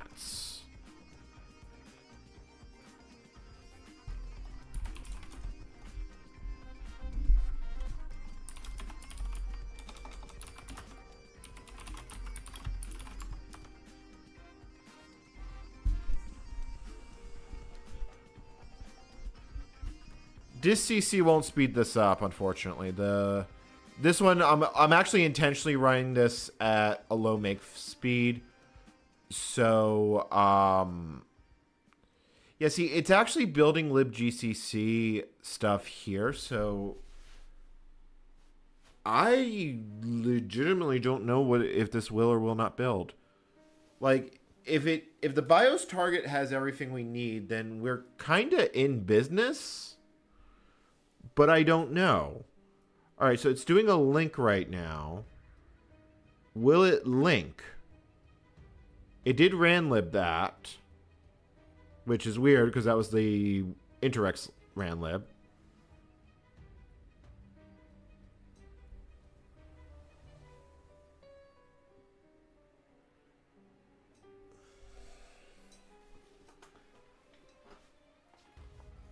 I will be back in a moment.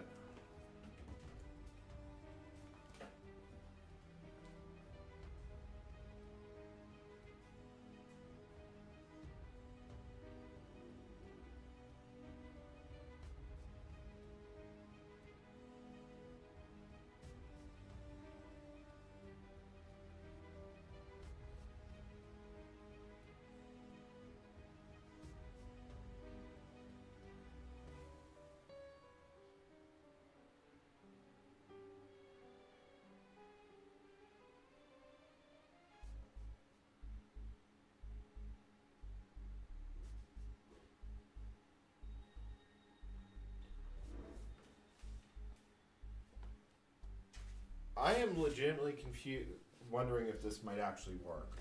Because I'm seeing a lot of functions that look a lot like a C library. Now, I'm pretty sure I'm going to need NASM.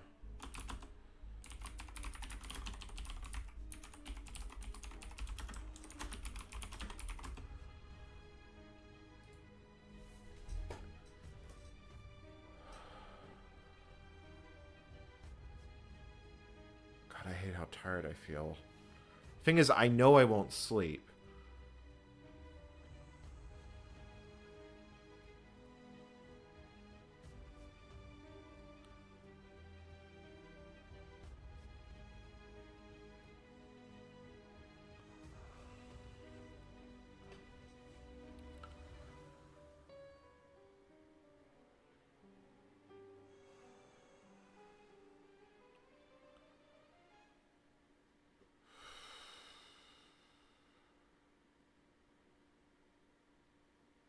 Like, I'm just kind of sitting here on the edge of my pants seeing if this will actually...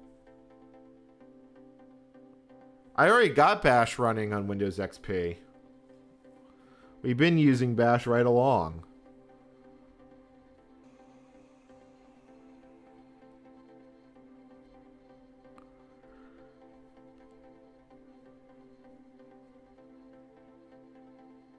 I mean, it is possible this will build.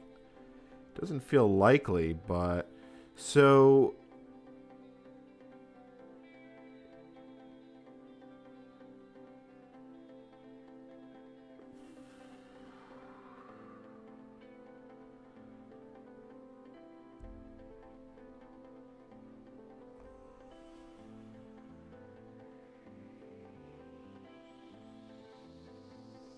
Don't worry, Figel. It's not a problem. Because I know that is a dependency for syslinux. It specifically says in the documentation we need it. I'm going to keep letting that one build. Do I want to get a fourth build going? Because we're definitely, shall we say, approaching a... we're ascending towards an...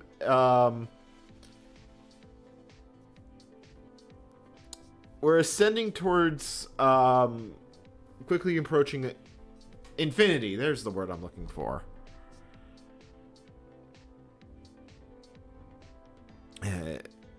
Well, it's XP on the horizon, so, I mean, we're pretty close to that.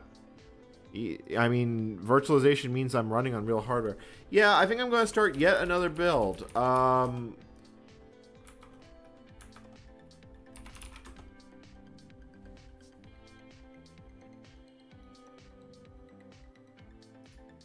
Like, I'm literally just gonna... I'm just gonna multitask this as much as I can.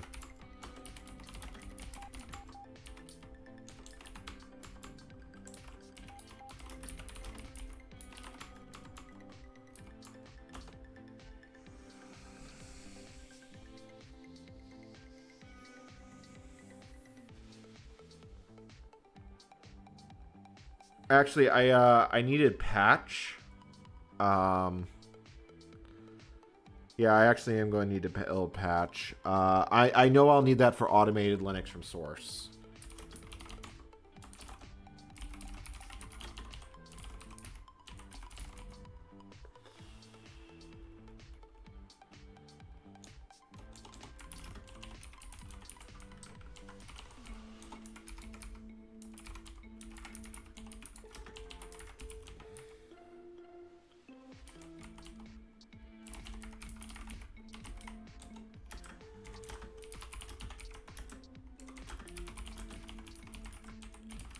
I am really tempting this system to crash again. Alright, so that's still going. That's still going. That's still going. That's a lot of things going at once.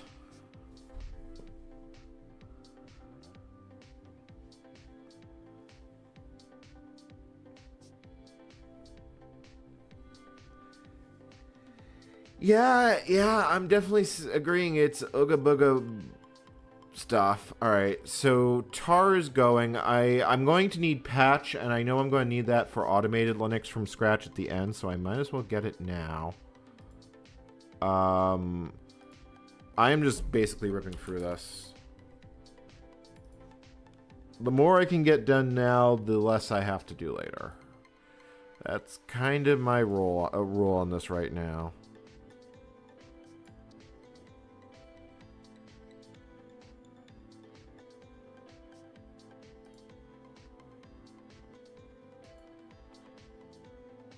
I'm legitimately surprised that that hasn't aired out yet.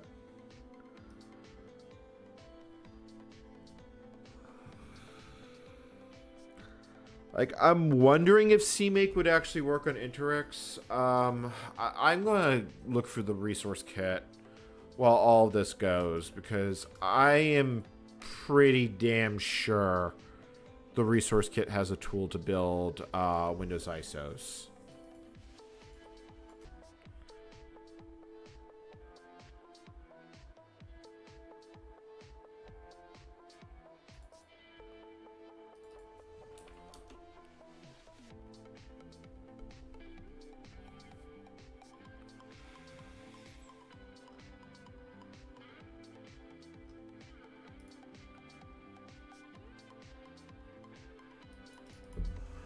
I mean, it might be in Power Tools. I should look in Power Tools before I say no, because but the thing is that Resource Kit is basically stuff that is supported by Microsoft. Power Tools is basically random crap that the devs ship out there for reasons. So I don't think it would be in Power Tools. No, none of this looks like this is would have it.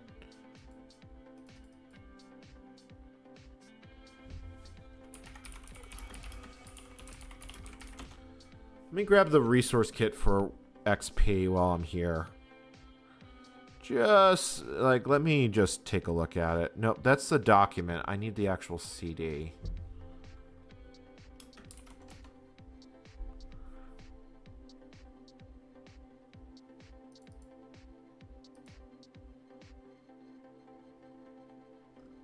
No, that's the documentation.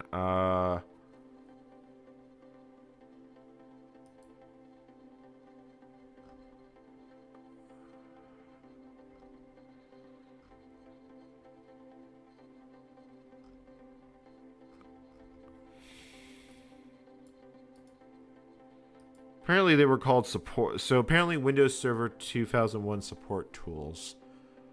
Okay.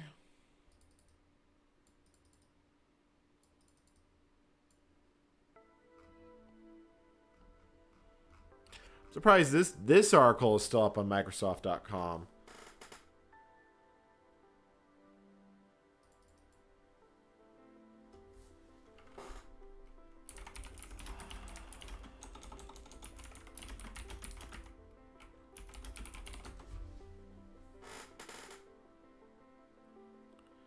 You know what? Wikipedia resource kit. What does it maybe it lists the tools in here.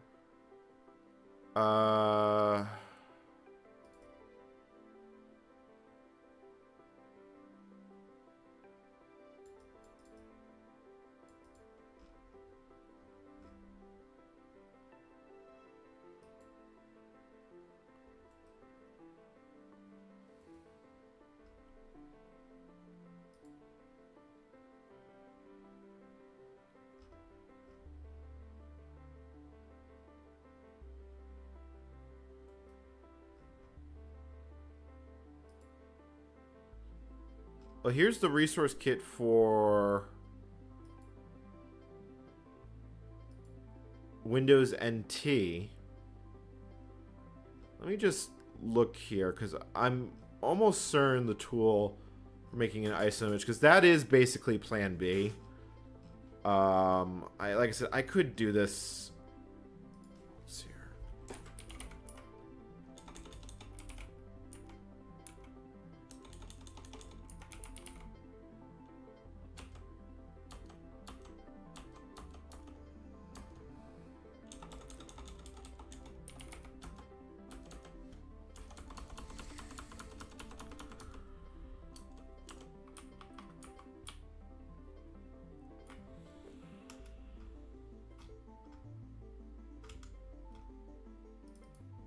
Maybe I'm losing my mind. Maybe the thing isn't there. Can I put the terminals side by side? I guess I can. I'm leaving them large so for when I do editing the video.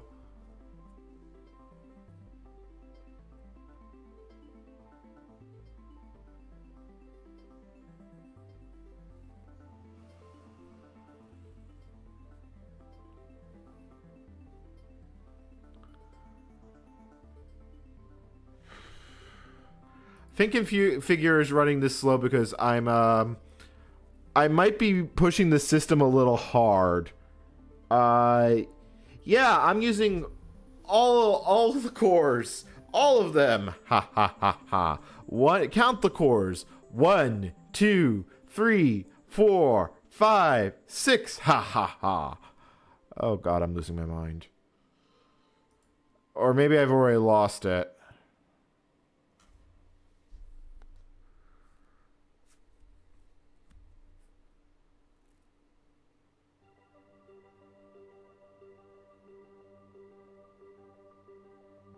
I'm literally, I really do feel like I'm asking for a system crash. That one's GCC. This one is NASM. Wow, we turned onto that one just in time to watch it break. Oh, Lord.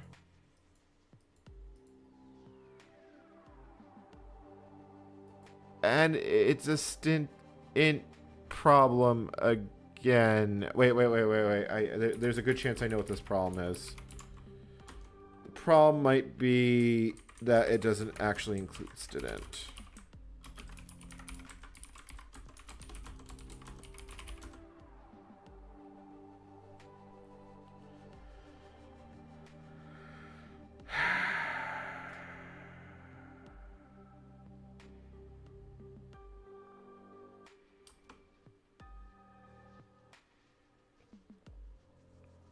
I really like that, like, the moment I switch back to it is the moment that it clocked out. It's been kind of a recurring theme of this project.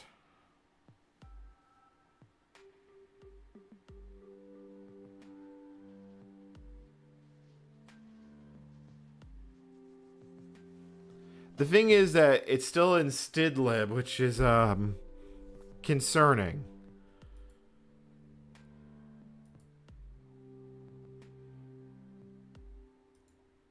Alright, you know what? I'm going to Control Z here. I'm going to Control C here. And I'm going to build this with more cores. Yeah, that's not happy.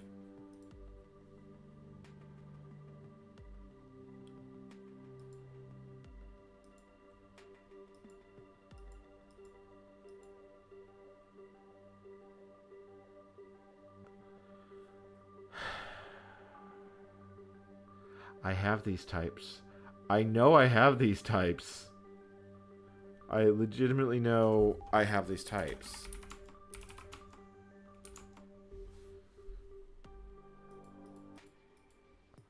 I might be able to use NetWide Assembler under Windows. Maybe. I don't know.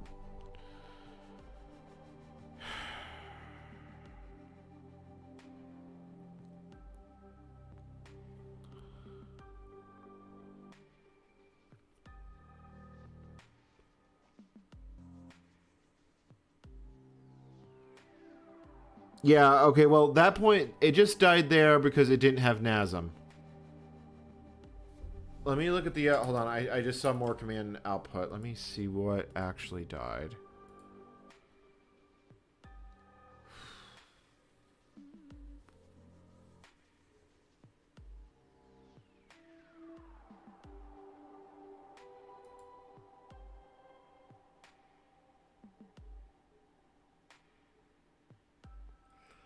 No, I think this is a lost cause.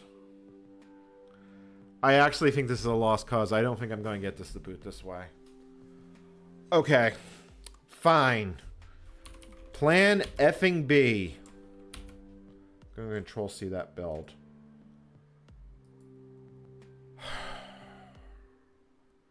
We are plan Bing this shit. I'm not quite sure how we're going to do that yet.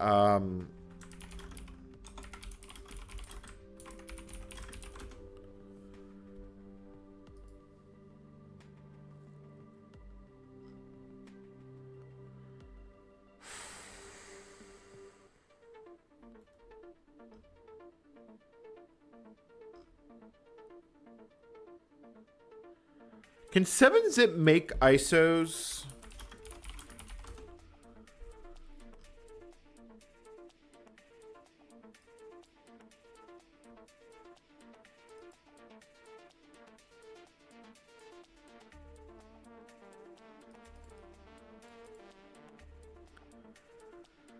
Nope, apparently 7-zip does intentionally does not support. It can read them, it just can't write them.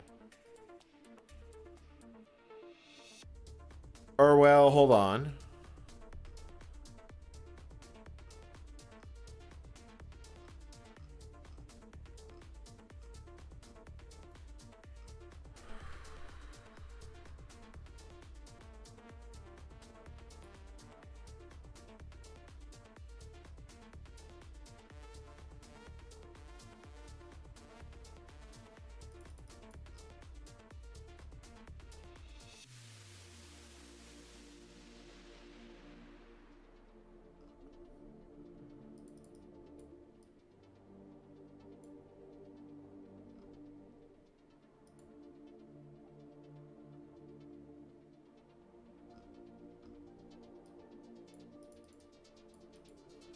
So WinCD, is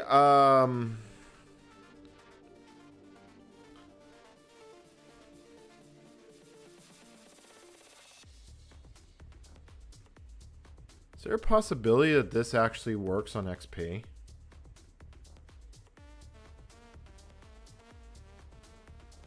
One-click mounting allows creating of ISO images. I don't think I've got anything to lose by at least trying it. It's LGPL.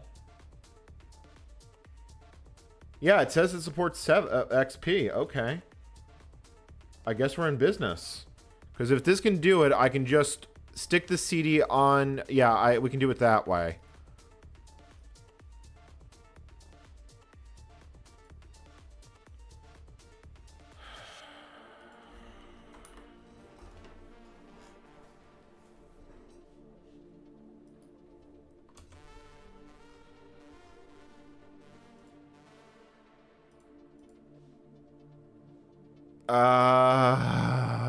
Why is there a problem with this file? It doesn't have a valid digital signature. What? This is the thing you're going to up and chuck about?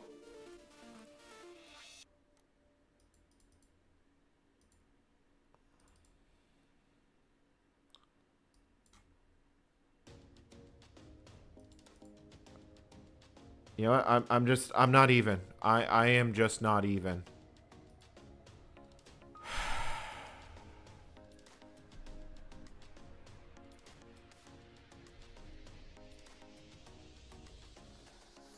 Yeah, continue anyway.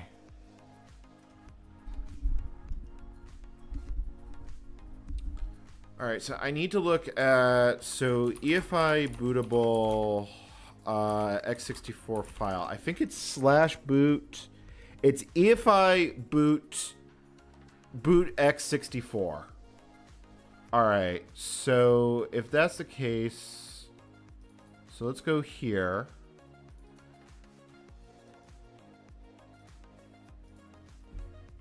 Root CD.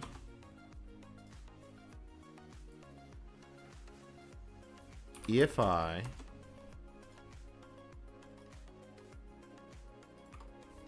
Boot.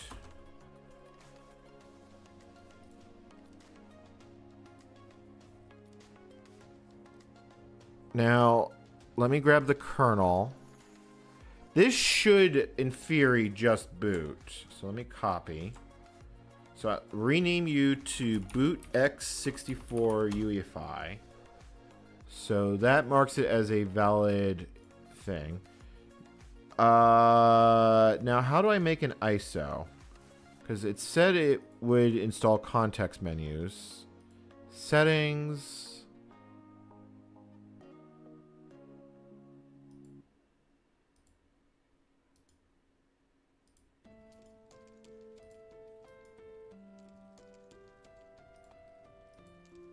It said it did this. Like...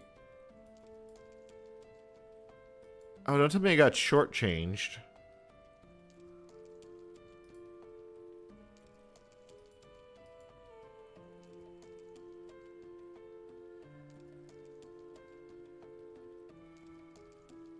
Yeah, I feel like I am...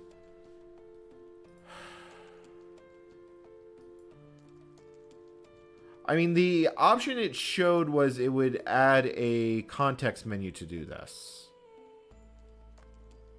I don't see a context menu.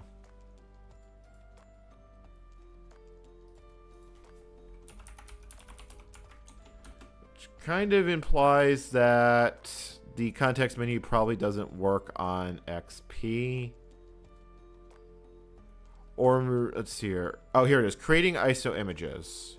Here we go. Oh, are you effing kidding me? It only can make CD images... Oh, here it is. Folder to ISO. Folder to ISO.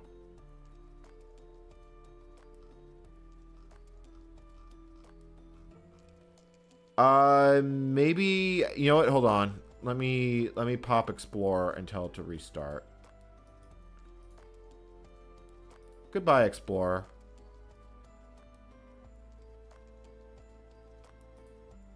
I guess Explorer's not coming back.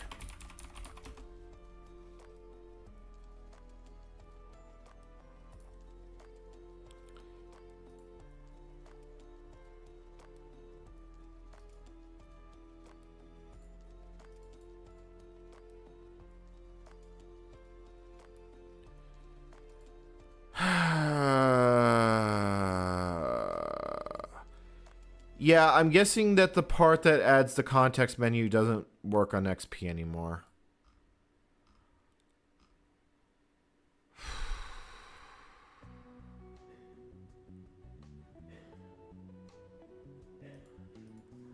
You're right. I might have to reboot to get that, and I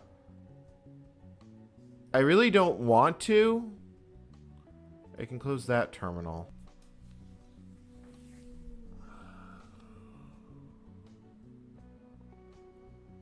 You know what? Hold on. Wait. Wait, I can justify this to myself.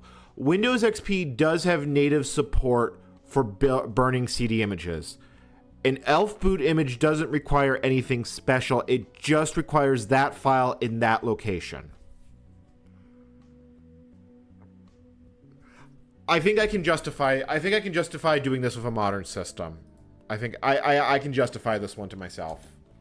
Because here's the logic. If I was doing this on real hardware, I probably wouldn't have an EFI system in 2003, but we're going to ignore that part.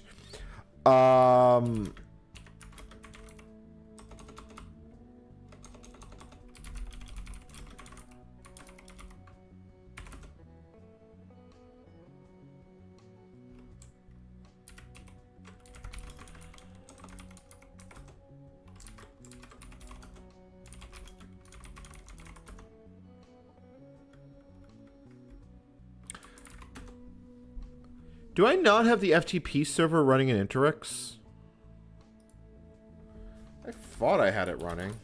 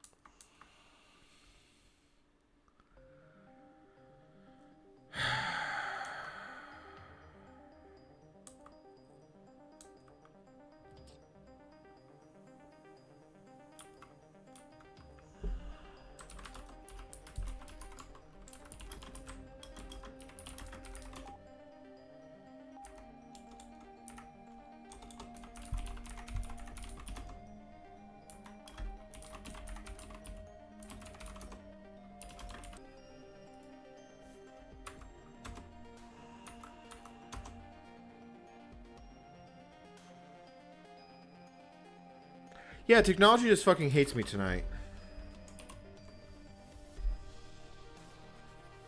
Well, I had inetd running, but apparently it stopped running at some point.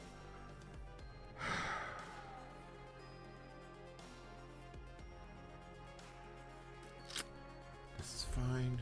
This is fine. This is fine. This is fine. This is fine. I am legitimately struggling at this point. Like, this project has been mentally taxing. I do think I have ISS installed. Yeah, I have ISS installed. I can get it out that way. It's not exactly the cleanest method, but whatever.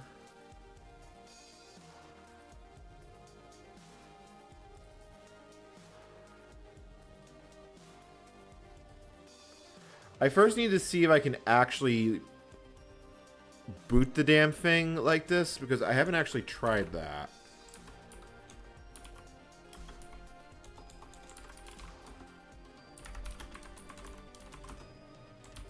So, get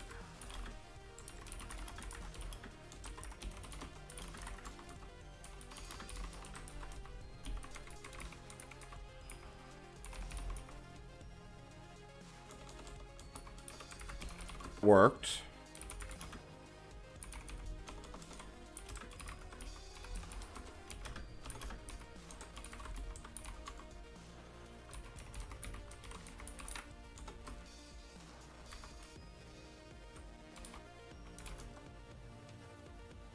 Okay, so gen isofs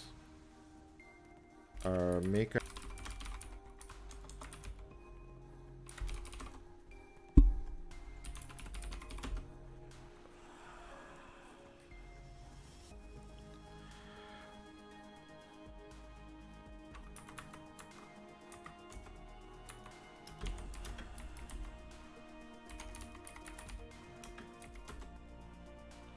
So the question is, will that boot? In theory, it should.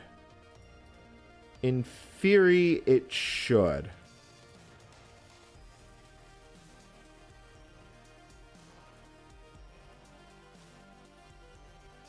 Now, it won't boot into a fully working system, but right now, I just want to see if it'll even boot.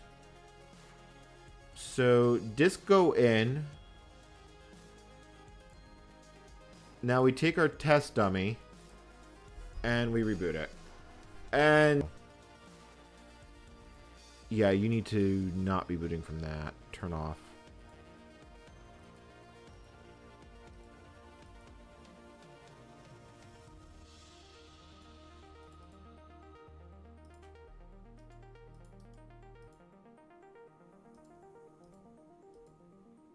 Move CD up.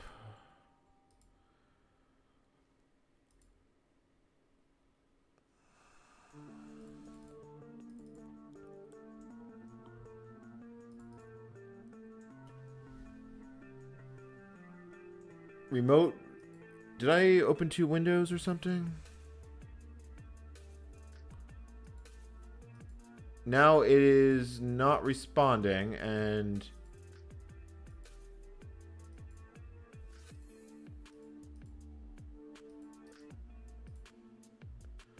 why are you trying to boot off UEFI?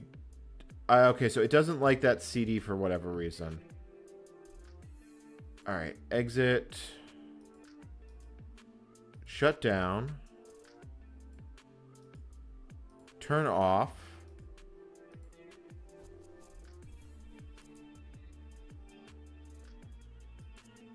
Is this not a UEFI? Yeah, fuck, this isn't UEFI. This is BIOS. New virtual machine. Netboot test dummy 2 EFI. I think it has to be second generation.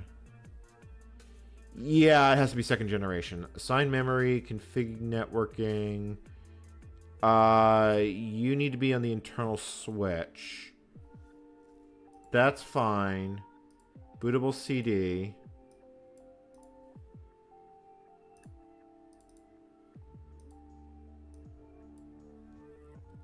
Go, baby, go, baby, go.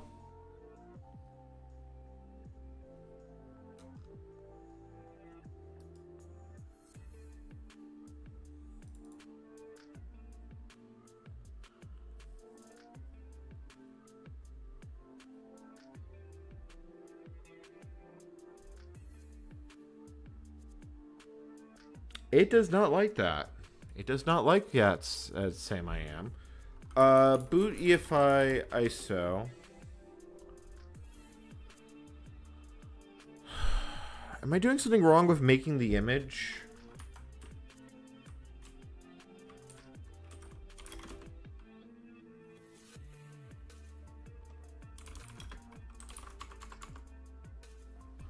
Boot x64. EFI boot.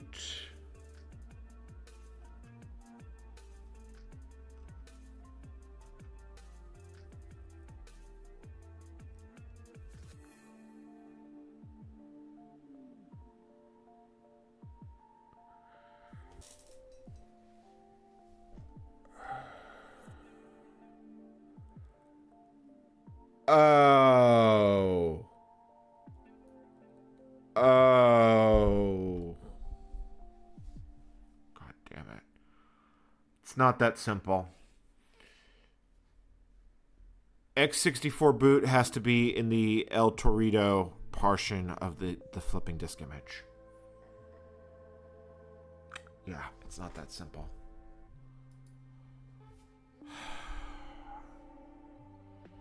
I don't think it's a secure boot issue. I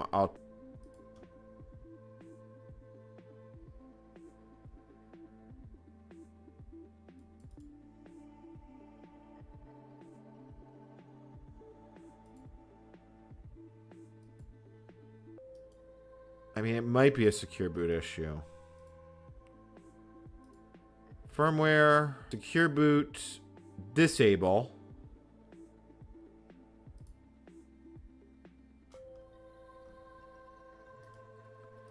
That's going to be a really good call if that's actually it.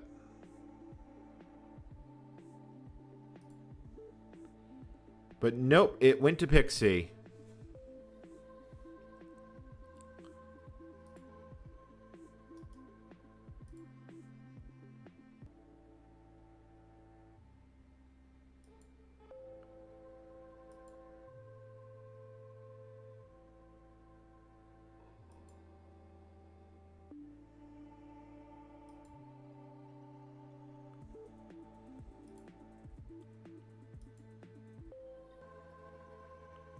A bit choppy. Yeah, it looks like I have to make an El Torito image, then put the damn thing in there, and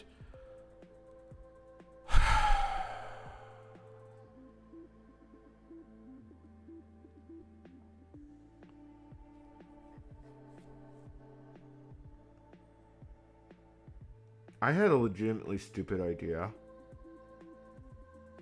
Can't NT loader load a kernel?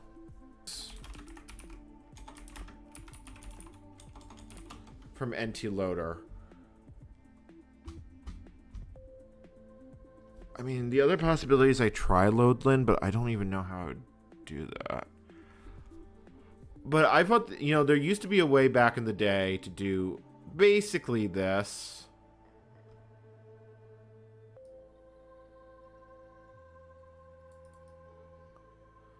Oh, wow. No, that is an absolutely terrible way to fucking do this. That is an absolute fucking terrible way to do this. That's right. You had to extract the boot sector for Grob, put it into a place where NT Loader could see it, and that's how that worked. Chat, I actually have to think about this because plans A and B have just run into major problems. Oh, wait, that actually finished?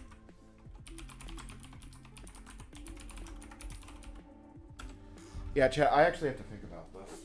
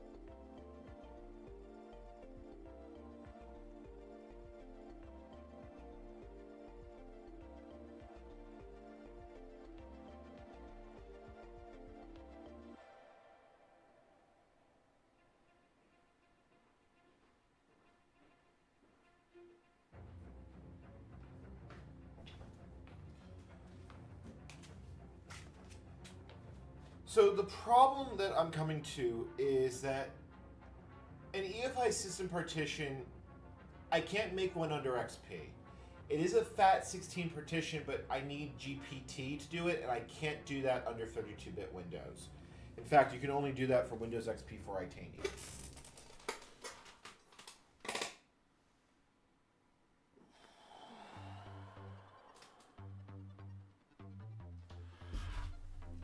I mean, the problem is that there's no way to make that type of image under XP.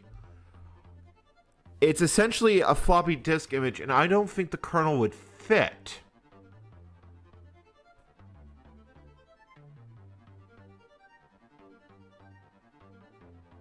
Although I just had a thought, and I don't know if this is a good thought. Okay. Let me fix that first.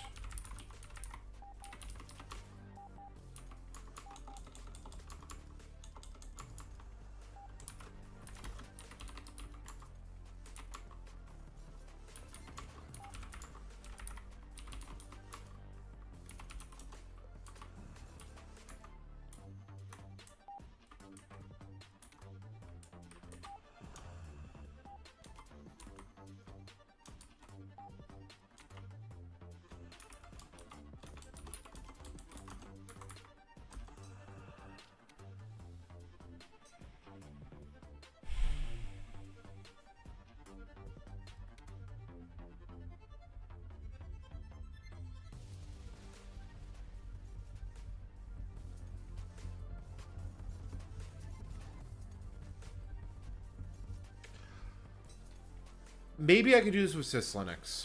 I gotta remember how pxelinux actually works. Pxelinux is used for booting from FAT file systems. Pxelinux,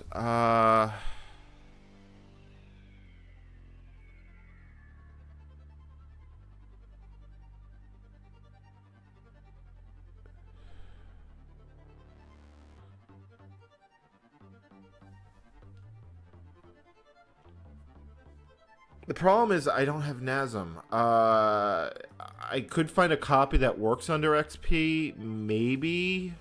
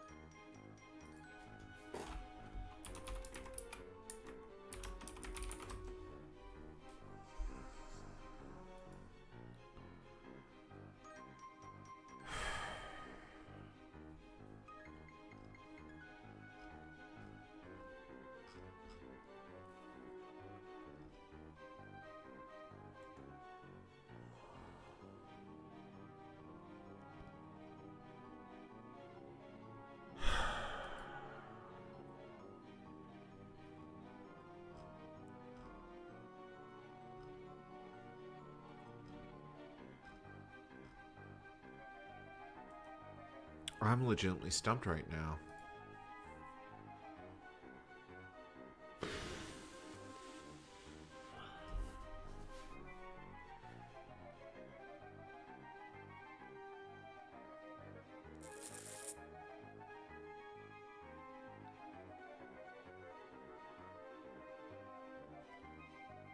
Boot from the DAW's disk, XP spits out. I don't even know if loadlin works with a modern kernel. The thing is that I can't build loadlin. It is open source, but I don't have the toolchain for it. I'm pretty sure I have to use Wacom for that, which I guess I could get. Yeah, I would have to. I mean, if I'm going to download a bootloader, I might as well just use pxelinux. See, this is kind of where it comes down to is if I use loadlin, I'm still using something I haven't built. I was willing to make that compromise for the TFTP server. Let me see what loadlin actually takes to build. I have this horrible feeling it's Borland C.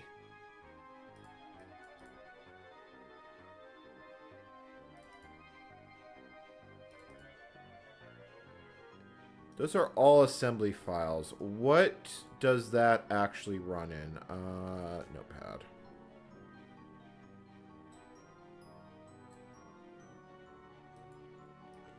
That's Turbo C. Yeah, I need Turbo C to build that.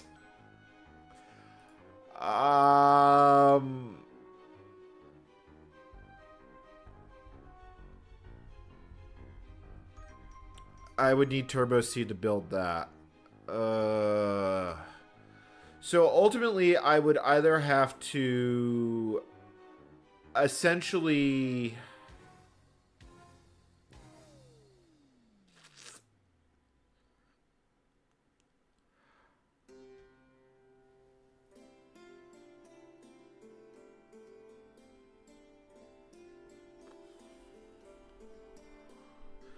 The situation right now is I'm trying to figure out how I build a bootloader for Linux here. Lilo can't be cross-compiled. I know for a fact it can't. Lilo does some code. I can't cross-build it. I won't be able to run it under Interix. I know that one for a fact. I don't even need to look at it.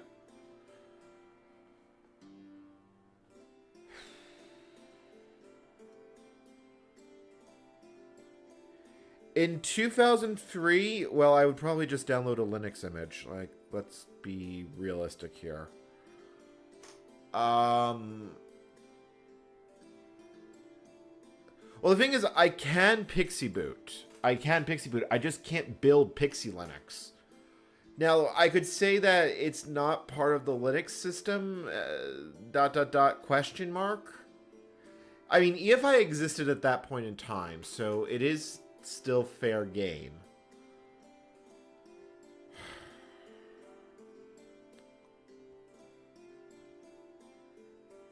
I am tempted to just make an exception for this.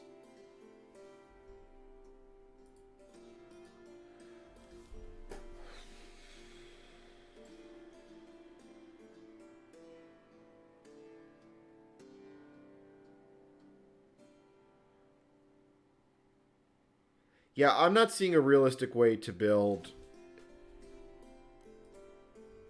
If I look again at the tool failure, like, I wasn't even able to get NASM to build.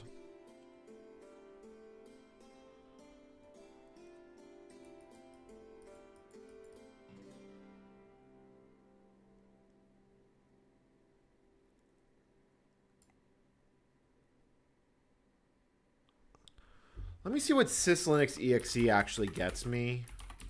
Because if I could build that...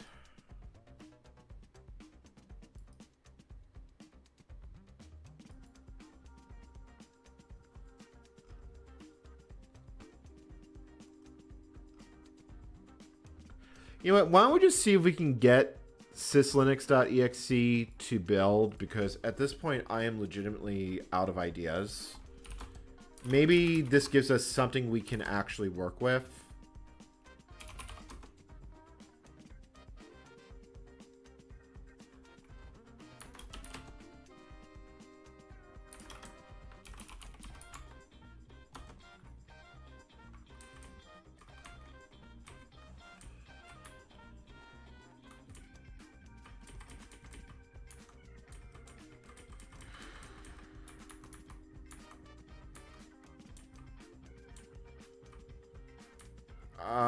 I also need to figure out why it's unhappy here.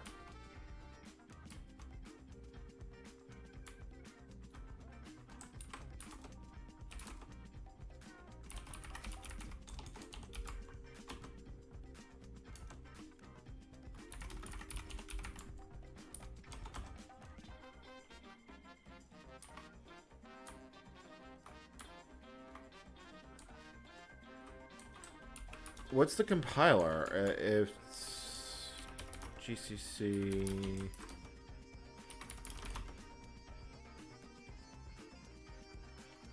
It's i686 M system...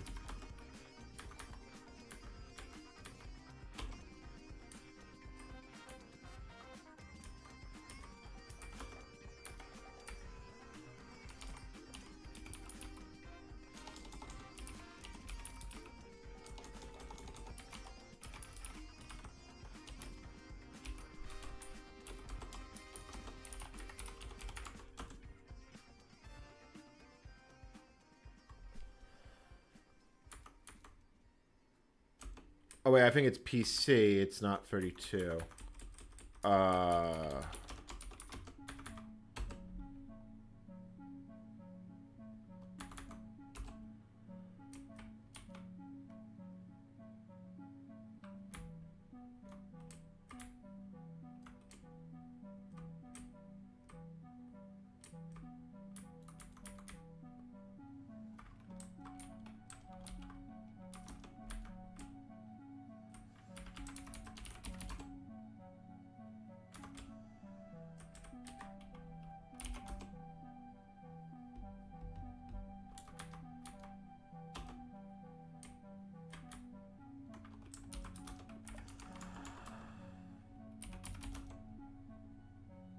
i686 PC M system.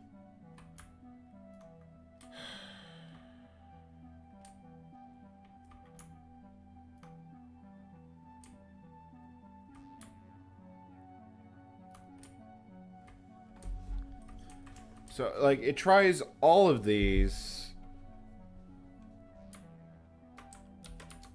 i686 PC M system GCC.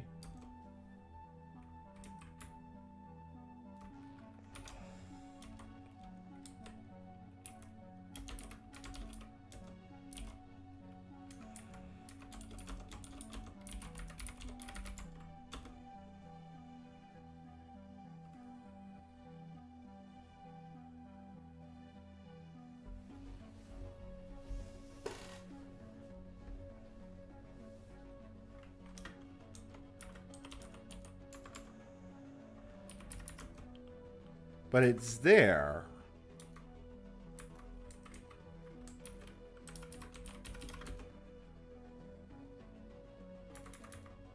Oh, wait, it goes in as an argument. Yeah, that goes in as an argument. Okay. So find Ming W32.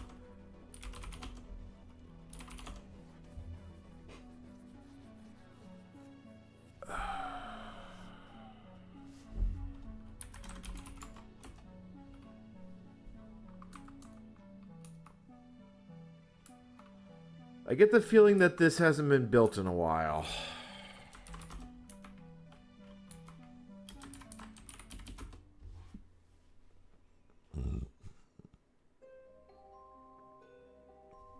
Yeah, of course not. Why would this just fucking work?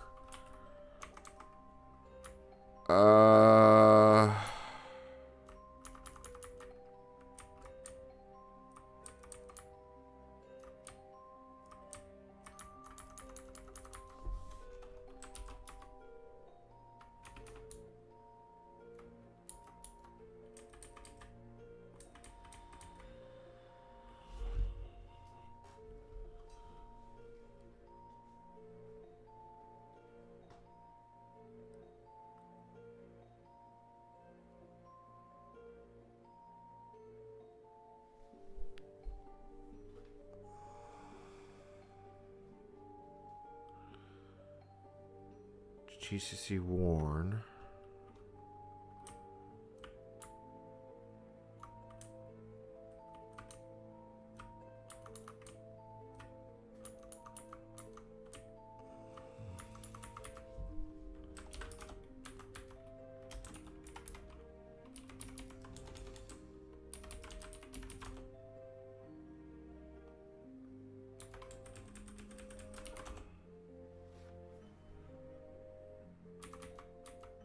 And it just fucking dies.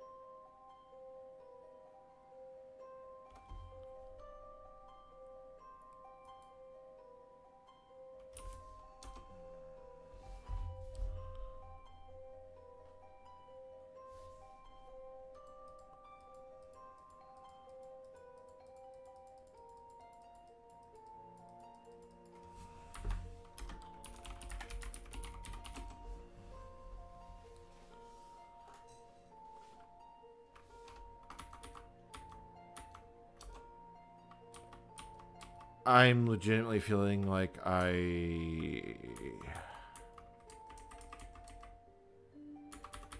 You know what? Let's just do that and just see if I can get something.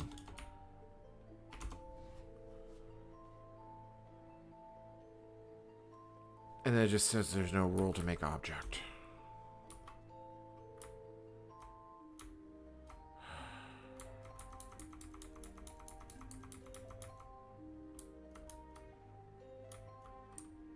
Where does lib source get built from? Like, all targets form pxelinux.exe, which forms objects. Objects is past substitute from sources. No, I'm not even optimistic I can get this to build.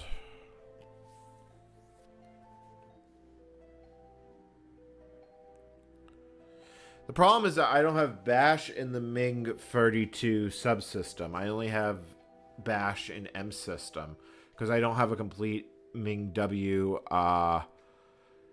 environment.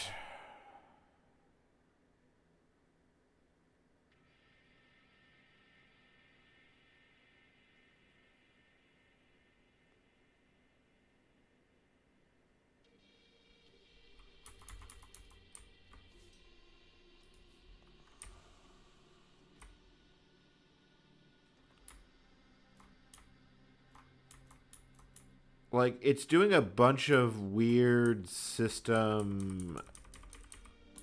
Okay, hold on. Uname.a msystem. So, what is it looking for? It's looking for...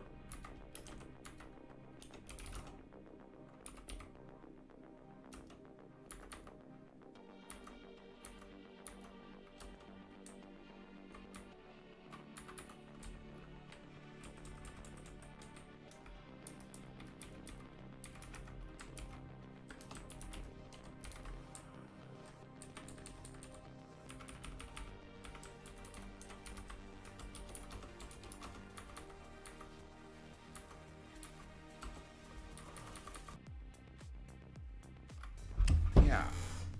I have no fucking clue. I don't even know if this target works. I legitimately don't know if this target works.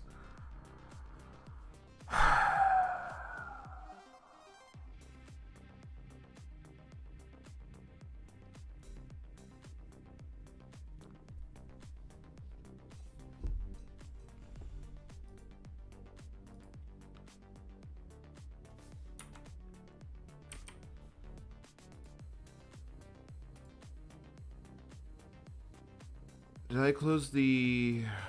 No, I think it's this shell.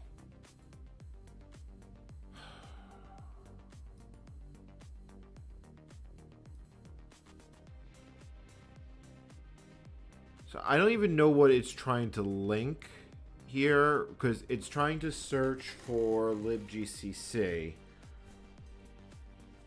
Libgccs. Like, if is it building a host utility? I mean, it might be building a host utility. I can't... I don't know.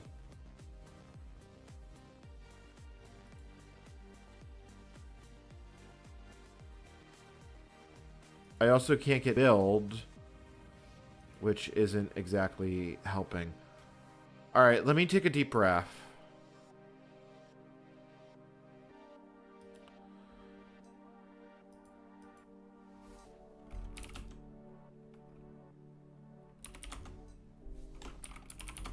This I can kick off its build again, because maybe I will actually need it.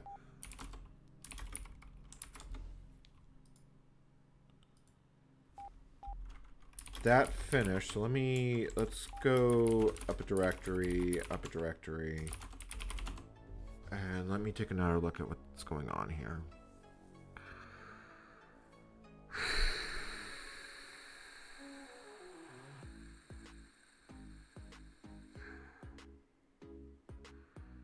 I really do feel like I'm on a wild goose chase.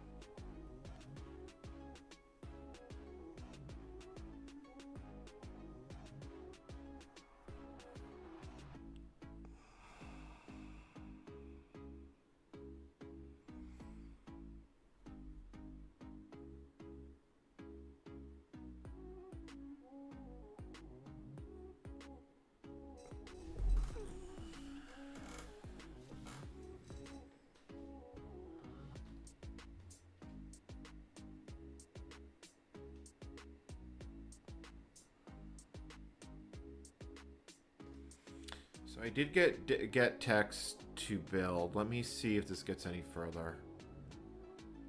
I got sed, I got tar. So I just need make, patch, ZX utilities, and Vim. That does look like it's getting farther.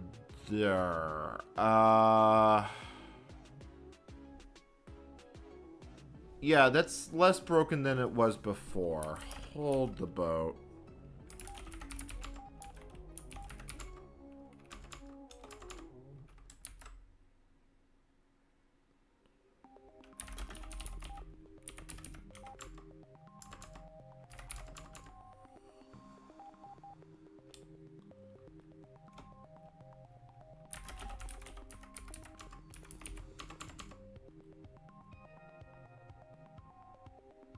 I did have a stid int here. I haven't had. So what did I? Where did it go?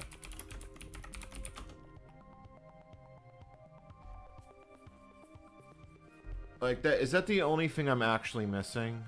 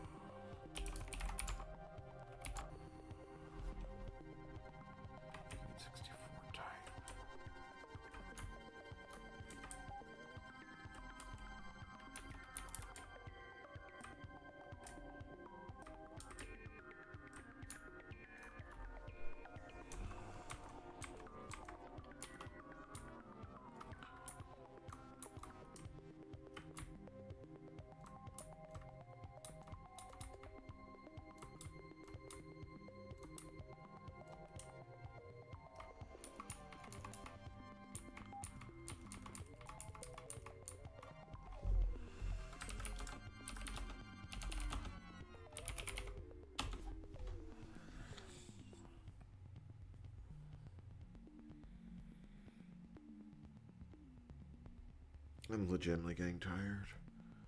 I'm not at the point that I'm like ready to sleep, although I think I'm going to have to make an exception for pxelinux. Yeah, chat's just not having a good well, the Petro it didn't come with stdint. I kind of had to roll my own.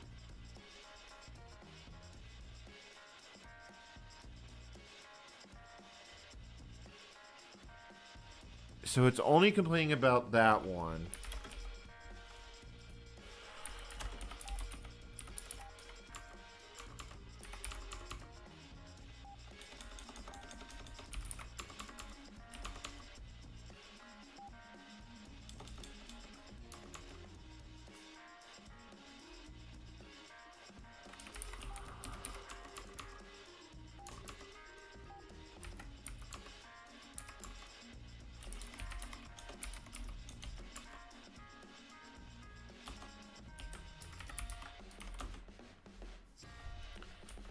uint64 type, uint64 type, uint64t.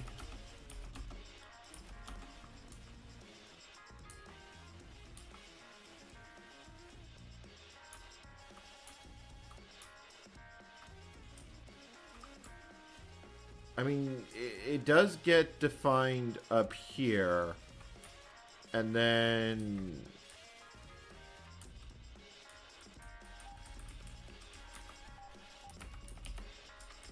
probably a bad idea.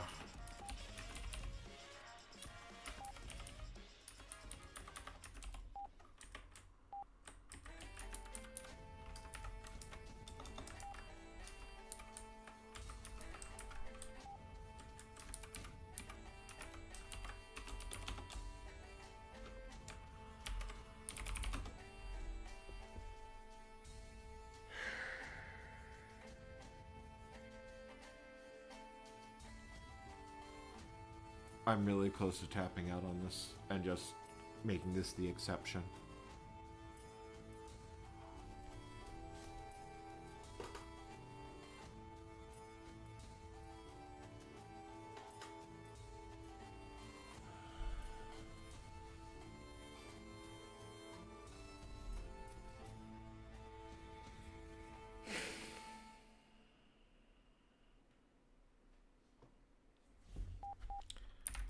My guess is nasmlib is something that is auto-generated.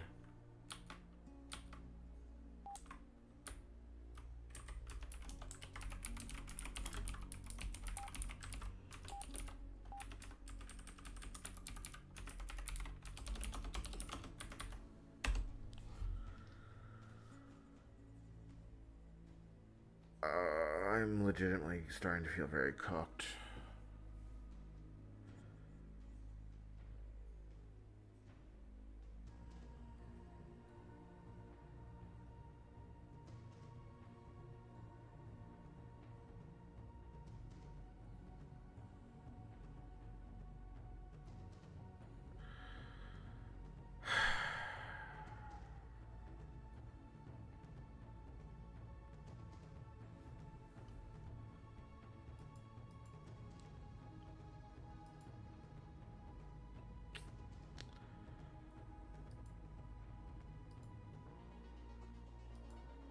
I'm legitimately frustrated. I don't know what to do. I could build pxelinux under the bootstrap system easily enough, but I mean,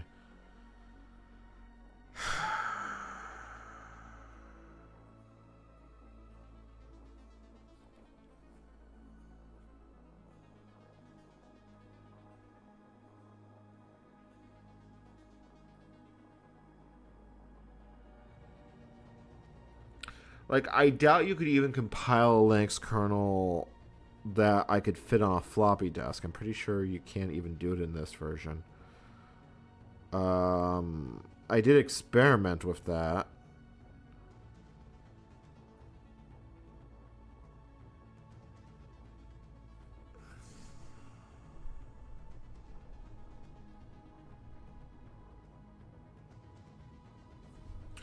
What else do I still have in the build last week? Yeah, let me kick off the build for make, because at this point,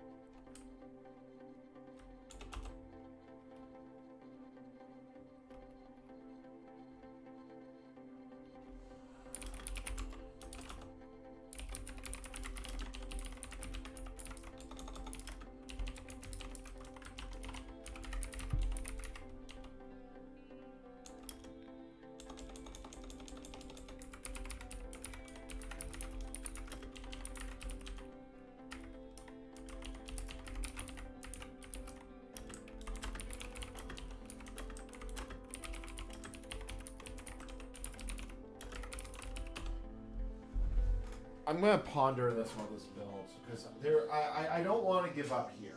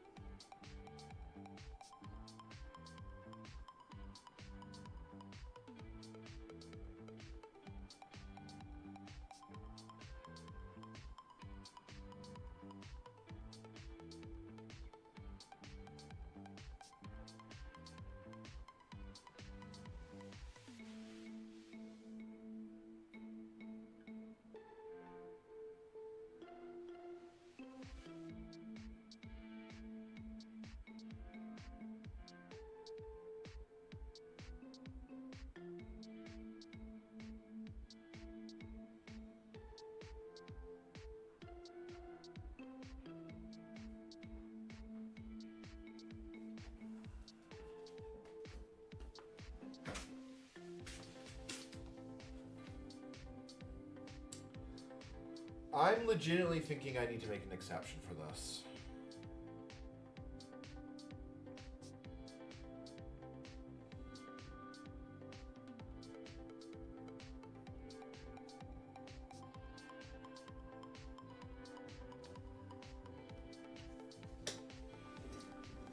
Like, I legitimately am not seeing a way to do this.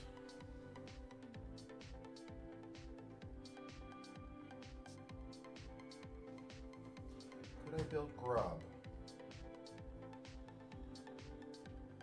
I don't think I could build grub. I'm actually pondering that question right now.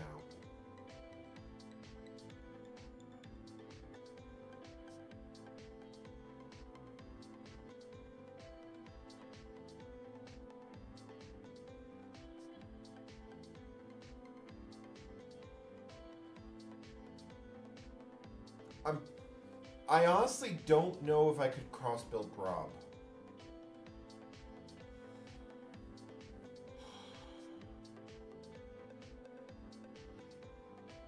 And even if I could cross-build grub, how do I boot it?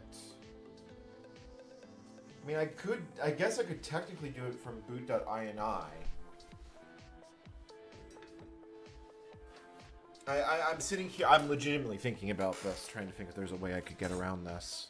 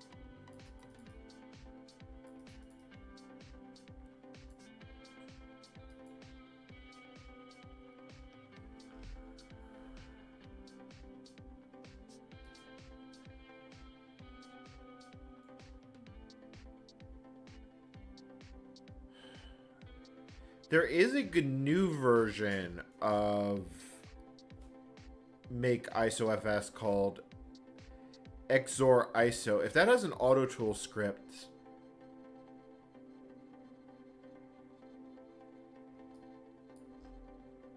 I could conceivably build it.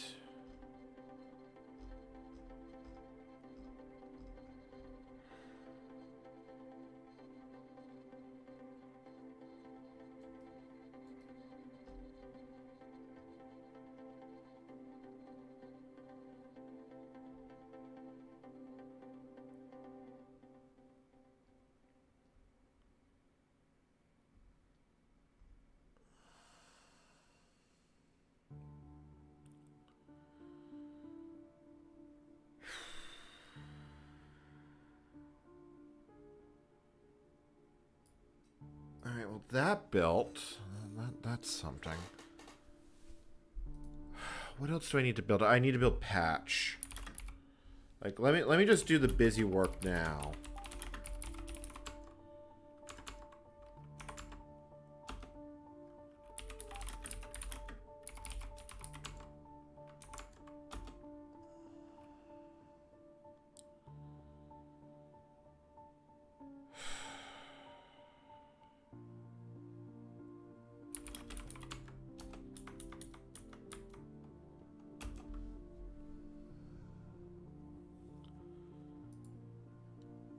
Let me also write some notes for myself. What else have I built tonight? I've built file, find utilities, gawk, get text, grep, tar, make, patch,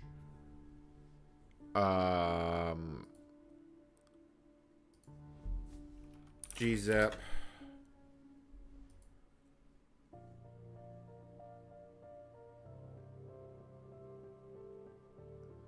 Yeah, so the only things that would be left to actually build would be text info and ZX utilities. And Vim, actually. Oh, that's exciting. Text info uses Perl.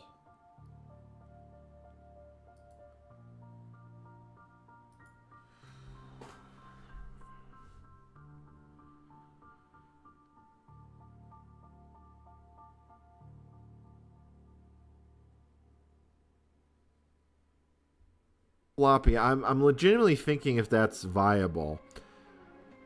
The problem is I have to put it in the floppy boot image. Like, let me see if grub on a floppy is even a thing I could do. Grub on a floppy.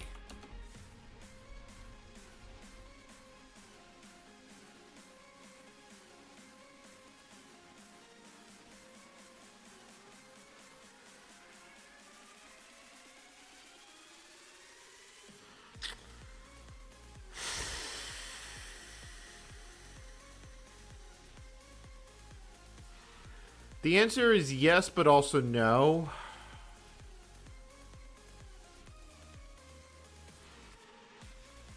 I would have to, what does it say about compiling?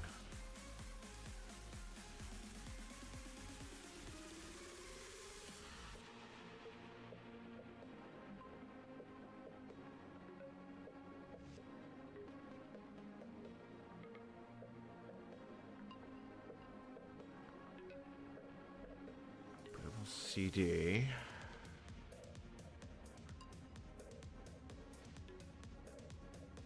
Like, there's something here about DAW's Windows.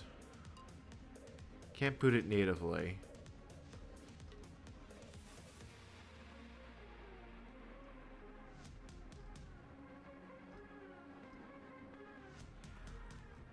I mean, maybe theoretically it's possible.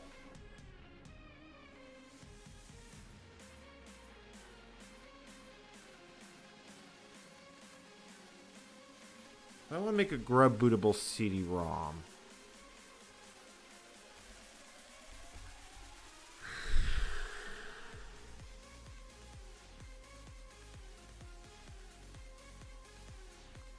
I don't know if I could build this.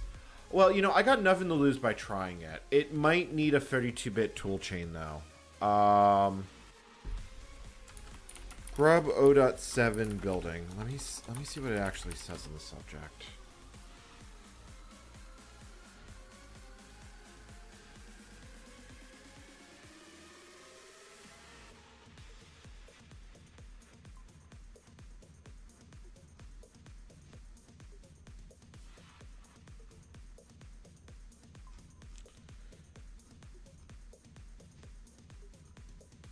Yeah, so if I could build grub, that would actually work. A problem is that, like I said, I'm pretty sure I'm going to need a 32-bit fucking tool chain. Oh no. Oh no. This probably died because I was fucking with the file while it was building.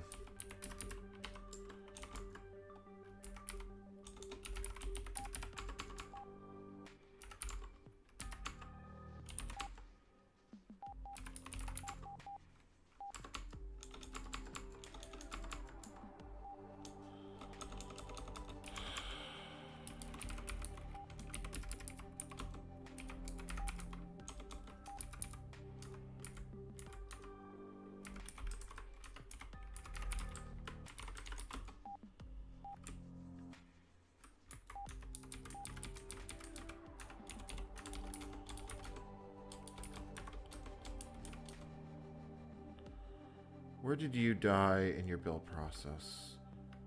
You died in build libliberty.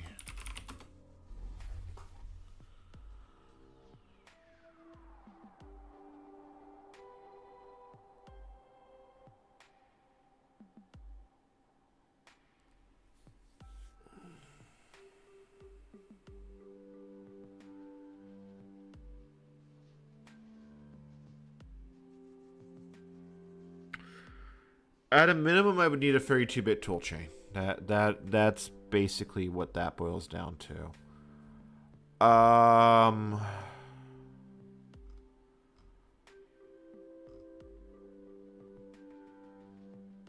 There is grub for DAWs. Hold the boat. I forgot about that grub for DAWs. That was a thing. That was a thing. How do I build it? Why is it in Chinese? But that was a thing. If I can build it under Windows, why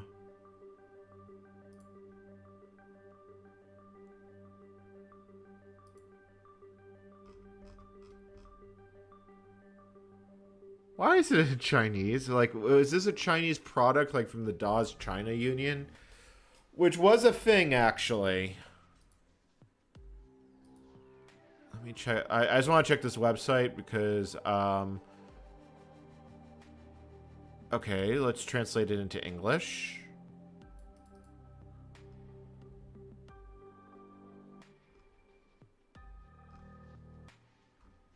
So it has source code. It looks like the modern versions only support UEFI.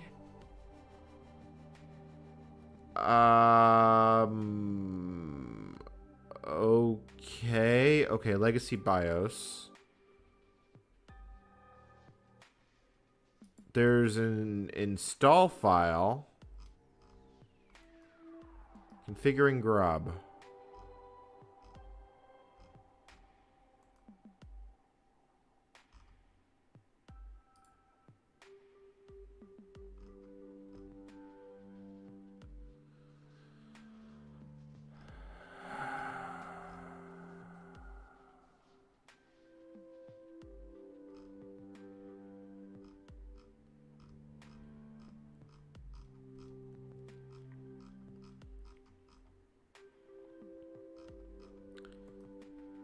So what do I need to actually build this?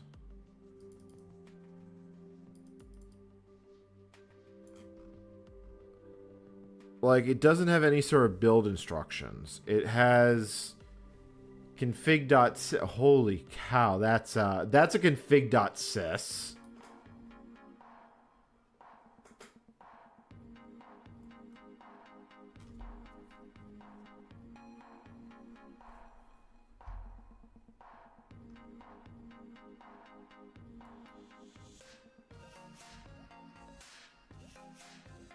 Alright, so that's in simplified Chinese, which doesn't exactly make my life easier. Maybe I can build 32-bit grub. It's like the only thing that has sort of given me any sort of hope for this at this point.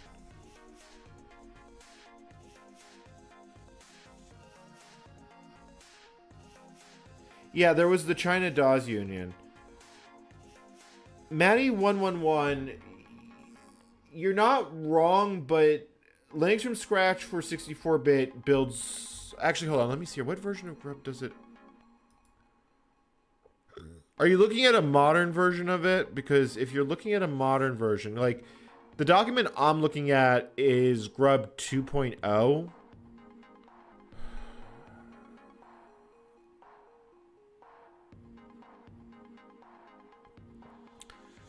I don't think grub 2.0 can be floppy booted. I'm almost certain it can't.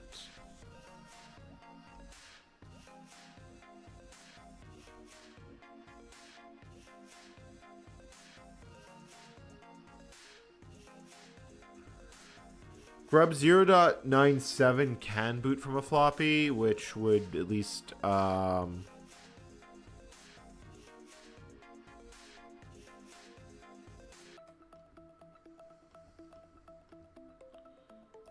me look at the grub 2 manual. Just see if there's anything useful here.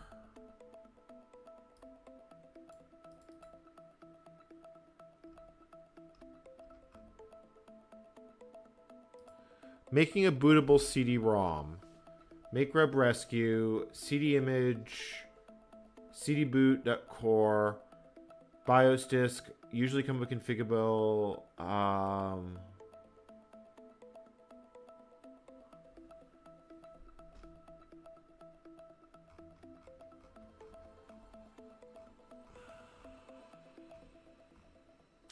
you know, I got nothing to lose by trying to build it, and if I can build a bootable CD with it, it's an option.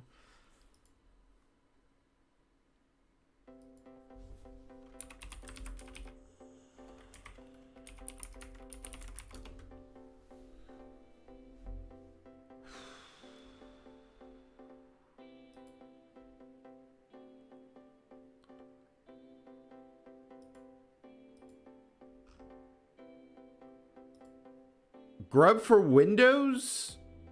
Wait, what?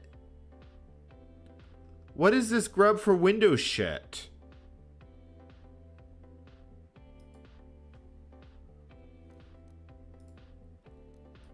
The plot thickens. What is grub for Windows? I have never heard of this thing.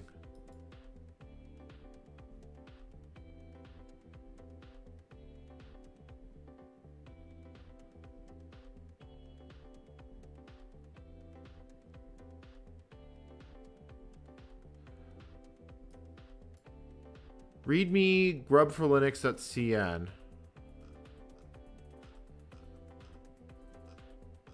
This talks about booting it and running it. Doesn't talk about building it.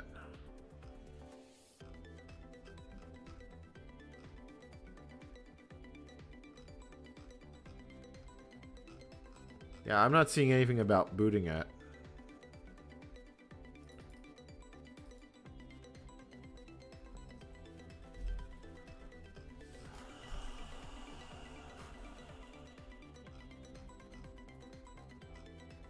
Hold on. Oh, here we go. Compile.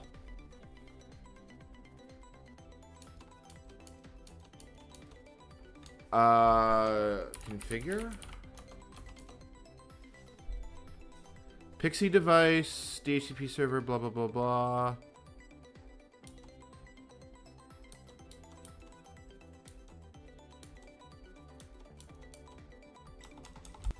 I don't see anything in this file about compiling here.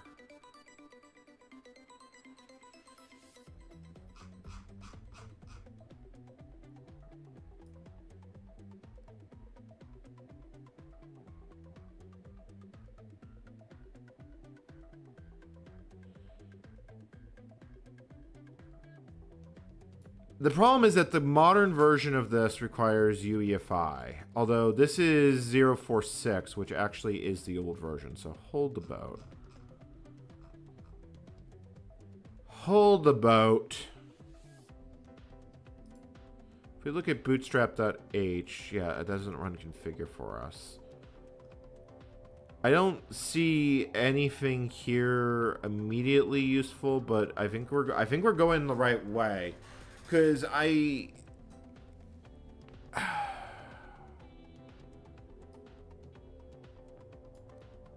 want to see what this grub for Windows is, though. I have never heard of this before.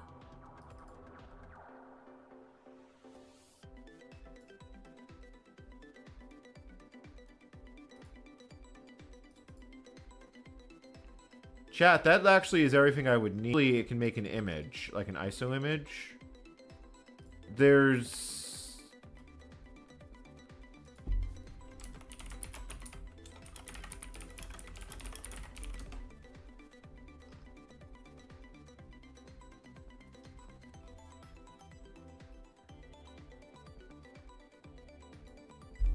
How does that get built?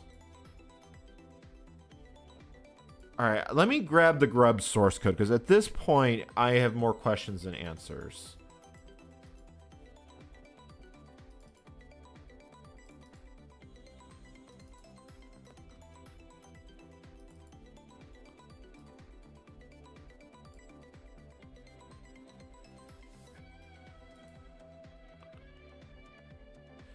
Yeah, the GCC line, though, is for making applications. Yeah, no, I appreciate the help. I guess I should try it. I mean,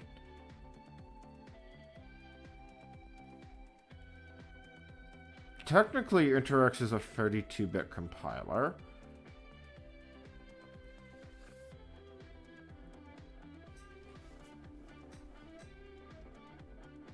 I am going to be flabbergasted if this actually fucking builds. I'm not expecting much.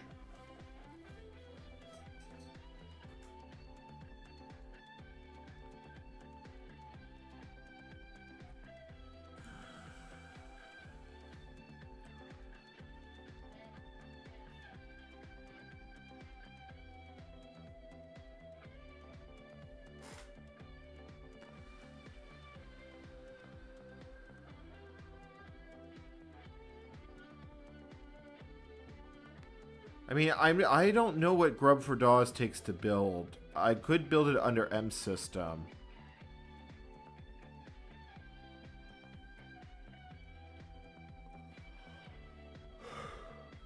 It produces a type of EXE. Interx produces an EXE.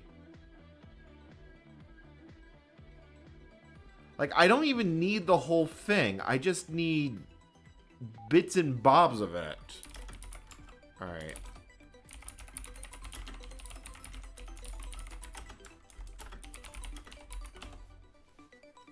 I'm assuming the configure script's going to die on me.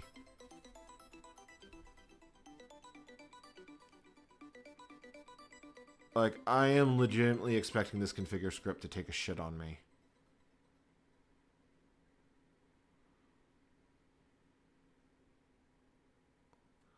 That being said, that Grub for Windows is a thing, and I have no idea how that gets built.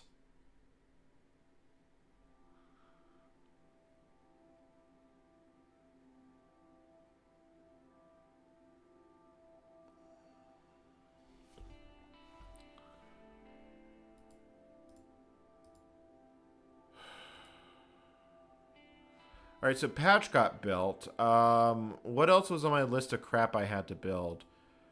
Vim was on the list of crap I need to build. Where do I even get a Vim?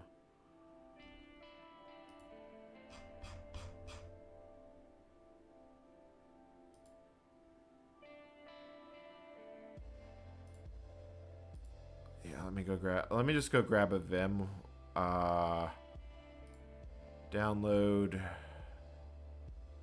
sources.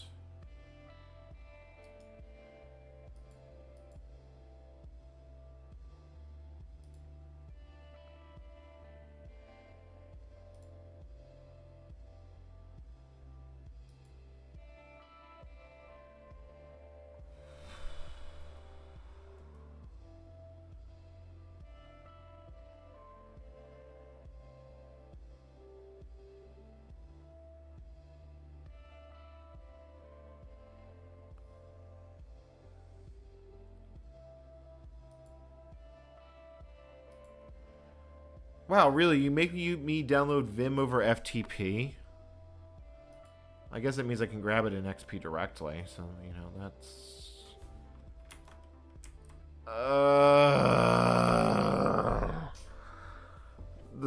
I would need a Python. I would legitimately need Python. I don't even know how viable it is to build Python under InterX.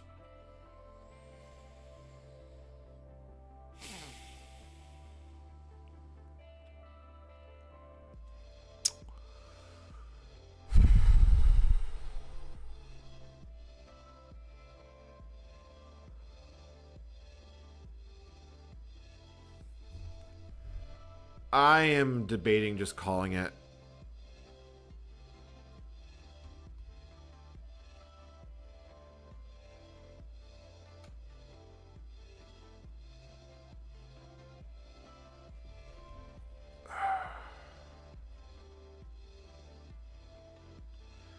We literally have everything else we need aside from the first stage bootloader. I'll build Vim because that's like the last package I actually need. I probably should have built that for the host system a while ago. Apparently that's not the address for Vim. I was just looking at it.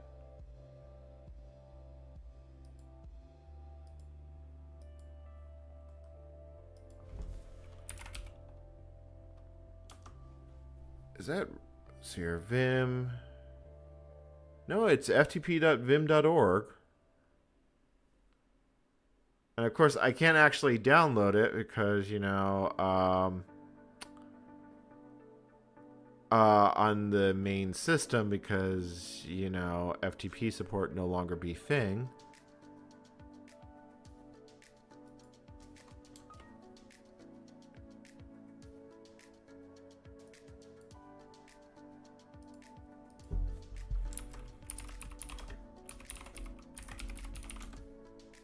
No, it actually doesn't exist. That's not Windows glitching out. That's it just actually not existing. Let me see if I can find a source code of the Vim, a mirror of the Vim source code.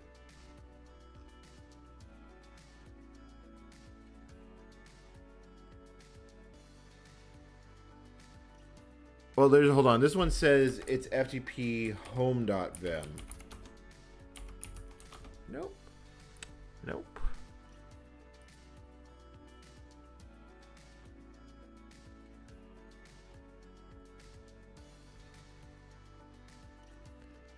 It does look like the only way to get Vim source code is from fucking GitHub.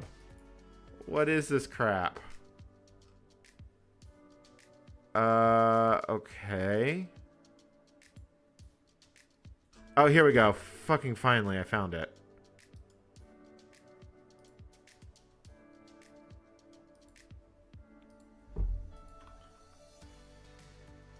Wait for it to download.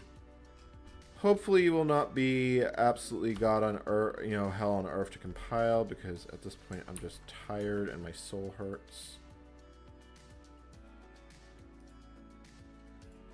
Like, the boot issue could be solved. I'm just...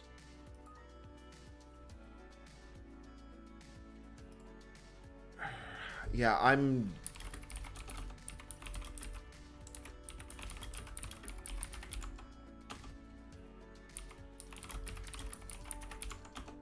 Oh, right. I don't have bzip.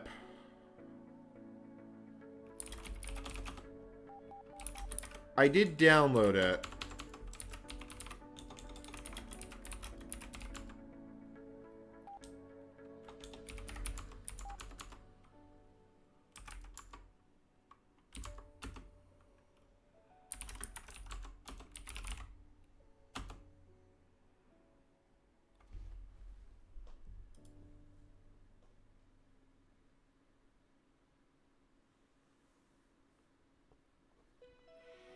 Yeah, the kernel wouldn't fit in 2.88. If I could figure out how to build... I think Grub for Linux Windows is actually the closest thing I actually need. It's actually 2:34 a.m. here, to be honest.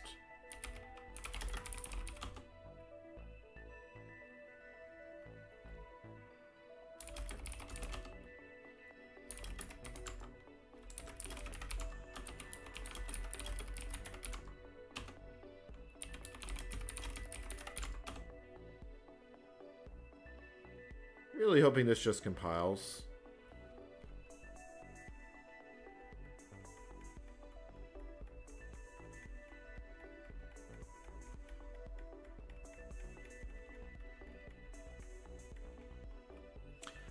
I think if I'm going to make an exception, I think I'm just going to make an exception for pxelinux.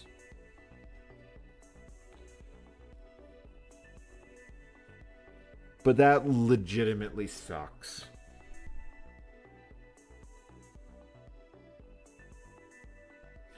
The only other thing I could think to do is Loadlin. It's the only other thing that I could think possibly would work. But I don't know if Loadlin would be able to boot a modern kernel. I mean, it's old.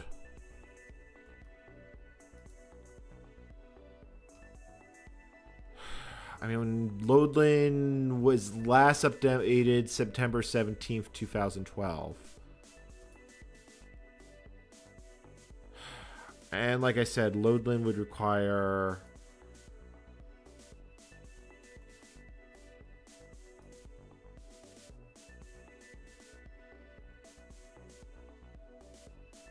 Yeah, I mean, I'm somewhat clutching at straws myself. In theory, I could probably modify this pxelinux source code to be buildable under a massive fucking project.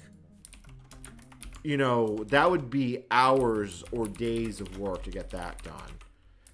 And I'd still have to figure out how to...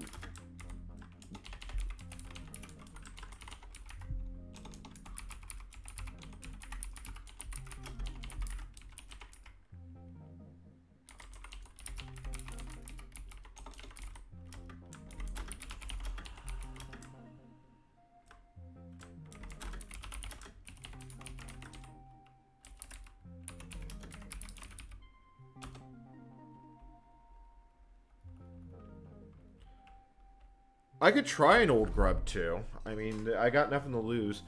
Let me let Vim build. I'm going to mull for a little bit longer.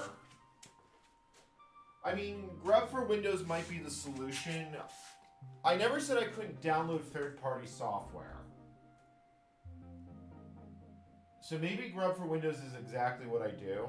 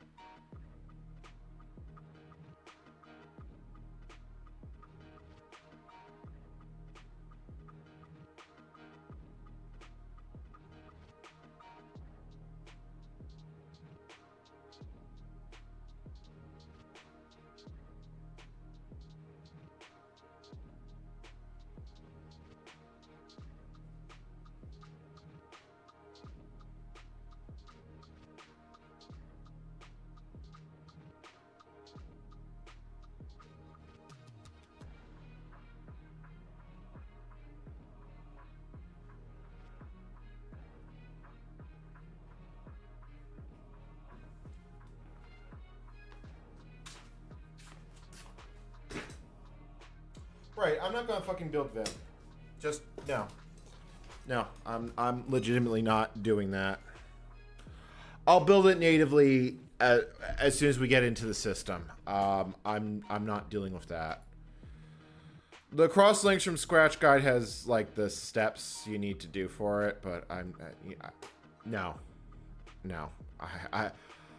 I am very close to having it up to here with this project. I will try an old version of Grub.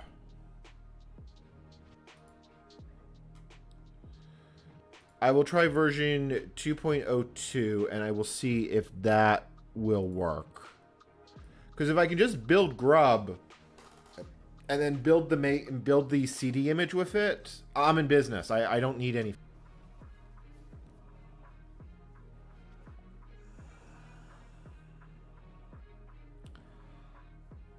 I legitimately wonder how those Grub for Windows binaries get built.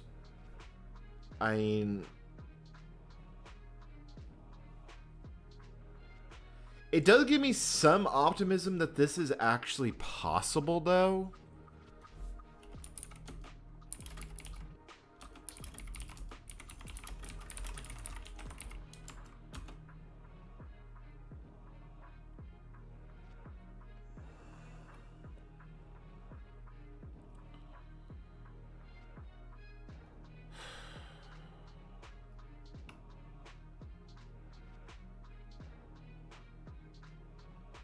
I really feel like I'm grasping at straws.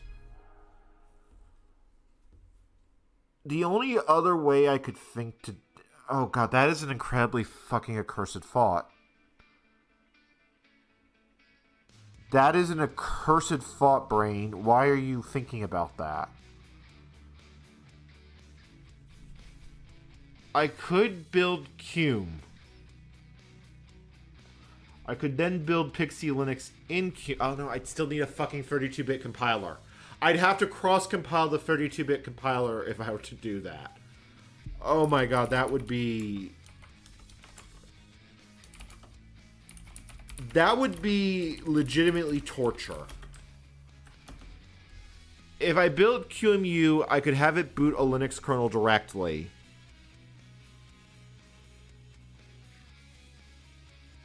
Does this actually... Hold on, does that actually help me? I would be running under emulation. I would be running under 64-bit emulation on a 32-bit platform. It would be atrociously slow. Like, you think it's bad now, it would be worse like that.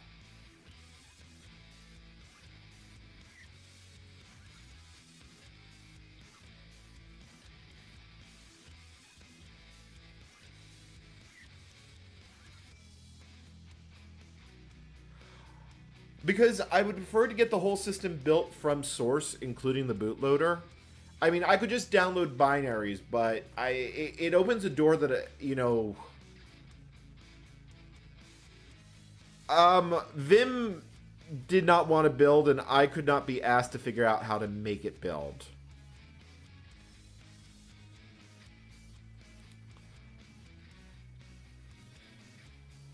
Cume...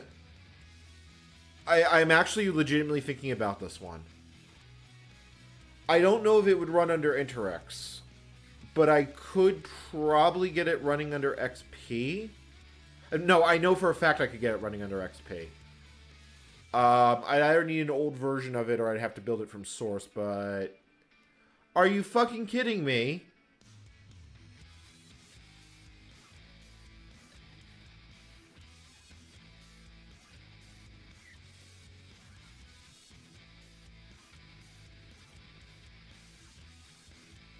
You know what? Let me try it under M system.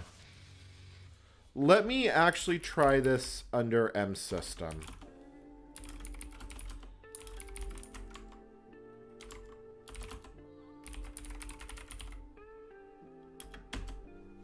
They have to be building grub for Windows somehow.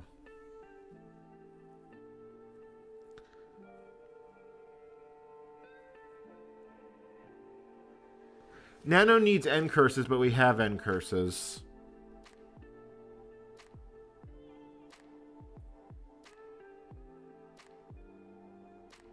Well, I'm not getting anywhere quickly.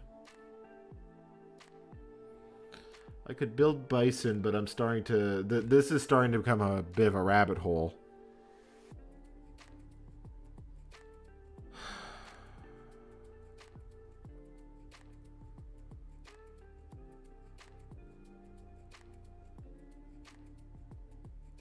I would have to build Bison from source, and it probably means I also need Flex. Do I really want to try and do this? I could just make a fucking exception. I mean, if I really wanted to go down the complete and total rabbit hole, I could build a MingW toolchain from... No, brain, delete that thought. Seriously, just delete that thought now. We're not... The truly accursed sentence that is going to leave my mouth is I could technically build an M system or MingW toolchain from within InterX. Loadlin requires Turbo C. It literally requires Turbo C. Maybe it would build with Open Wacom. But I don't even know if I could. The problem is I have this distinct feeling that Loadland would choke on a large kernel. And the kernel ain't 6 megabytes.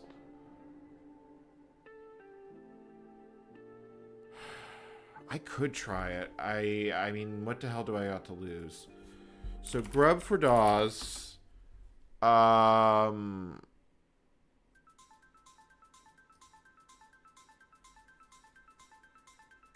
not exactly sure how I would load it. I would have to make a DAWs boot image. Is there even a recovery floppy in Windows XP? I thought that went away with Millennium Edition.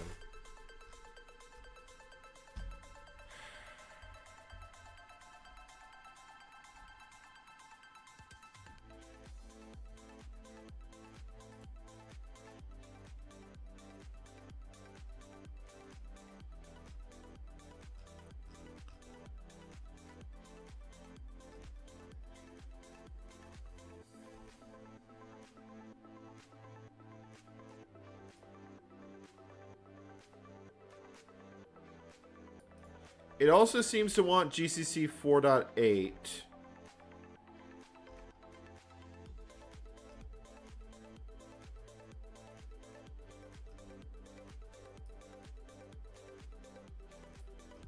I'm kind of looking at this bug report just to figure out.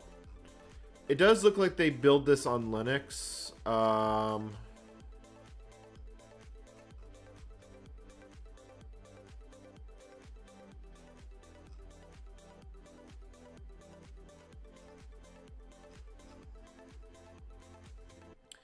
Because there's 2 legacy BIOS versions and there's the UEFI version.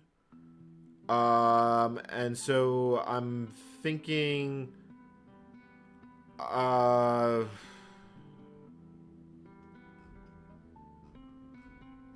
have to fucking load it from NT Loader.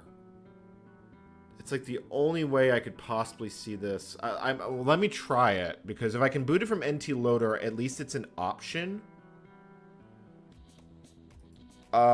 It's a shitty option, but it is an option, because then I could install XP, add it to NT Loader, net boot off the NFS server. This is on the other VM. That is a truly accursed way to do this.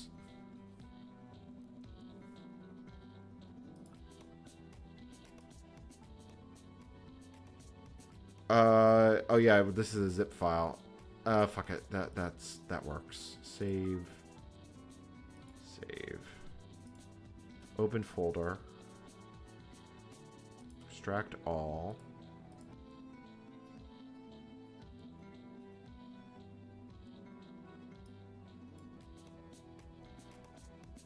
I'm not convinced that this is going to work, but...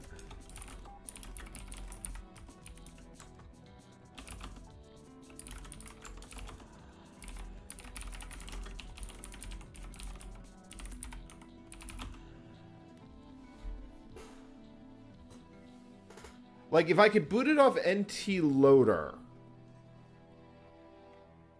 I could install XP. I could just install XP and do it that way.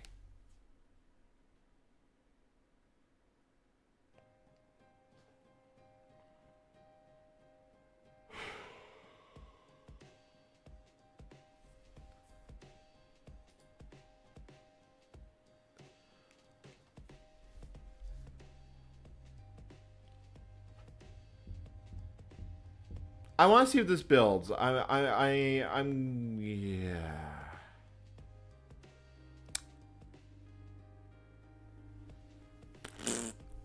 Oh great, and I think my...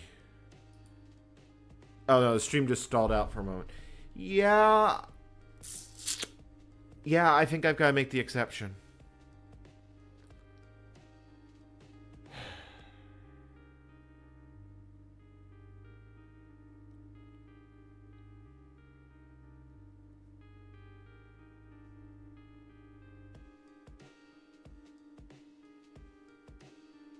I mean, it gives me the boot floppy. My internet is really being flaky right now.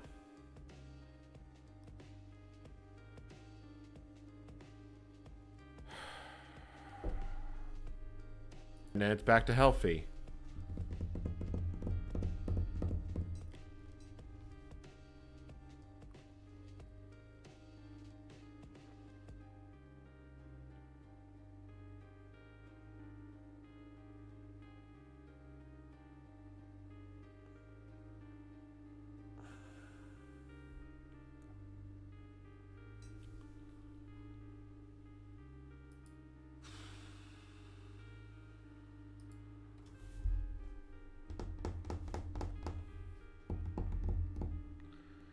The only way I could see to do this under a pure XP system else would be to emulate the system in Cume, netboot it, build pxelinux. Oh, but I still need a 32-bit toolchain if I do that. Which means I'd have to cross-build. I'd have to fucking cross.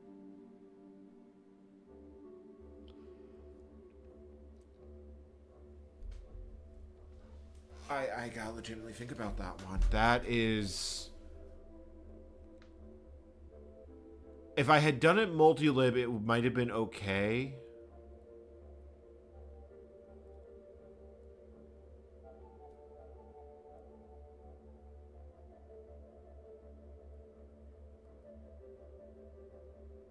Well, they built Grub for Windows, but I don't see how they did it.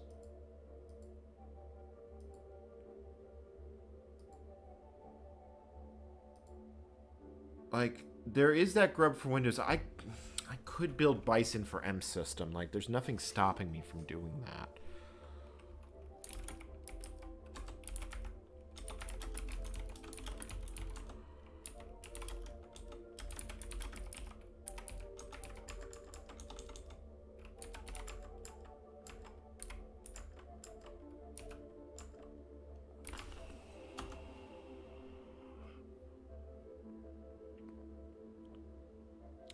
I'll probably need Flex as well.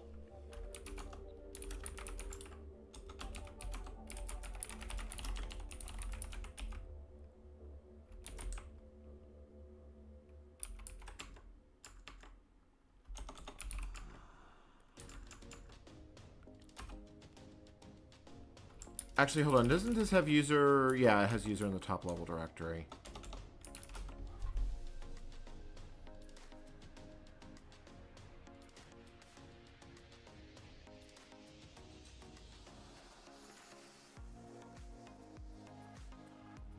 You know, configure's a lot faster under M System.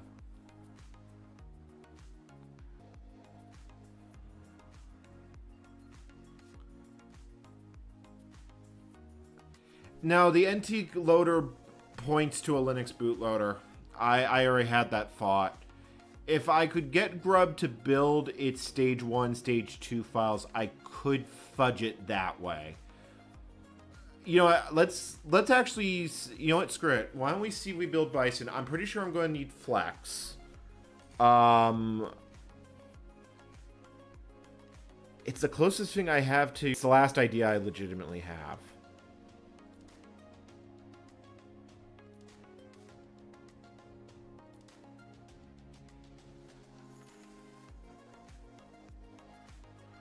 The way NT Loader boots Linux, let me look at that. Like, I thought it had to chain load it into Grub.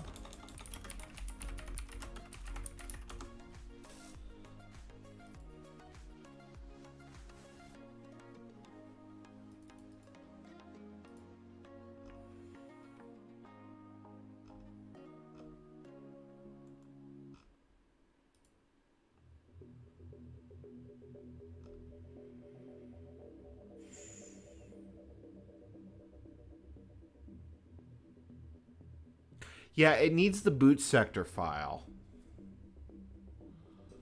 I'm looking at it right now. It literally needs the boot sector.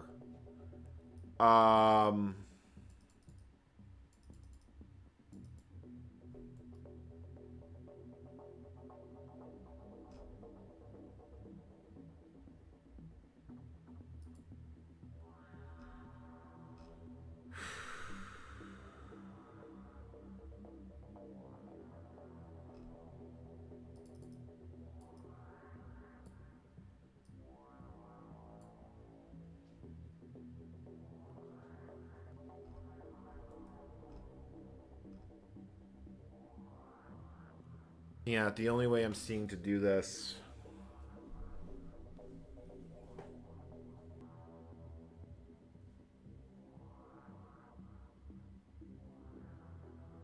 Well, if I could just get it booted once, it would be good enough.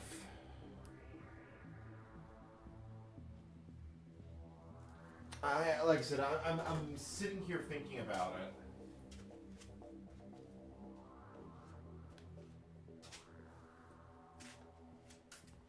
If Grub could build the 64-bit toolchain, I could build it with the system I have right now. I could conceivably boot the kernel in emulation. That is a thing that is possible. It would be dreadfully slow because it would be emulating a 64-bit platform on top of a 32-bit platform. I still need Python.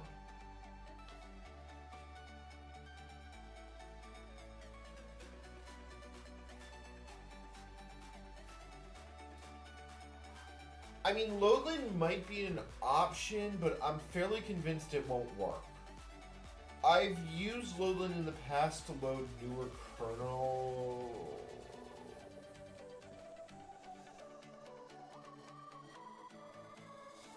I am actually revising that thought. I am legitimately revising that thought right now. The reason I'm revising that thought right now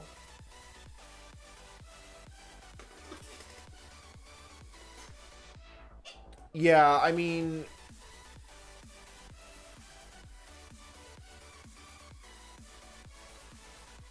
yeah, there's no easy way to replace it. If I think this is going to be my last attempt. If I can't get this built, and I'm not convinced I'm going to be able to.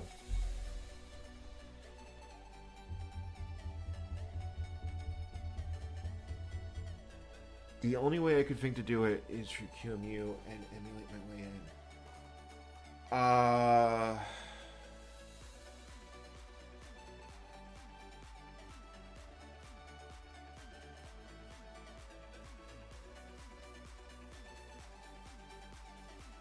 No, Lilo isn't an option, unfortunately. It would be a nice, easy way to do it.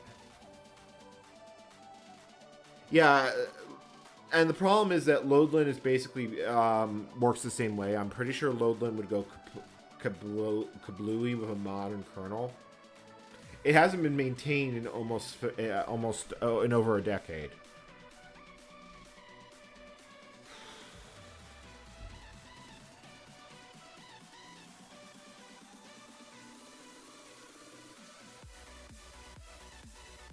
Oh yeah, there's that point too. It is a 64-bit kernel. I think the only way I could do it would be to emulate an AMD 64 system on top of a 32-bit one.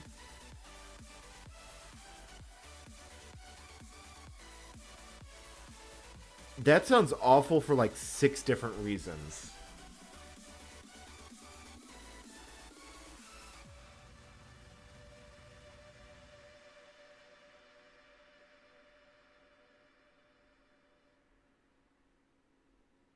No, you're completely right. I didn't even think about that. No, Loadland wouldn't be able to load a 64-bit kernel. Yeah, you're completely right about that. Well, I mean, this Grub 2 for Windows thing confuses the crap out of me. I have never heard or seen this. Do they ship a library here? Like, I'm looking at this.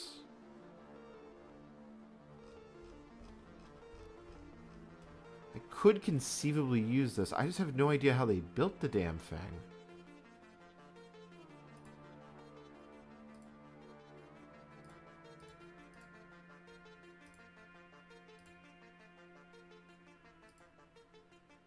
There's some accursed files here. Grub Spark 64 setup.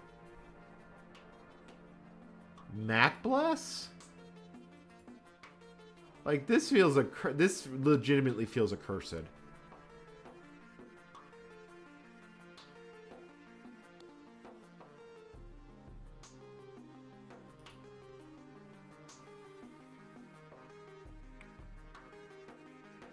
Yeah, I think it's native or bust. I legitimately do think it's native or bust.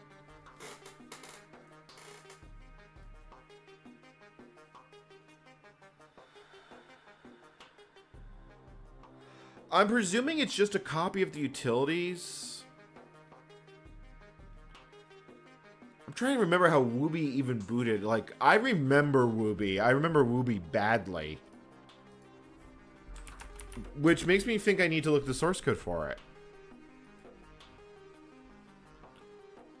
Yeah, it's on Launchpad. Alright, fuck it. I'm gonna have to look and see how fucking Wooby worked. Wooby worked in the XP era, so I hate this idea. I hate it, I hate it, I hate it, I hate it. I already see boot.ini here.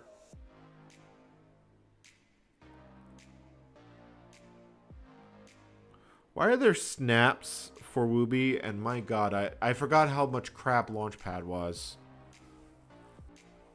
Oh my god, I legitimately forgot how bad Launchpad is.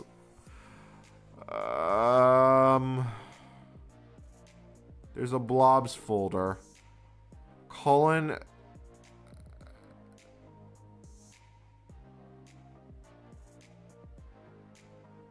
I see a make file. I see a Sigwin1. I'm scared. Yeah, I think I remember that. I'm assuming they just... God, this is painfully slow. They used grub for DAWs. I did see a top-level makefile. Maybe that can give me some hints on how to build the damn thing.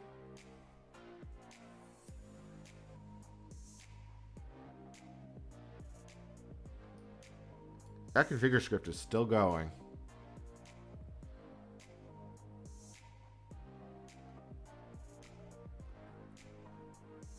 Yeah, that's grub for DAWs.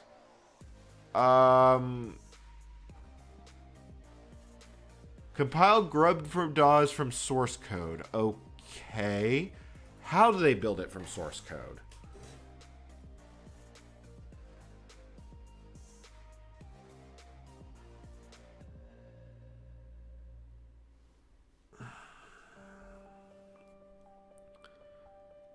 I honestly wouldn't be surprised. Let me see how they have built this abomination. I never looked at how Wooby works when I was at Canonical. I tried to pretend it didn't exist, and I'm pretty sure most people agreed with that philosophy. Jesus Christ, Launchpad is... We're looking at how Wooby did Voodoo. Knowing my luck, they fucking cross-built it from Linux. Oh my god, they actually did. I was fucking joking. Piewine. No, they actually did build it from fucking... Oh my god, they actually did build it from Linux. Are you fucking kidding me? Ow.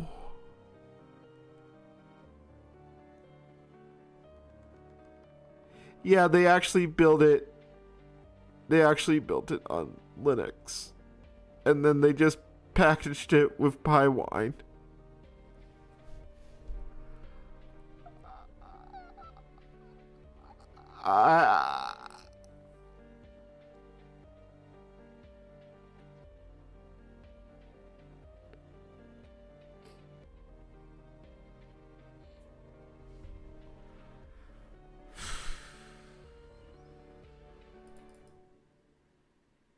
They literally run the grub command from i86 ntloader grub file wooby to make the MBR.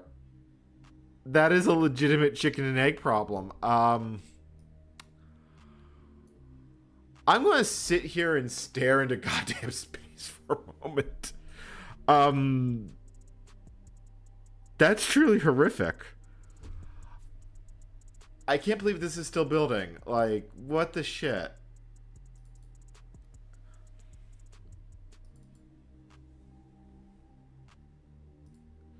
So if we look at Grub for Windows, like I don't even see. I'm assuming this has been built with either M System or MingW, because if this was built with Cygwin, it would have a Cygwin1.dll here.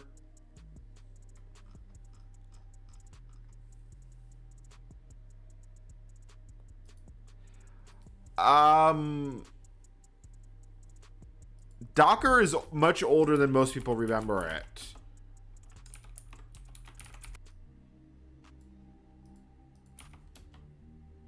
So they fucking built it. Yeah, they fucking built it. Initial version 9 years ago of PyWine.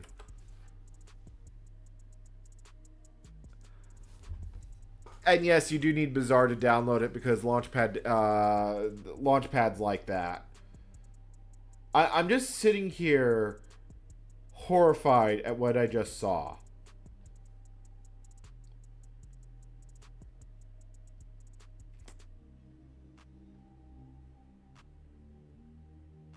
I am legitimately horrified by what I just saw.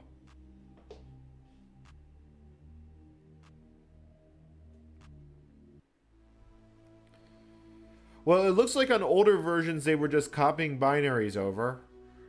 But they're certainly not building it on Windows.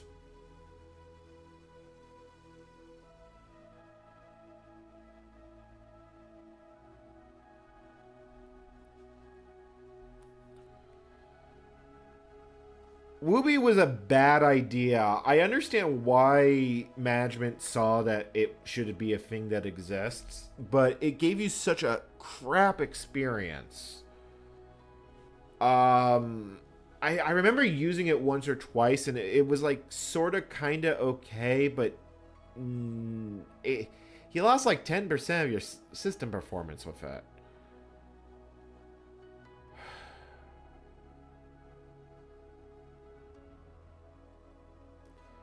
Yeah, I think the only thing I legitimately have to try at this point is if I could successfully build Grub under M System. That, or I would have to... I'm almost at the point that I think it's not worth it. Like, I'm actually sitting here kind of feeling like it's not worth it, and I should probably walk away.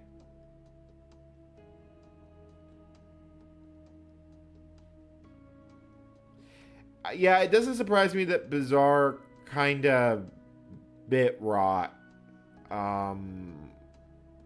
Launchpad held on to that for a long-ass time in face of Git, but didn't.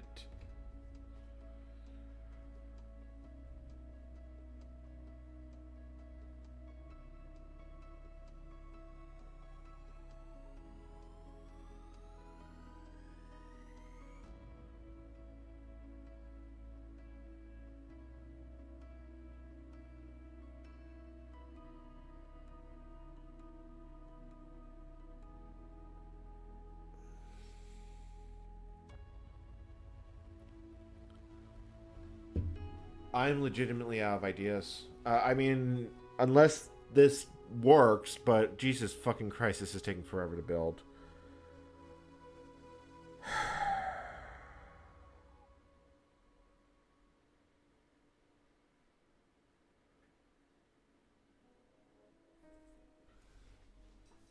I'm gonna go stand and, I'm gonna raid the fridge for munchy food. Because I want this configure script to actually finish first.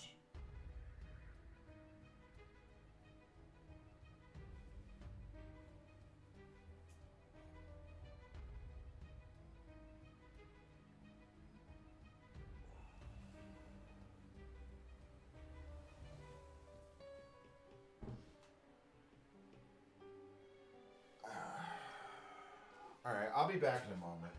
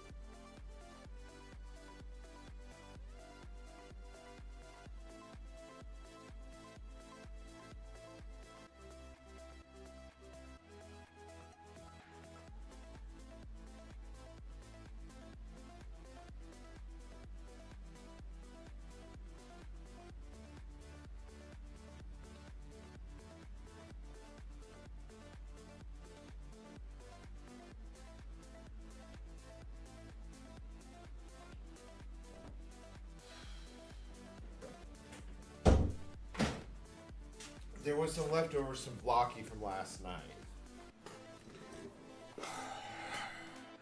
And that was nice. God, that's some weird configure messages. Checking for Java compiler. And then the stream just fucking plonked out. Alright.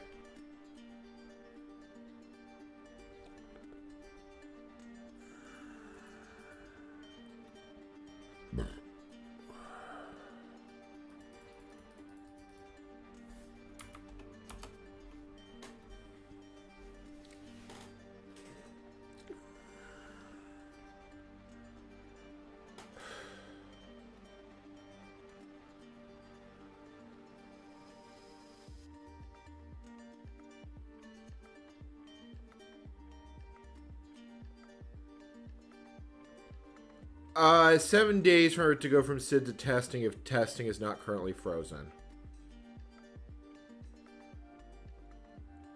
I could really use some thinly sliced almonds. That sounds really tasty. Wait, why is that building? That wasn't building before. What did I do to make it build?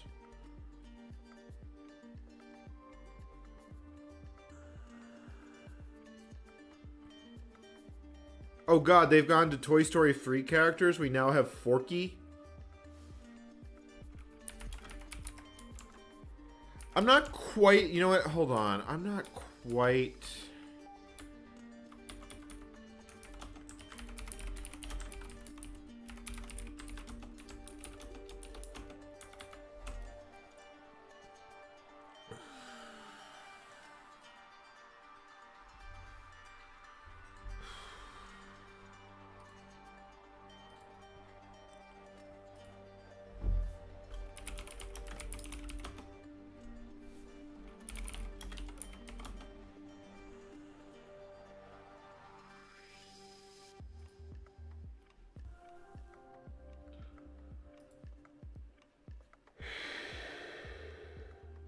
I mean, if I could get NASM to build, maybe somehow, some way we get a bit farther.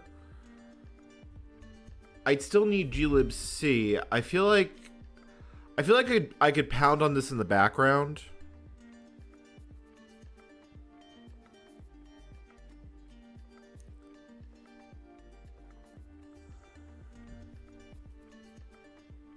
Debian names its characters after Toy Story.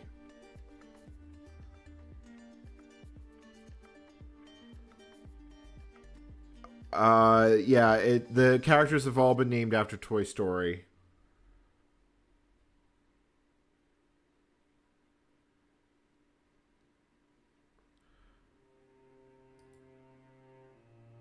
Are you kidding me? Don't W error. No, don't W error.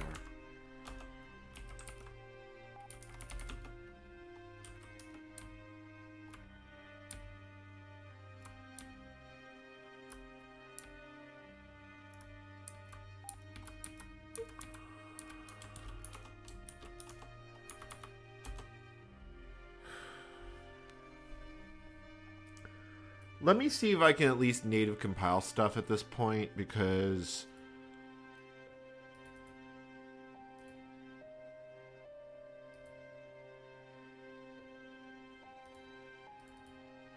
I want to make the push.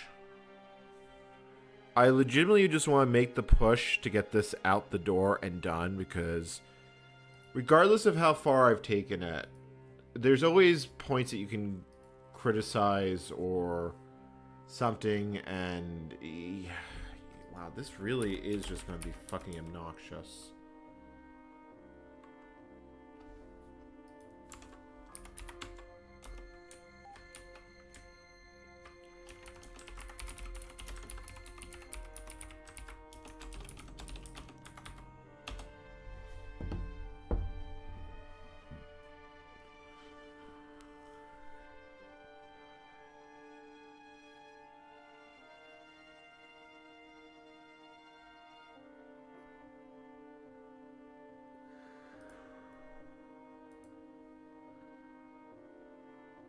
I'm wondering if we're at a point that we can run a configure script.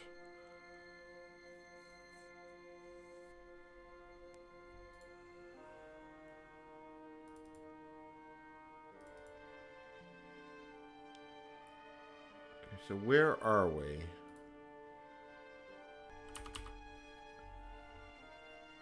So we should be able to restart session.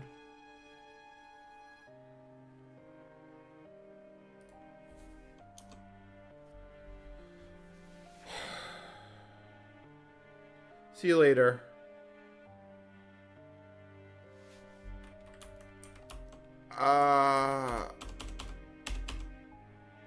What's missing? Did I move pxelinux out of that folder?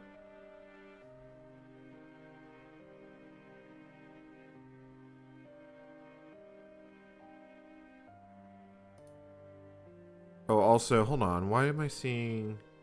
Oh, wow. Holy cow. There's a...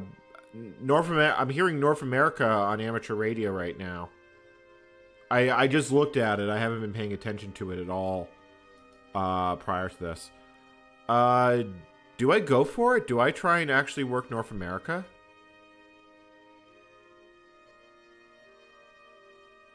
Hold on. You know, I think I need a break. Let me bring up the radio. I'm going to bring up the radio for a little bit. Yeah, I'm hearing North American to North American traffic. Look, those are... You know what? Screw it. I'm going to try and work this guy. That's Florida. I'm not convinced if I can actually work US. Like, you know what? I just need a break. Maybe something... I'm going to keep working on build failures over here on the other side while this does the thing. Because at this point, I have enough footage for this part.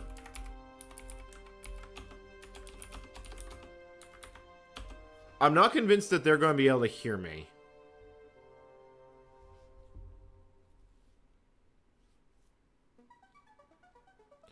But it does look like there's a band opening to North America.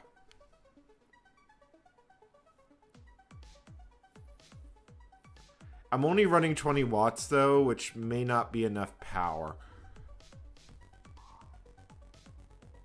Oh, holy crap, he hears me! Holy crap, he hears me at minus 27. Or 26. That is actually a reply. Holy crap, I just made North America. Let's see if we can actually finish the QSO.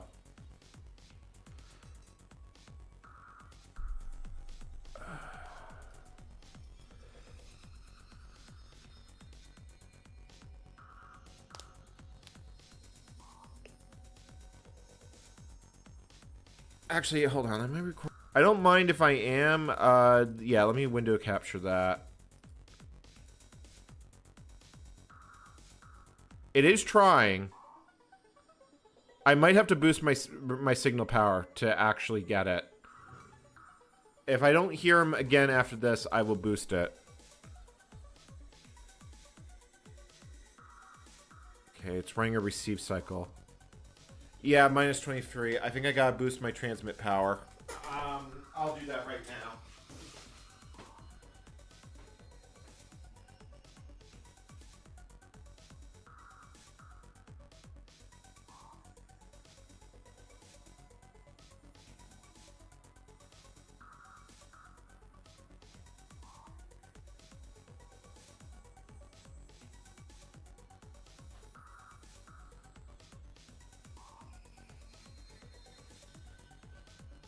See if we can actually get it. I just bumped it up to 40. Let's see if I can get that out of the gutter. Because I am I mean, he heard me, I heard him. He's still working me. Alright, now receiving.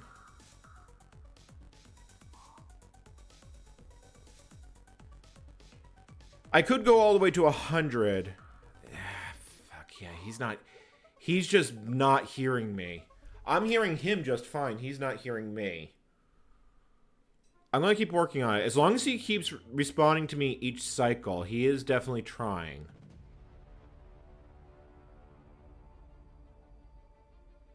If I just start seeing yellow here, it means that I'm transmitting and he's not hearing me.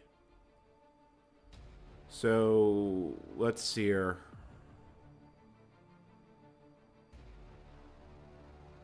Yeah, I think he gave up on me.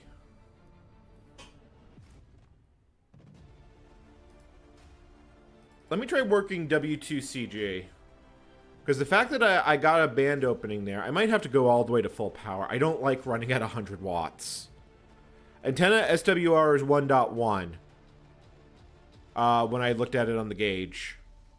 So I could potentially go all the way to 100. Oh, he heard... Oh, he actually... No, he is trying to still work me.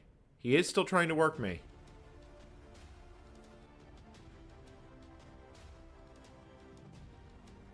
Maybe I need to boost it even higher. You're seeing XP? Make sure you're caught up with the stream.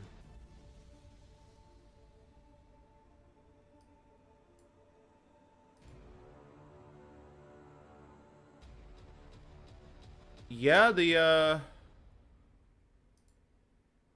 Here, I'll put it over here. Oh, I got it. I got it. I got it. Two-way. Holy crap, I actually work North America.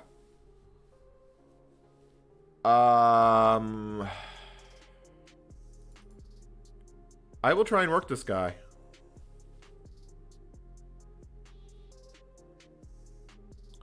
No, I got him on 40 watts. I fucking got him on 40 watts. I'm also here in Canada right now. I'm shocked that I actually managed to work the States. I mean, it's FT8 and just barely limped across the Atlantic. But, holy crap, that's China. That's a China call sign. Well, BI6 Oz. Yeah, I don't think he's hearing me. I'm assuming because it's a small... Basically, the smaller the call sign, usually the more impressive the setup. So I am legitimately surprised he heard me for the noise. Oh yeah, I should actually have the XP stuff on the... Honestly, that... oh, Bison actually did build. Yeah, Bison actually did build. I don't know if chat can see it. Wow, that was cool. I really didn't expect to work the United States of America today. I'll try another one. Let's see if I can get a few more transatlantic contacts. Bison did finish. So, honestly, this was... That was kind of the pick-me-up I needed.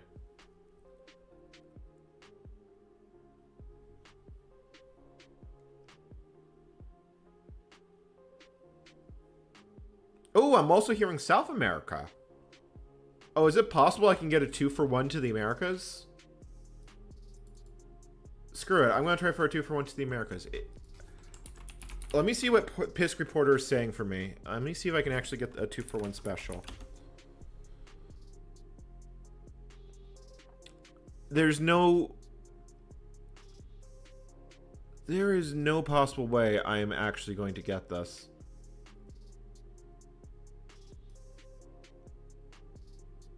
Oh, wow. I'm actually being heard while I'm being heard as far as flipping Australia. Yeah, here's what the, I don't know if you can see reporter. Let me see what the stream output looks like right now. I've heard it's not terrible. So, also Bison built. Yeah, so this is what the propagation graph is currently looking like. I am literally lighting up the United States. I'm also being heard in Russia and in Australia at Reunion, and I was picked up in Brazil. Cool. I am actually really fucking juiced about that. The fact that I actually got to North America. Let's see. I mean, I could try this South American station. There is a chance I can actually work him. Who is he talking to? He's talking to a Russian station. So, yeah, that does imply there is a band opening. While that's going, let's go see if I can make any more progress with Grub. I somehow doubt it, but, like, what do I have to lose at this point? I mean, that's legitimately a... Yeah, I don't think, let me put up Streamlabs. That is legitimately, the pick-me-up I needed. I'm assuming that Grub is going to want Flex. If you usually need one, there's a chance that it'll just work with Bison. Yeah, I'm definitely hearing a lot of US.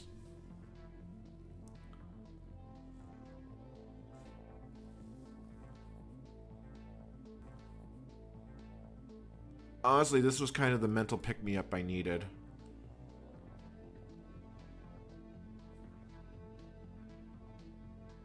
Yeah, I'm not, like, me hearing Asia is one thing. Me hearing the Americas is an entirely different ball game. Which really says how good a vertical antenna is for DX. Even if it was at -21, I mean, let's be honest, you're not going to be able to do that with CW, but if I was running full 100 watts with CW, you probably would hear me. Because it would be about a 3 dB gain. It would take me from 21 to about 18, which should just be on the edge of audible. You know, chat, also, it does look like... Wow, that's another US station that's hearing me, and he's hearing me at -10. Okay, I guess I've got a band opening to the States. Now, the question is, what else can I snag in North America while I've got the band open? Yeah, it also looks like Grub is building just fine. Okay, I guess that was the mental pick-me-up I actually needed.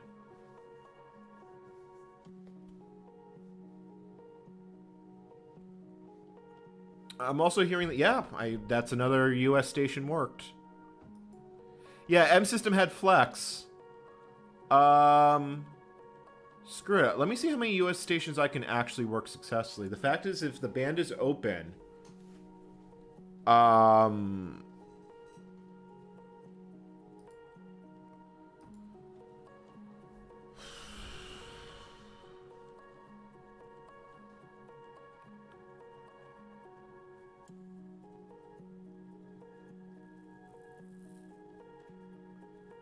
actually have an opening to the States. I mean, it makes sense. We're at solar maximum.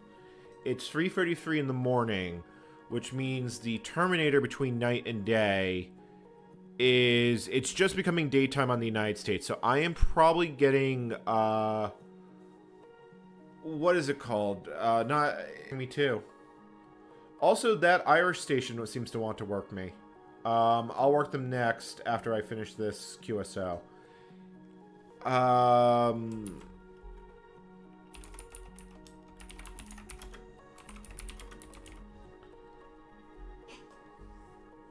Yeah, I should take a screenshot of the log.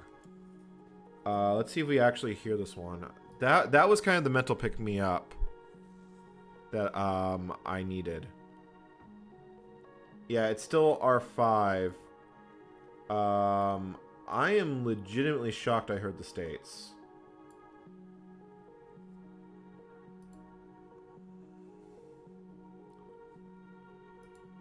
I am going to just take a screenshot of that.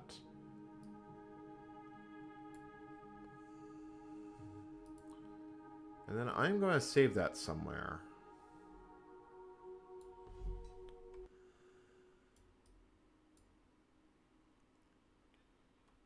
Alright, yeah, it doesn't look like I'm getting that station.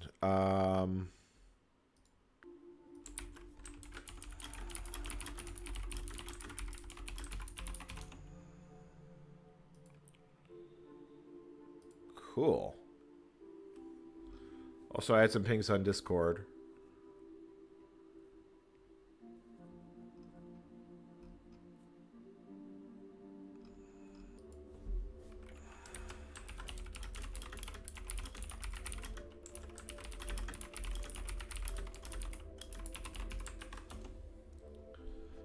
I'm guessing that Irish channel went away, but yeah, it's skywave propagation. I was hearing Canada a little bit ago, so conceivably they are. I can hear them back. I can hear them back.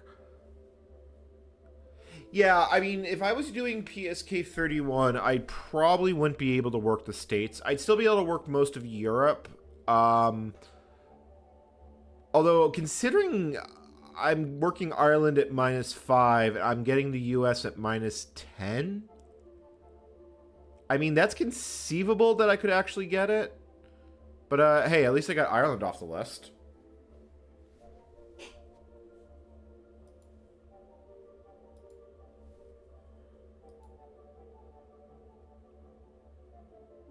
Honestly, that was kind of the mental palate cleanser I needed. That was exactly what the brain called for.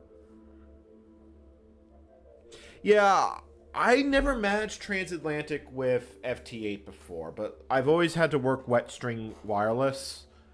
So I was happy if I could get it to go a few hundred miles. Like, running a random wire antenna in Manhattan, you're not going far.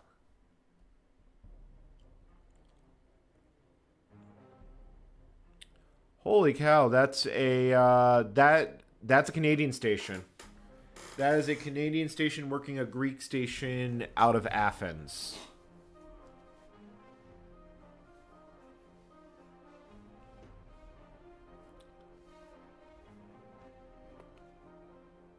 I do plan to actually sit down and learn CW at some point. Okay, you know, this was the mental break I actually needed. Let's see if we can actually get let's see if we can get Canada. Like, let's go see if we can get a twofer. I wouldn't mind getting... I've heard Cuba in the mornings. I heard Cuba last night. I wasn't able to work them, but it looks like the band conditions are conducive to actually doing this. And honestly, if I need more power, I have more power. I'm only running at 40 watts. The antenna is rated for 100. And I actually do trust the SWR protection on this rig because it has saved me before. So I could conceivably go all the way up to 100.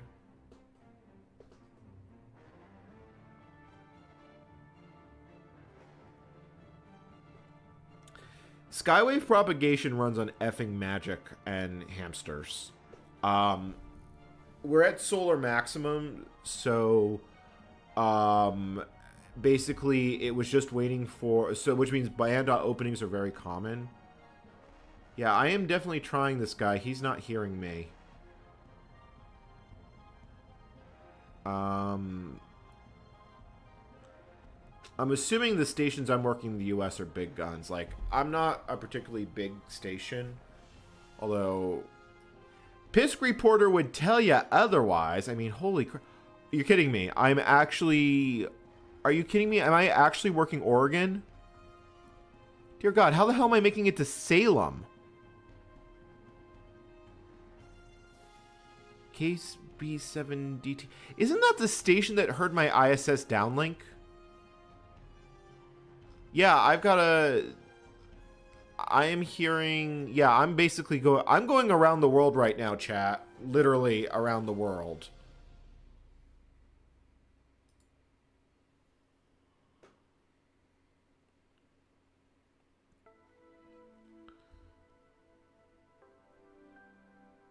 I definitely want to sit and do, definitely work, some PSK, though. Like, FD8 is fun, but it's a little soulless at times. This is still configuring, shockingly. So maybe it builds. I'm not completely sure what I do if it builds. KE... I want to say 8 is... I know 7 is Oregon. I think 8 is California? Yeah, 8's California. Considering I'm hearing him, he might be able to hear me. Who is he working? That's also India's calling. And I have just also been heard on Trinidad and Tobago. So, I've got a very loud loudspeaker.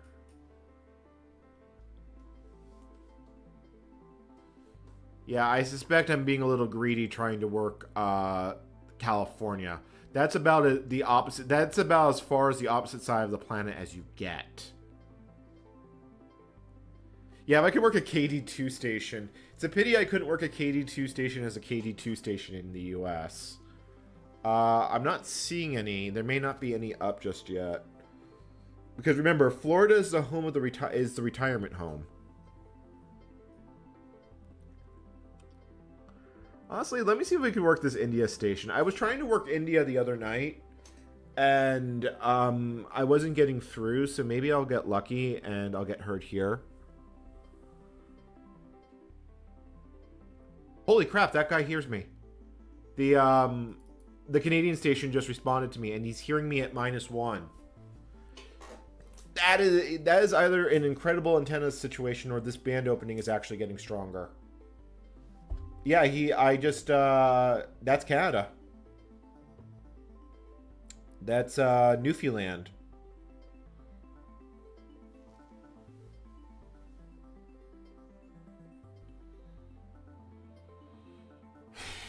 I think I'm going to have to write some notes for this. But that definitely, bootloader problems.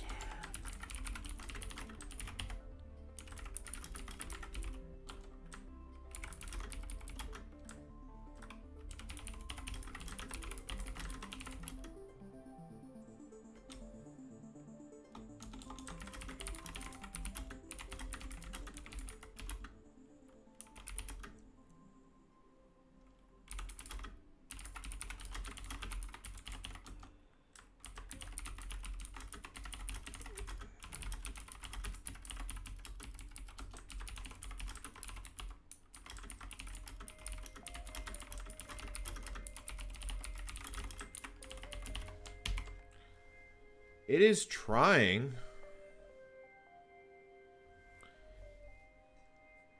Oh, this guy does hear me. Here, you know what? I'm going to switch back to this station, and I'll finish this QSO. Yeah, we do hear each other, but it is very weak. He's not hearing my R16. So this station's basically in the basement.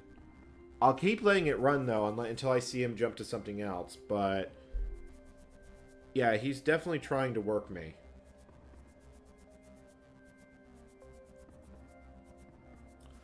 Let me see if I can look this station up. It is VE1WT.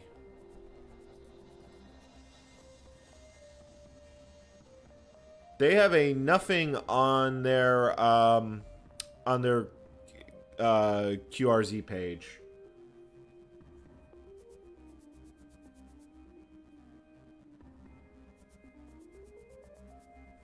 I might... Yeah, he's not hearing me. I could boost the power even higher.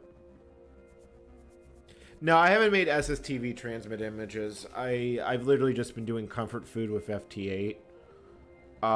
That is actually a good way to describe it. But I call it the cookie clicker mode because that's kind of how I treat it. I've never had a permanent HF setup that I can just leave up. Yeah, this guy is not hearing me. I could boost the power even higher. I hesitate to do that, but maybe it's worth it. Yeah, screw it. I'll kick it up another notch.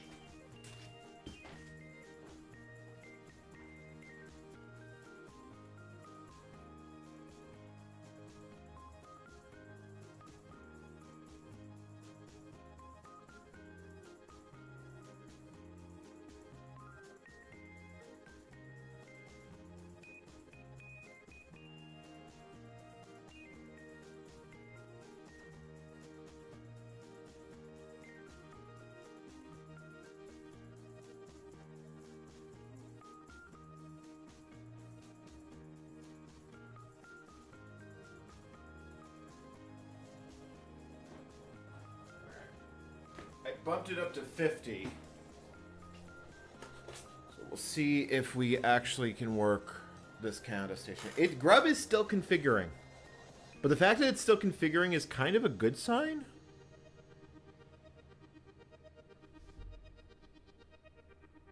I think if I just sit on this, it will eventually go through. I would really love to get a Canadian station in the bag.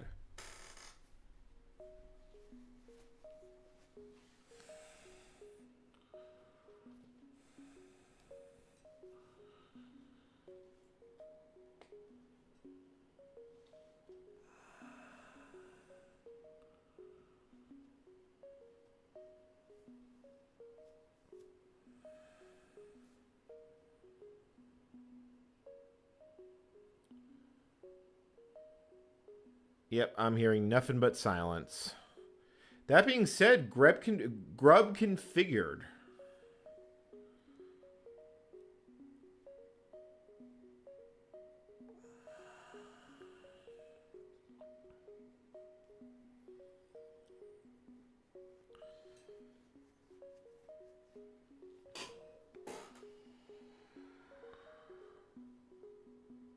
Oh, okay, there's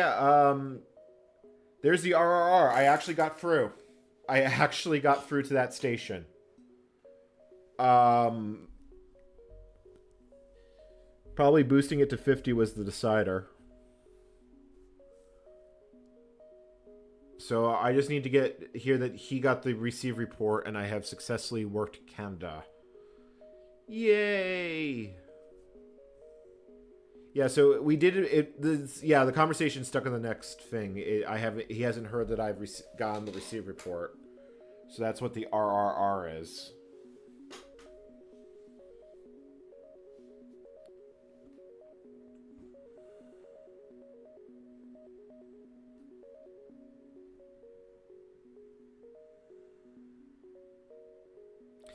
You can do a little bit more with it. It's a free form. You can basically freeform. You can basically freeform multiple stuff. Yeah, this guy's working other stations. I just saw him work an Italian guy. Yeah, I mean, there's PSK. There is PSK. Basically, I could work Olivia. I could work PSK. But like I said, if I just want to take a break and not actually think about it, FT8 for the win. Yep, and then yeah. Okay, so that guy abandoned the QSO halfway through. So that's a little depressing. Let me just try the India station.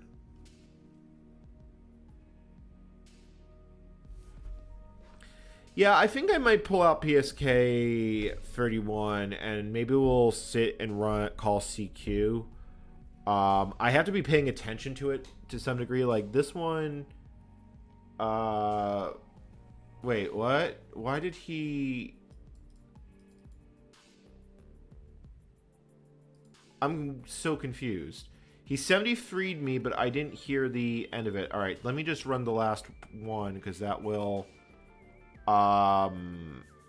He must have jumped onto another contact, and then I didn't hear the end of the conversation. So I can still log that, though. I lost his grid. I gotta put the grid in manually. His grid square... What was his grid square?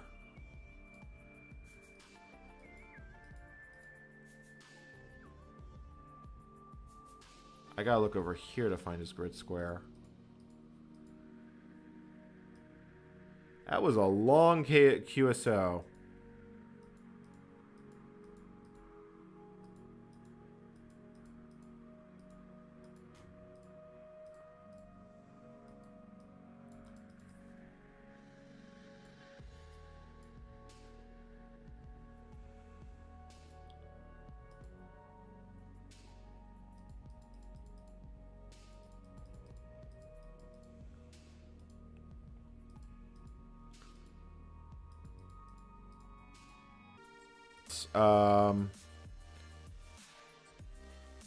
Did my internet just die completely? No, but it is mostly dead. I can't find this guy's grid square, sadly. And I can see if I can find it. New terminal, please. New tab.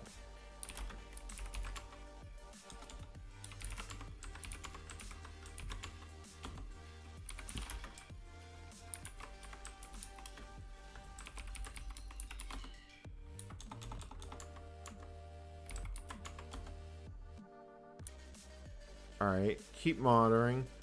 Yeah, I'm surprised I don't have his grid square. I can log it without the grid.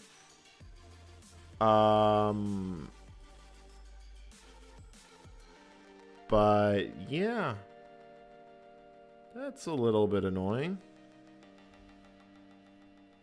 I would have liked to know exactly how... Let's see here. Oh, save... Yeah, hold on. Save decoded, view.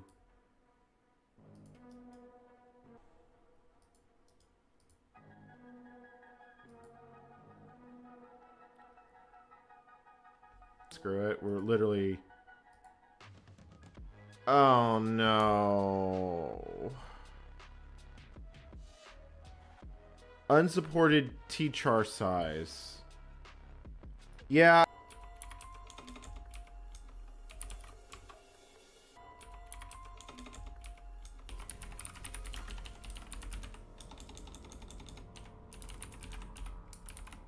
Oh, we're back. We're back.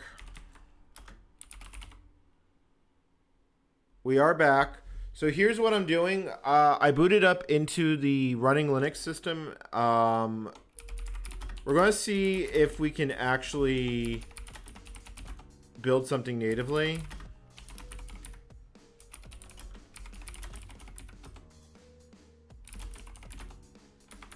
All right, I think we're basically good to go. So configure, prefix, user. This is the first bit of software that we are actually trying to build natively. Let's see here. Oh, C compiler can't make executables. LD.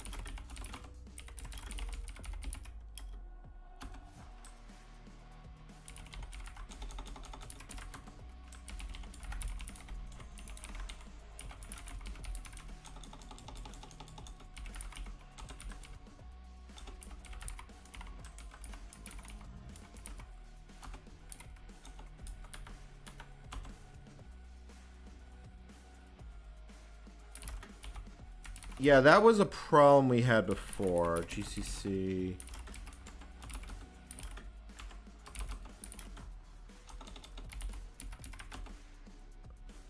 No shared library. Okay.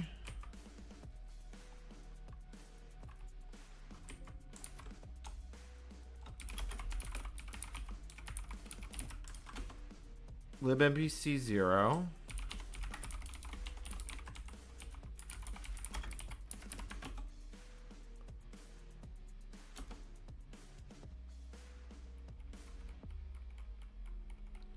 Yeah, I know I did run into it earlier. I'm just confused on why it's now just completely locked up. Okay, I think it's just running very slowly. Oh, you know what? Because I'm also not exporting.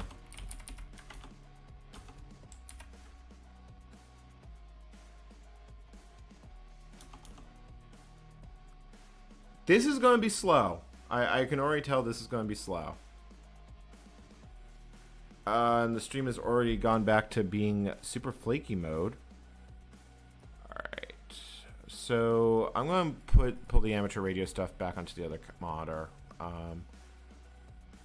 Yeah, it looks like I just lost North America.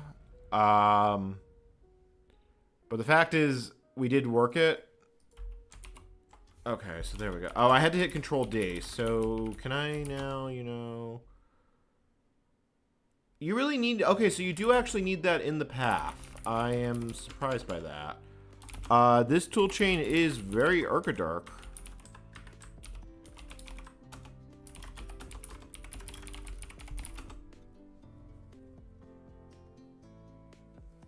Okay, we good.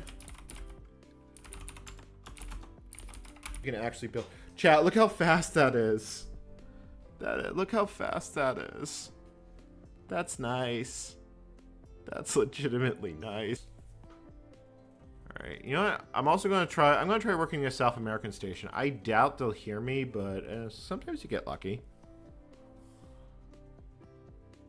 Can't create temporary directory in temp. Oh, that's probably because temp doesn't exist.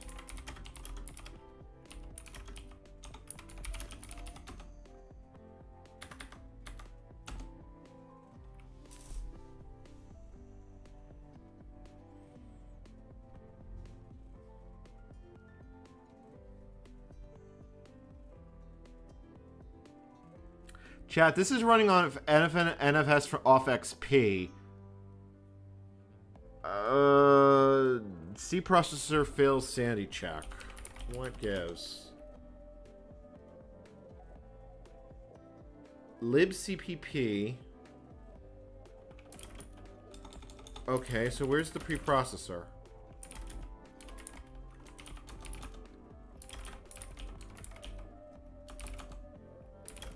Yeah, well, considering it's an NFS root off of XP, you'd be surprised. I'm surprised it's actually running that fast. Oh, you know what? This guy is actually, he wants US, so I will give him what he wants.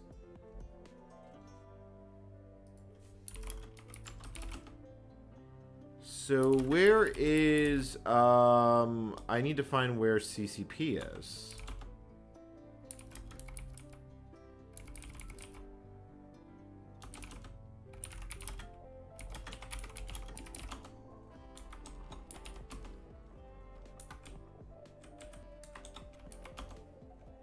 Also, okay, apparently I can't find... Oh, okay, hold on. This South American station hears me. The South American station hears me. Holy crap, he's actually... I might get a twofer. This would actually let me have worked all continents except Australia. Hold on. So, it's for a good cause. It's radio. Where is the C preprocessor?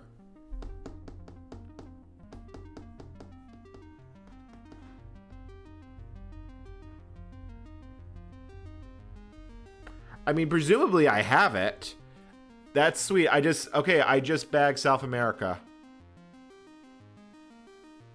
I legitimately just bagged South America. That makes me happy.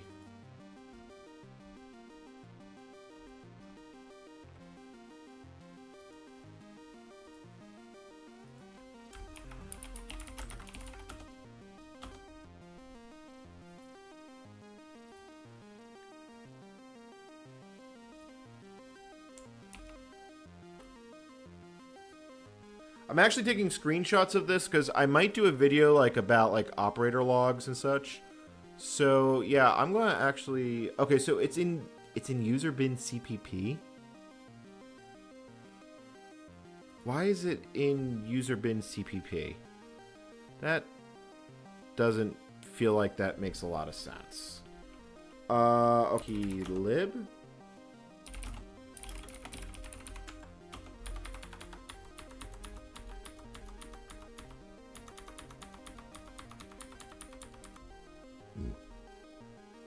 Oh, that is so fast at this point. That's zooming. That is legitimately zooming.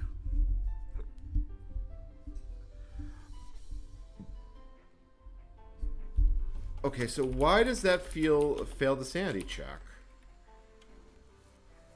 Fatal error, fuse linker plugin, but libLTO plugin not found?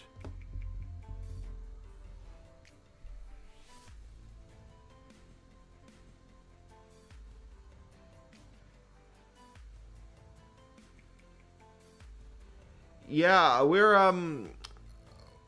this toolchain is having some indigestion. I think that's the only way to describe it.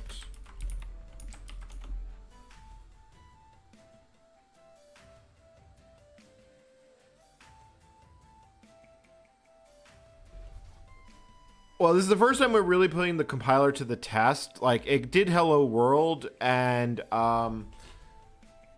yeah, it's definitely having a little bit of indigestion. I mean, I think that's about the only way to describe it. What's the actual file it's looking for?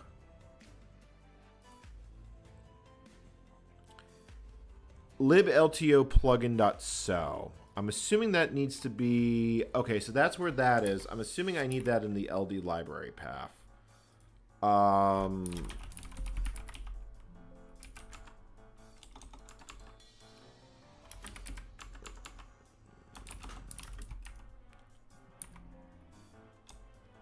Yeah, okay, I think I need this entire directory in the LD library path.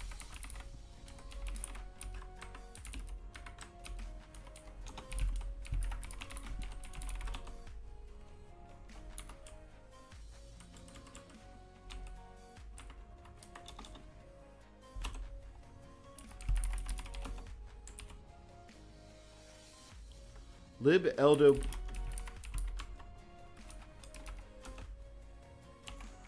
I built file.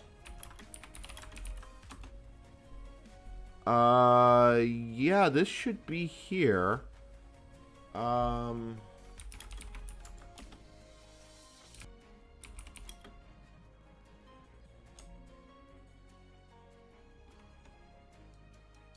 Yeah, see, we're starting to kind of see the cracks on this.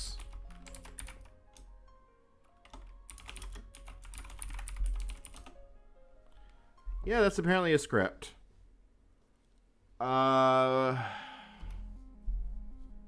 Which is roughly Chicago, Illinois area. I'm just gonna let that start. Oh, that time it saw it? Now it's not giving the same error.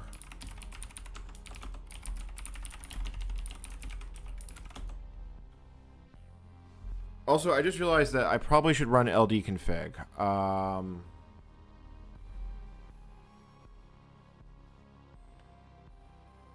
Let's see if this actually builds. Why does that fail sanity check? Why does that fail sanity check?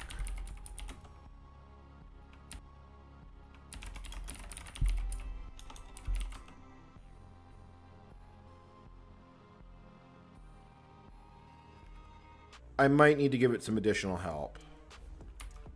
So let's try setting CCP flags. I shouldn't have to do this.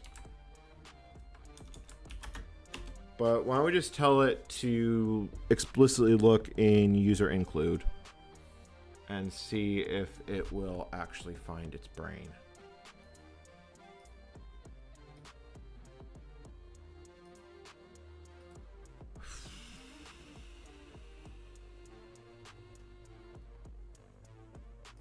No, it is not. It's just saying it fails sanity check.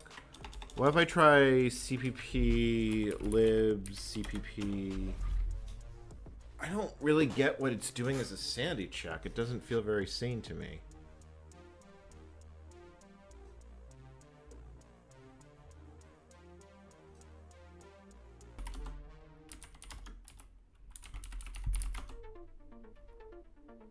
Okay, so that works.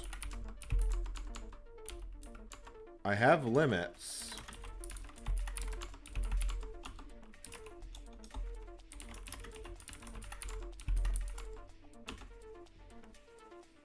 Yeah, those are there. Alright, so on the real system.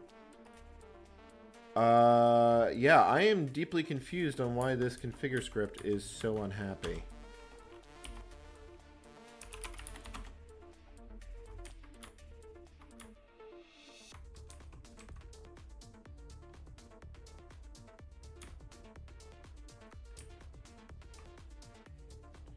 No include path in which to search for these headers.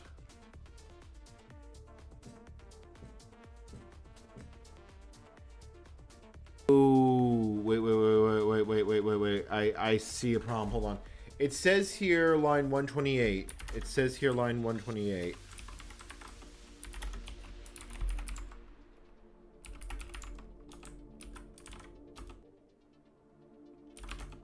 That's the wrong limit file.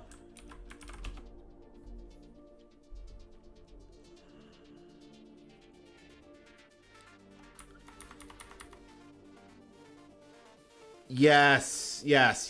It's trying... Okay. I get it. I see what happened. Okay, so I need to see GCC's header path.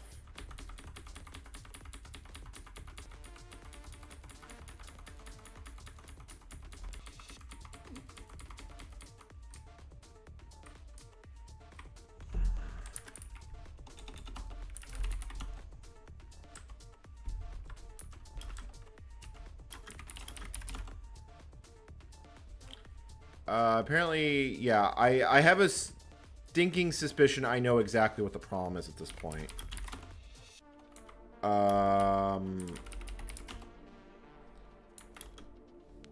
Yeah, hold on. Alright, let me look at the include path.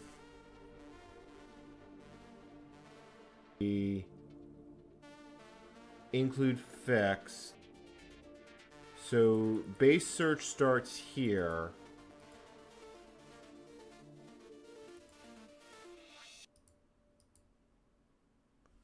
How do I get to dump its search path?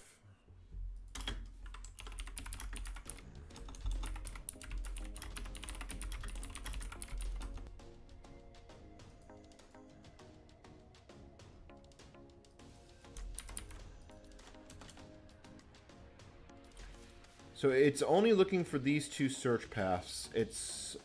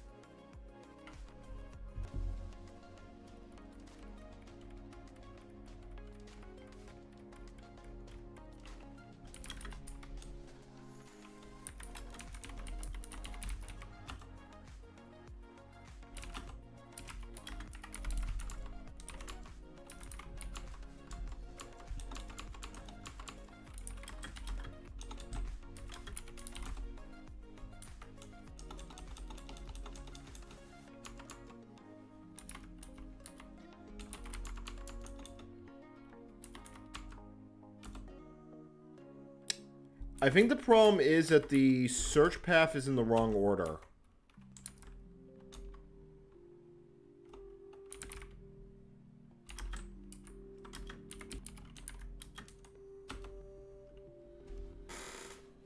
It searches... Yeah, that's... I need to dump specs. GCC dump specs. How did that happen?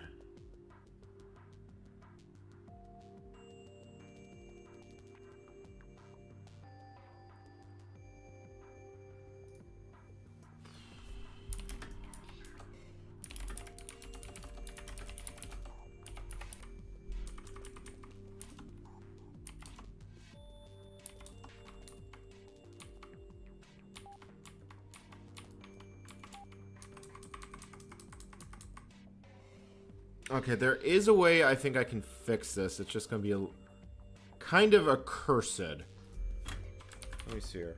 So if I do GCC no standard include, and then I do user include directly, user lib GCC.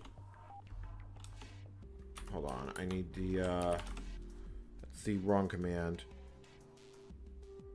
This is going to be a little painful. So if I do GCC no std include, and then I switch these paths around. Well, hold on, I don't know if that's right. Let me, what does this do on a regular?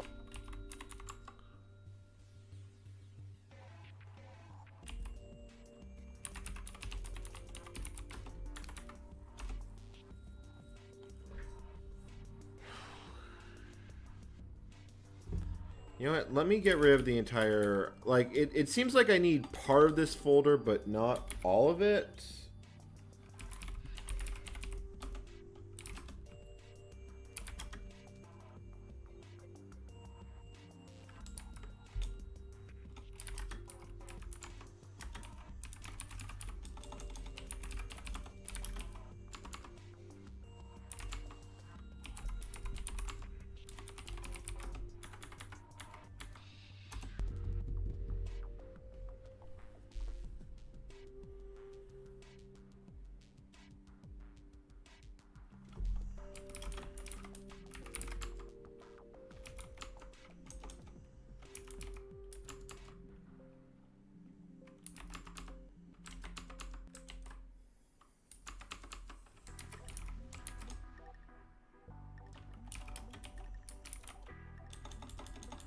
Alright, you know what? Then maybe the actual solution here is... I am fucking confused as shit. Include fixed. Sys.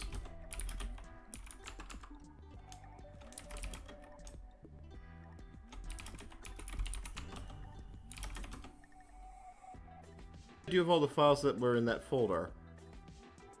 Did I fuck up?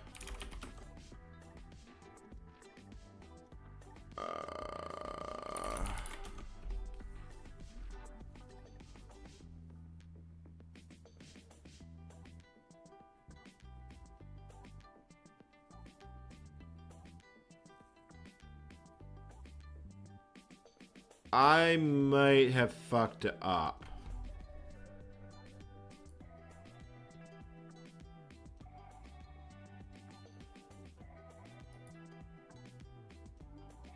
Although I don't see anything in my command history that would imply why I fucked up.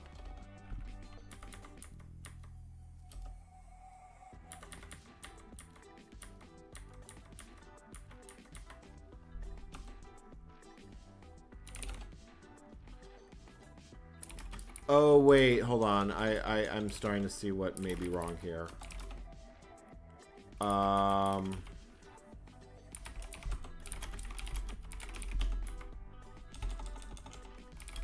So it looks like I need some of these files, but not all of them. Maybe, I don't know.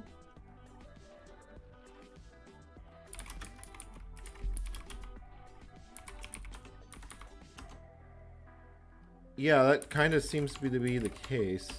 Is that enough to get shit building? And I can't control this script, probably because I'm running as like the root user or as process 0. So let's see if it's less unhappy.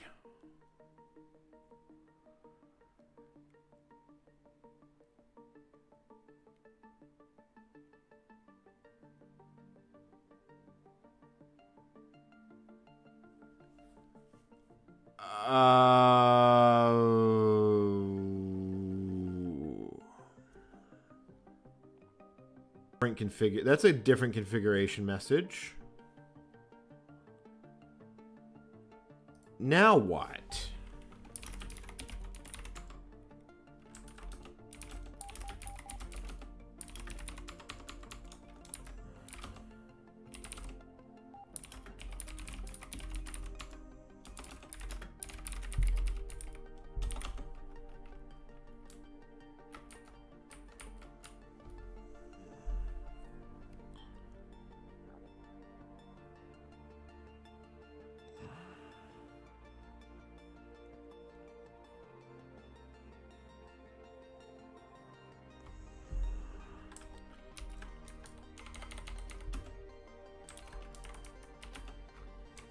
and then couldn't.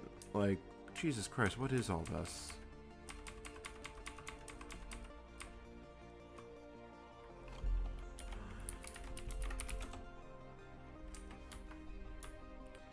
So it tried to detect something.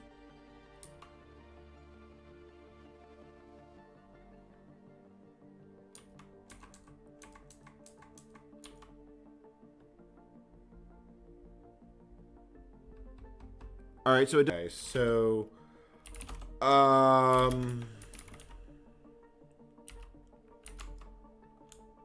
God, this toolchain came out a little bit more fucked up than I expected. I think it's sortable. Yeah, it's going to be like that, unfortunately. There's just not a lot I can do. Be like that.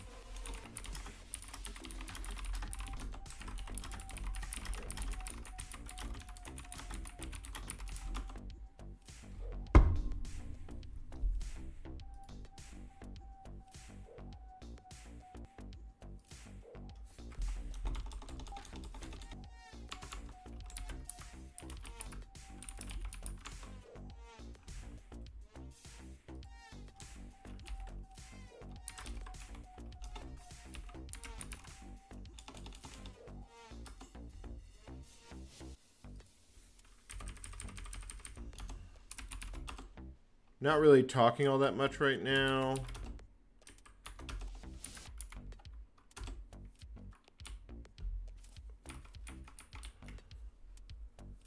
Like, why are you now broken?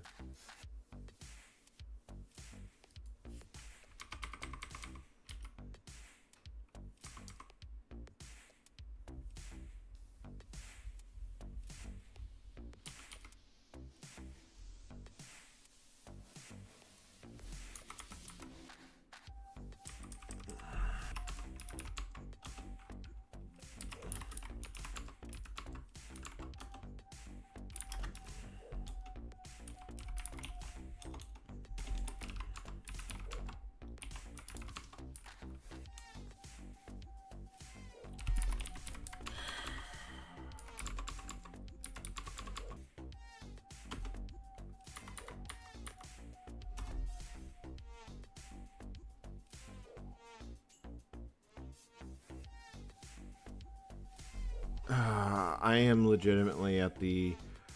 I don't get what's going on here. Oh, you know what? Hold on. Limits.h it's just not happy with.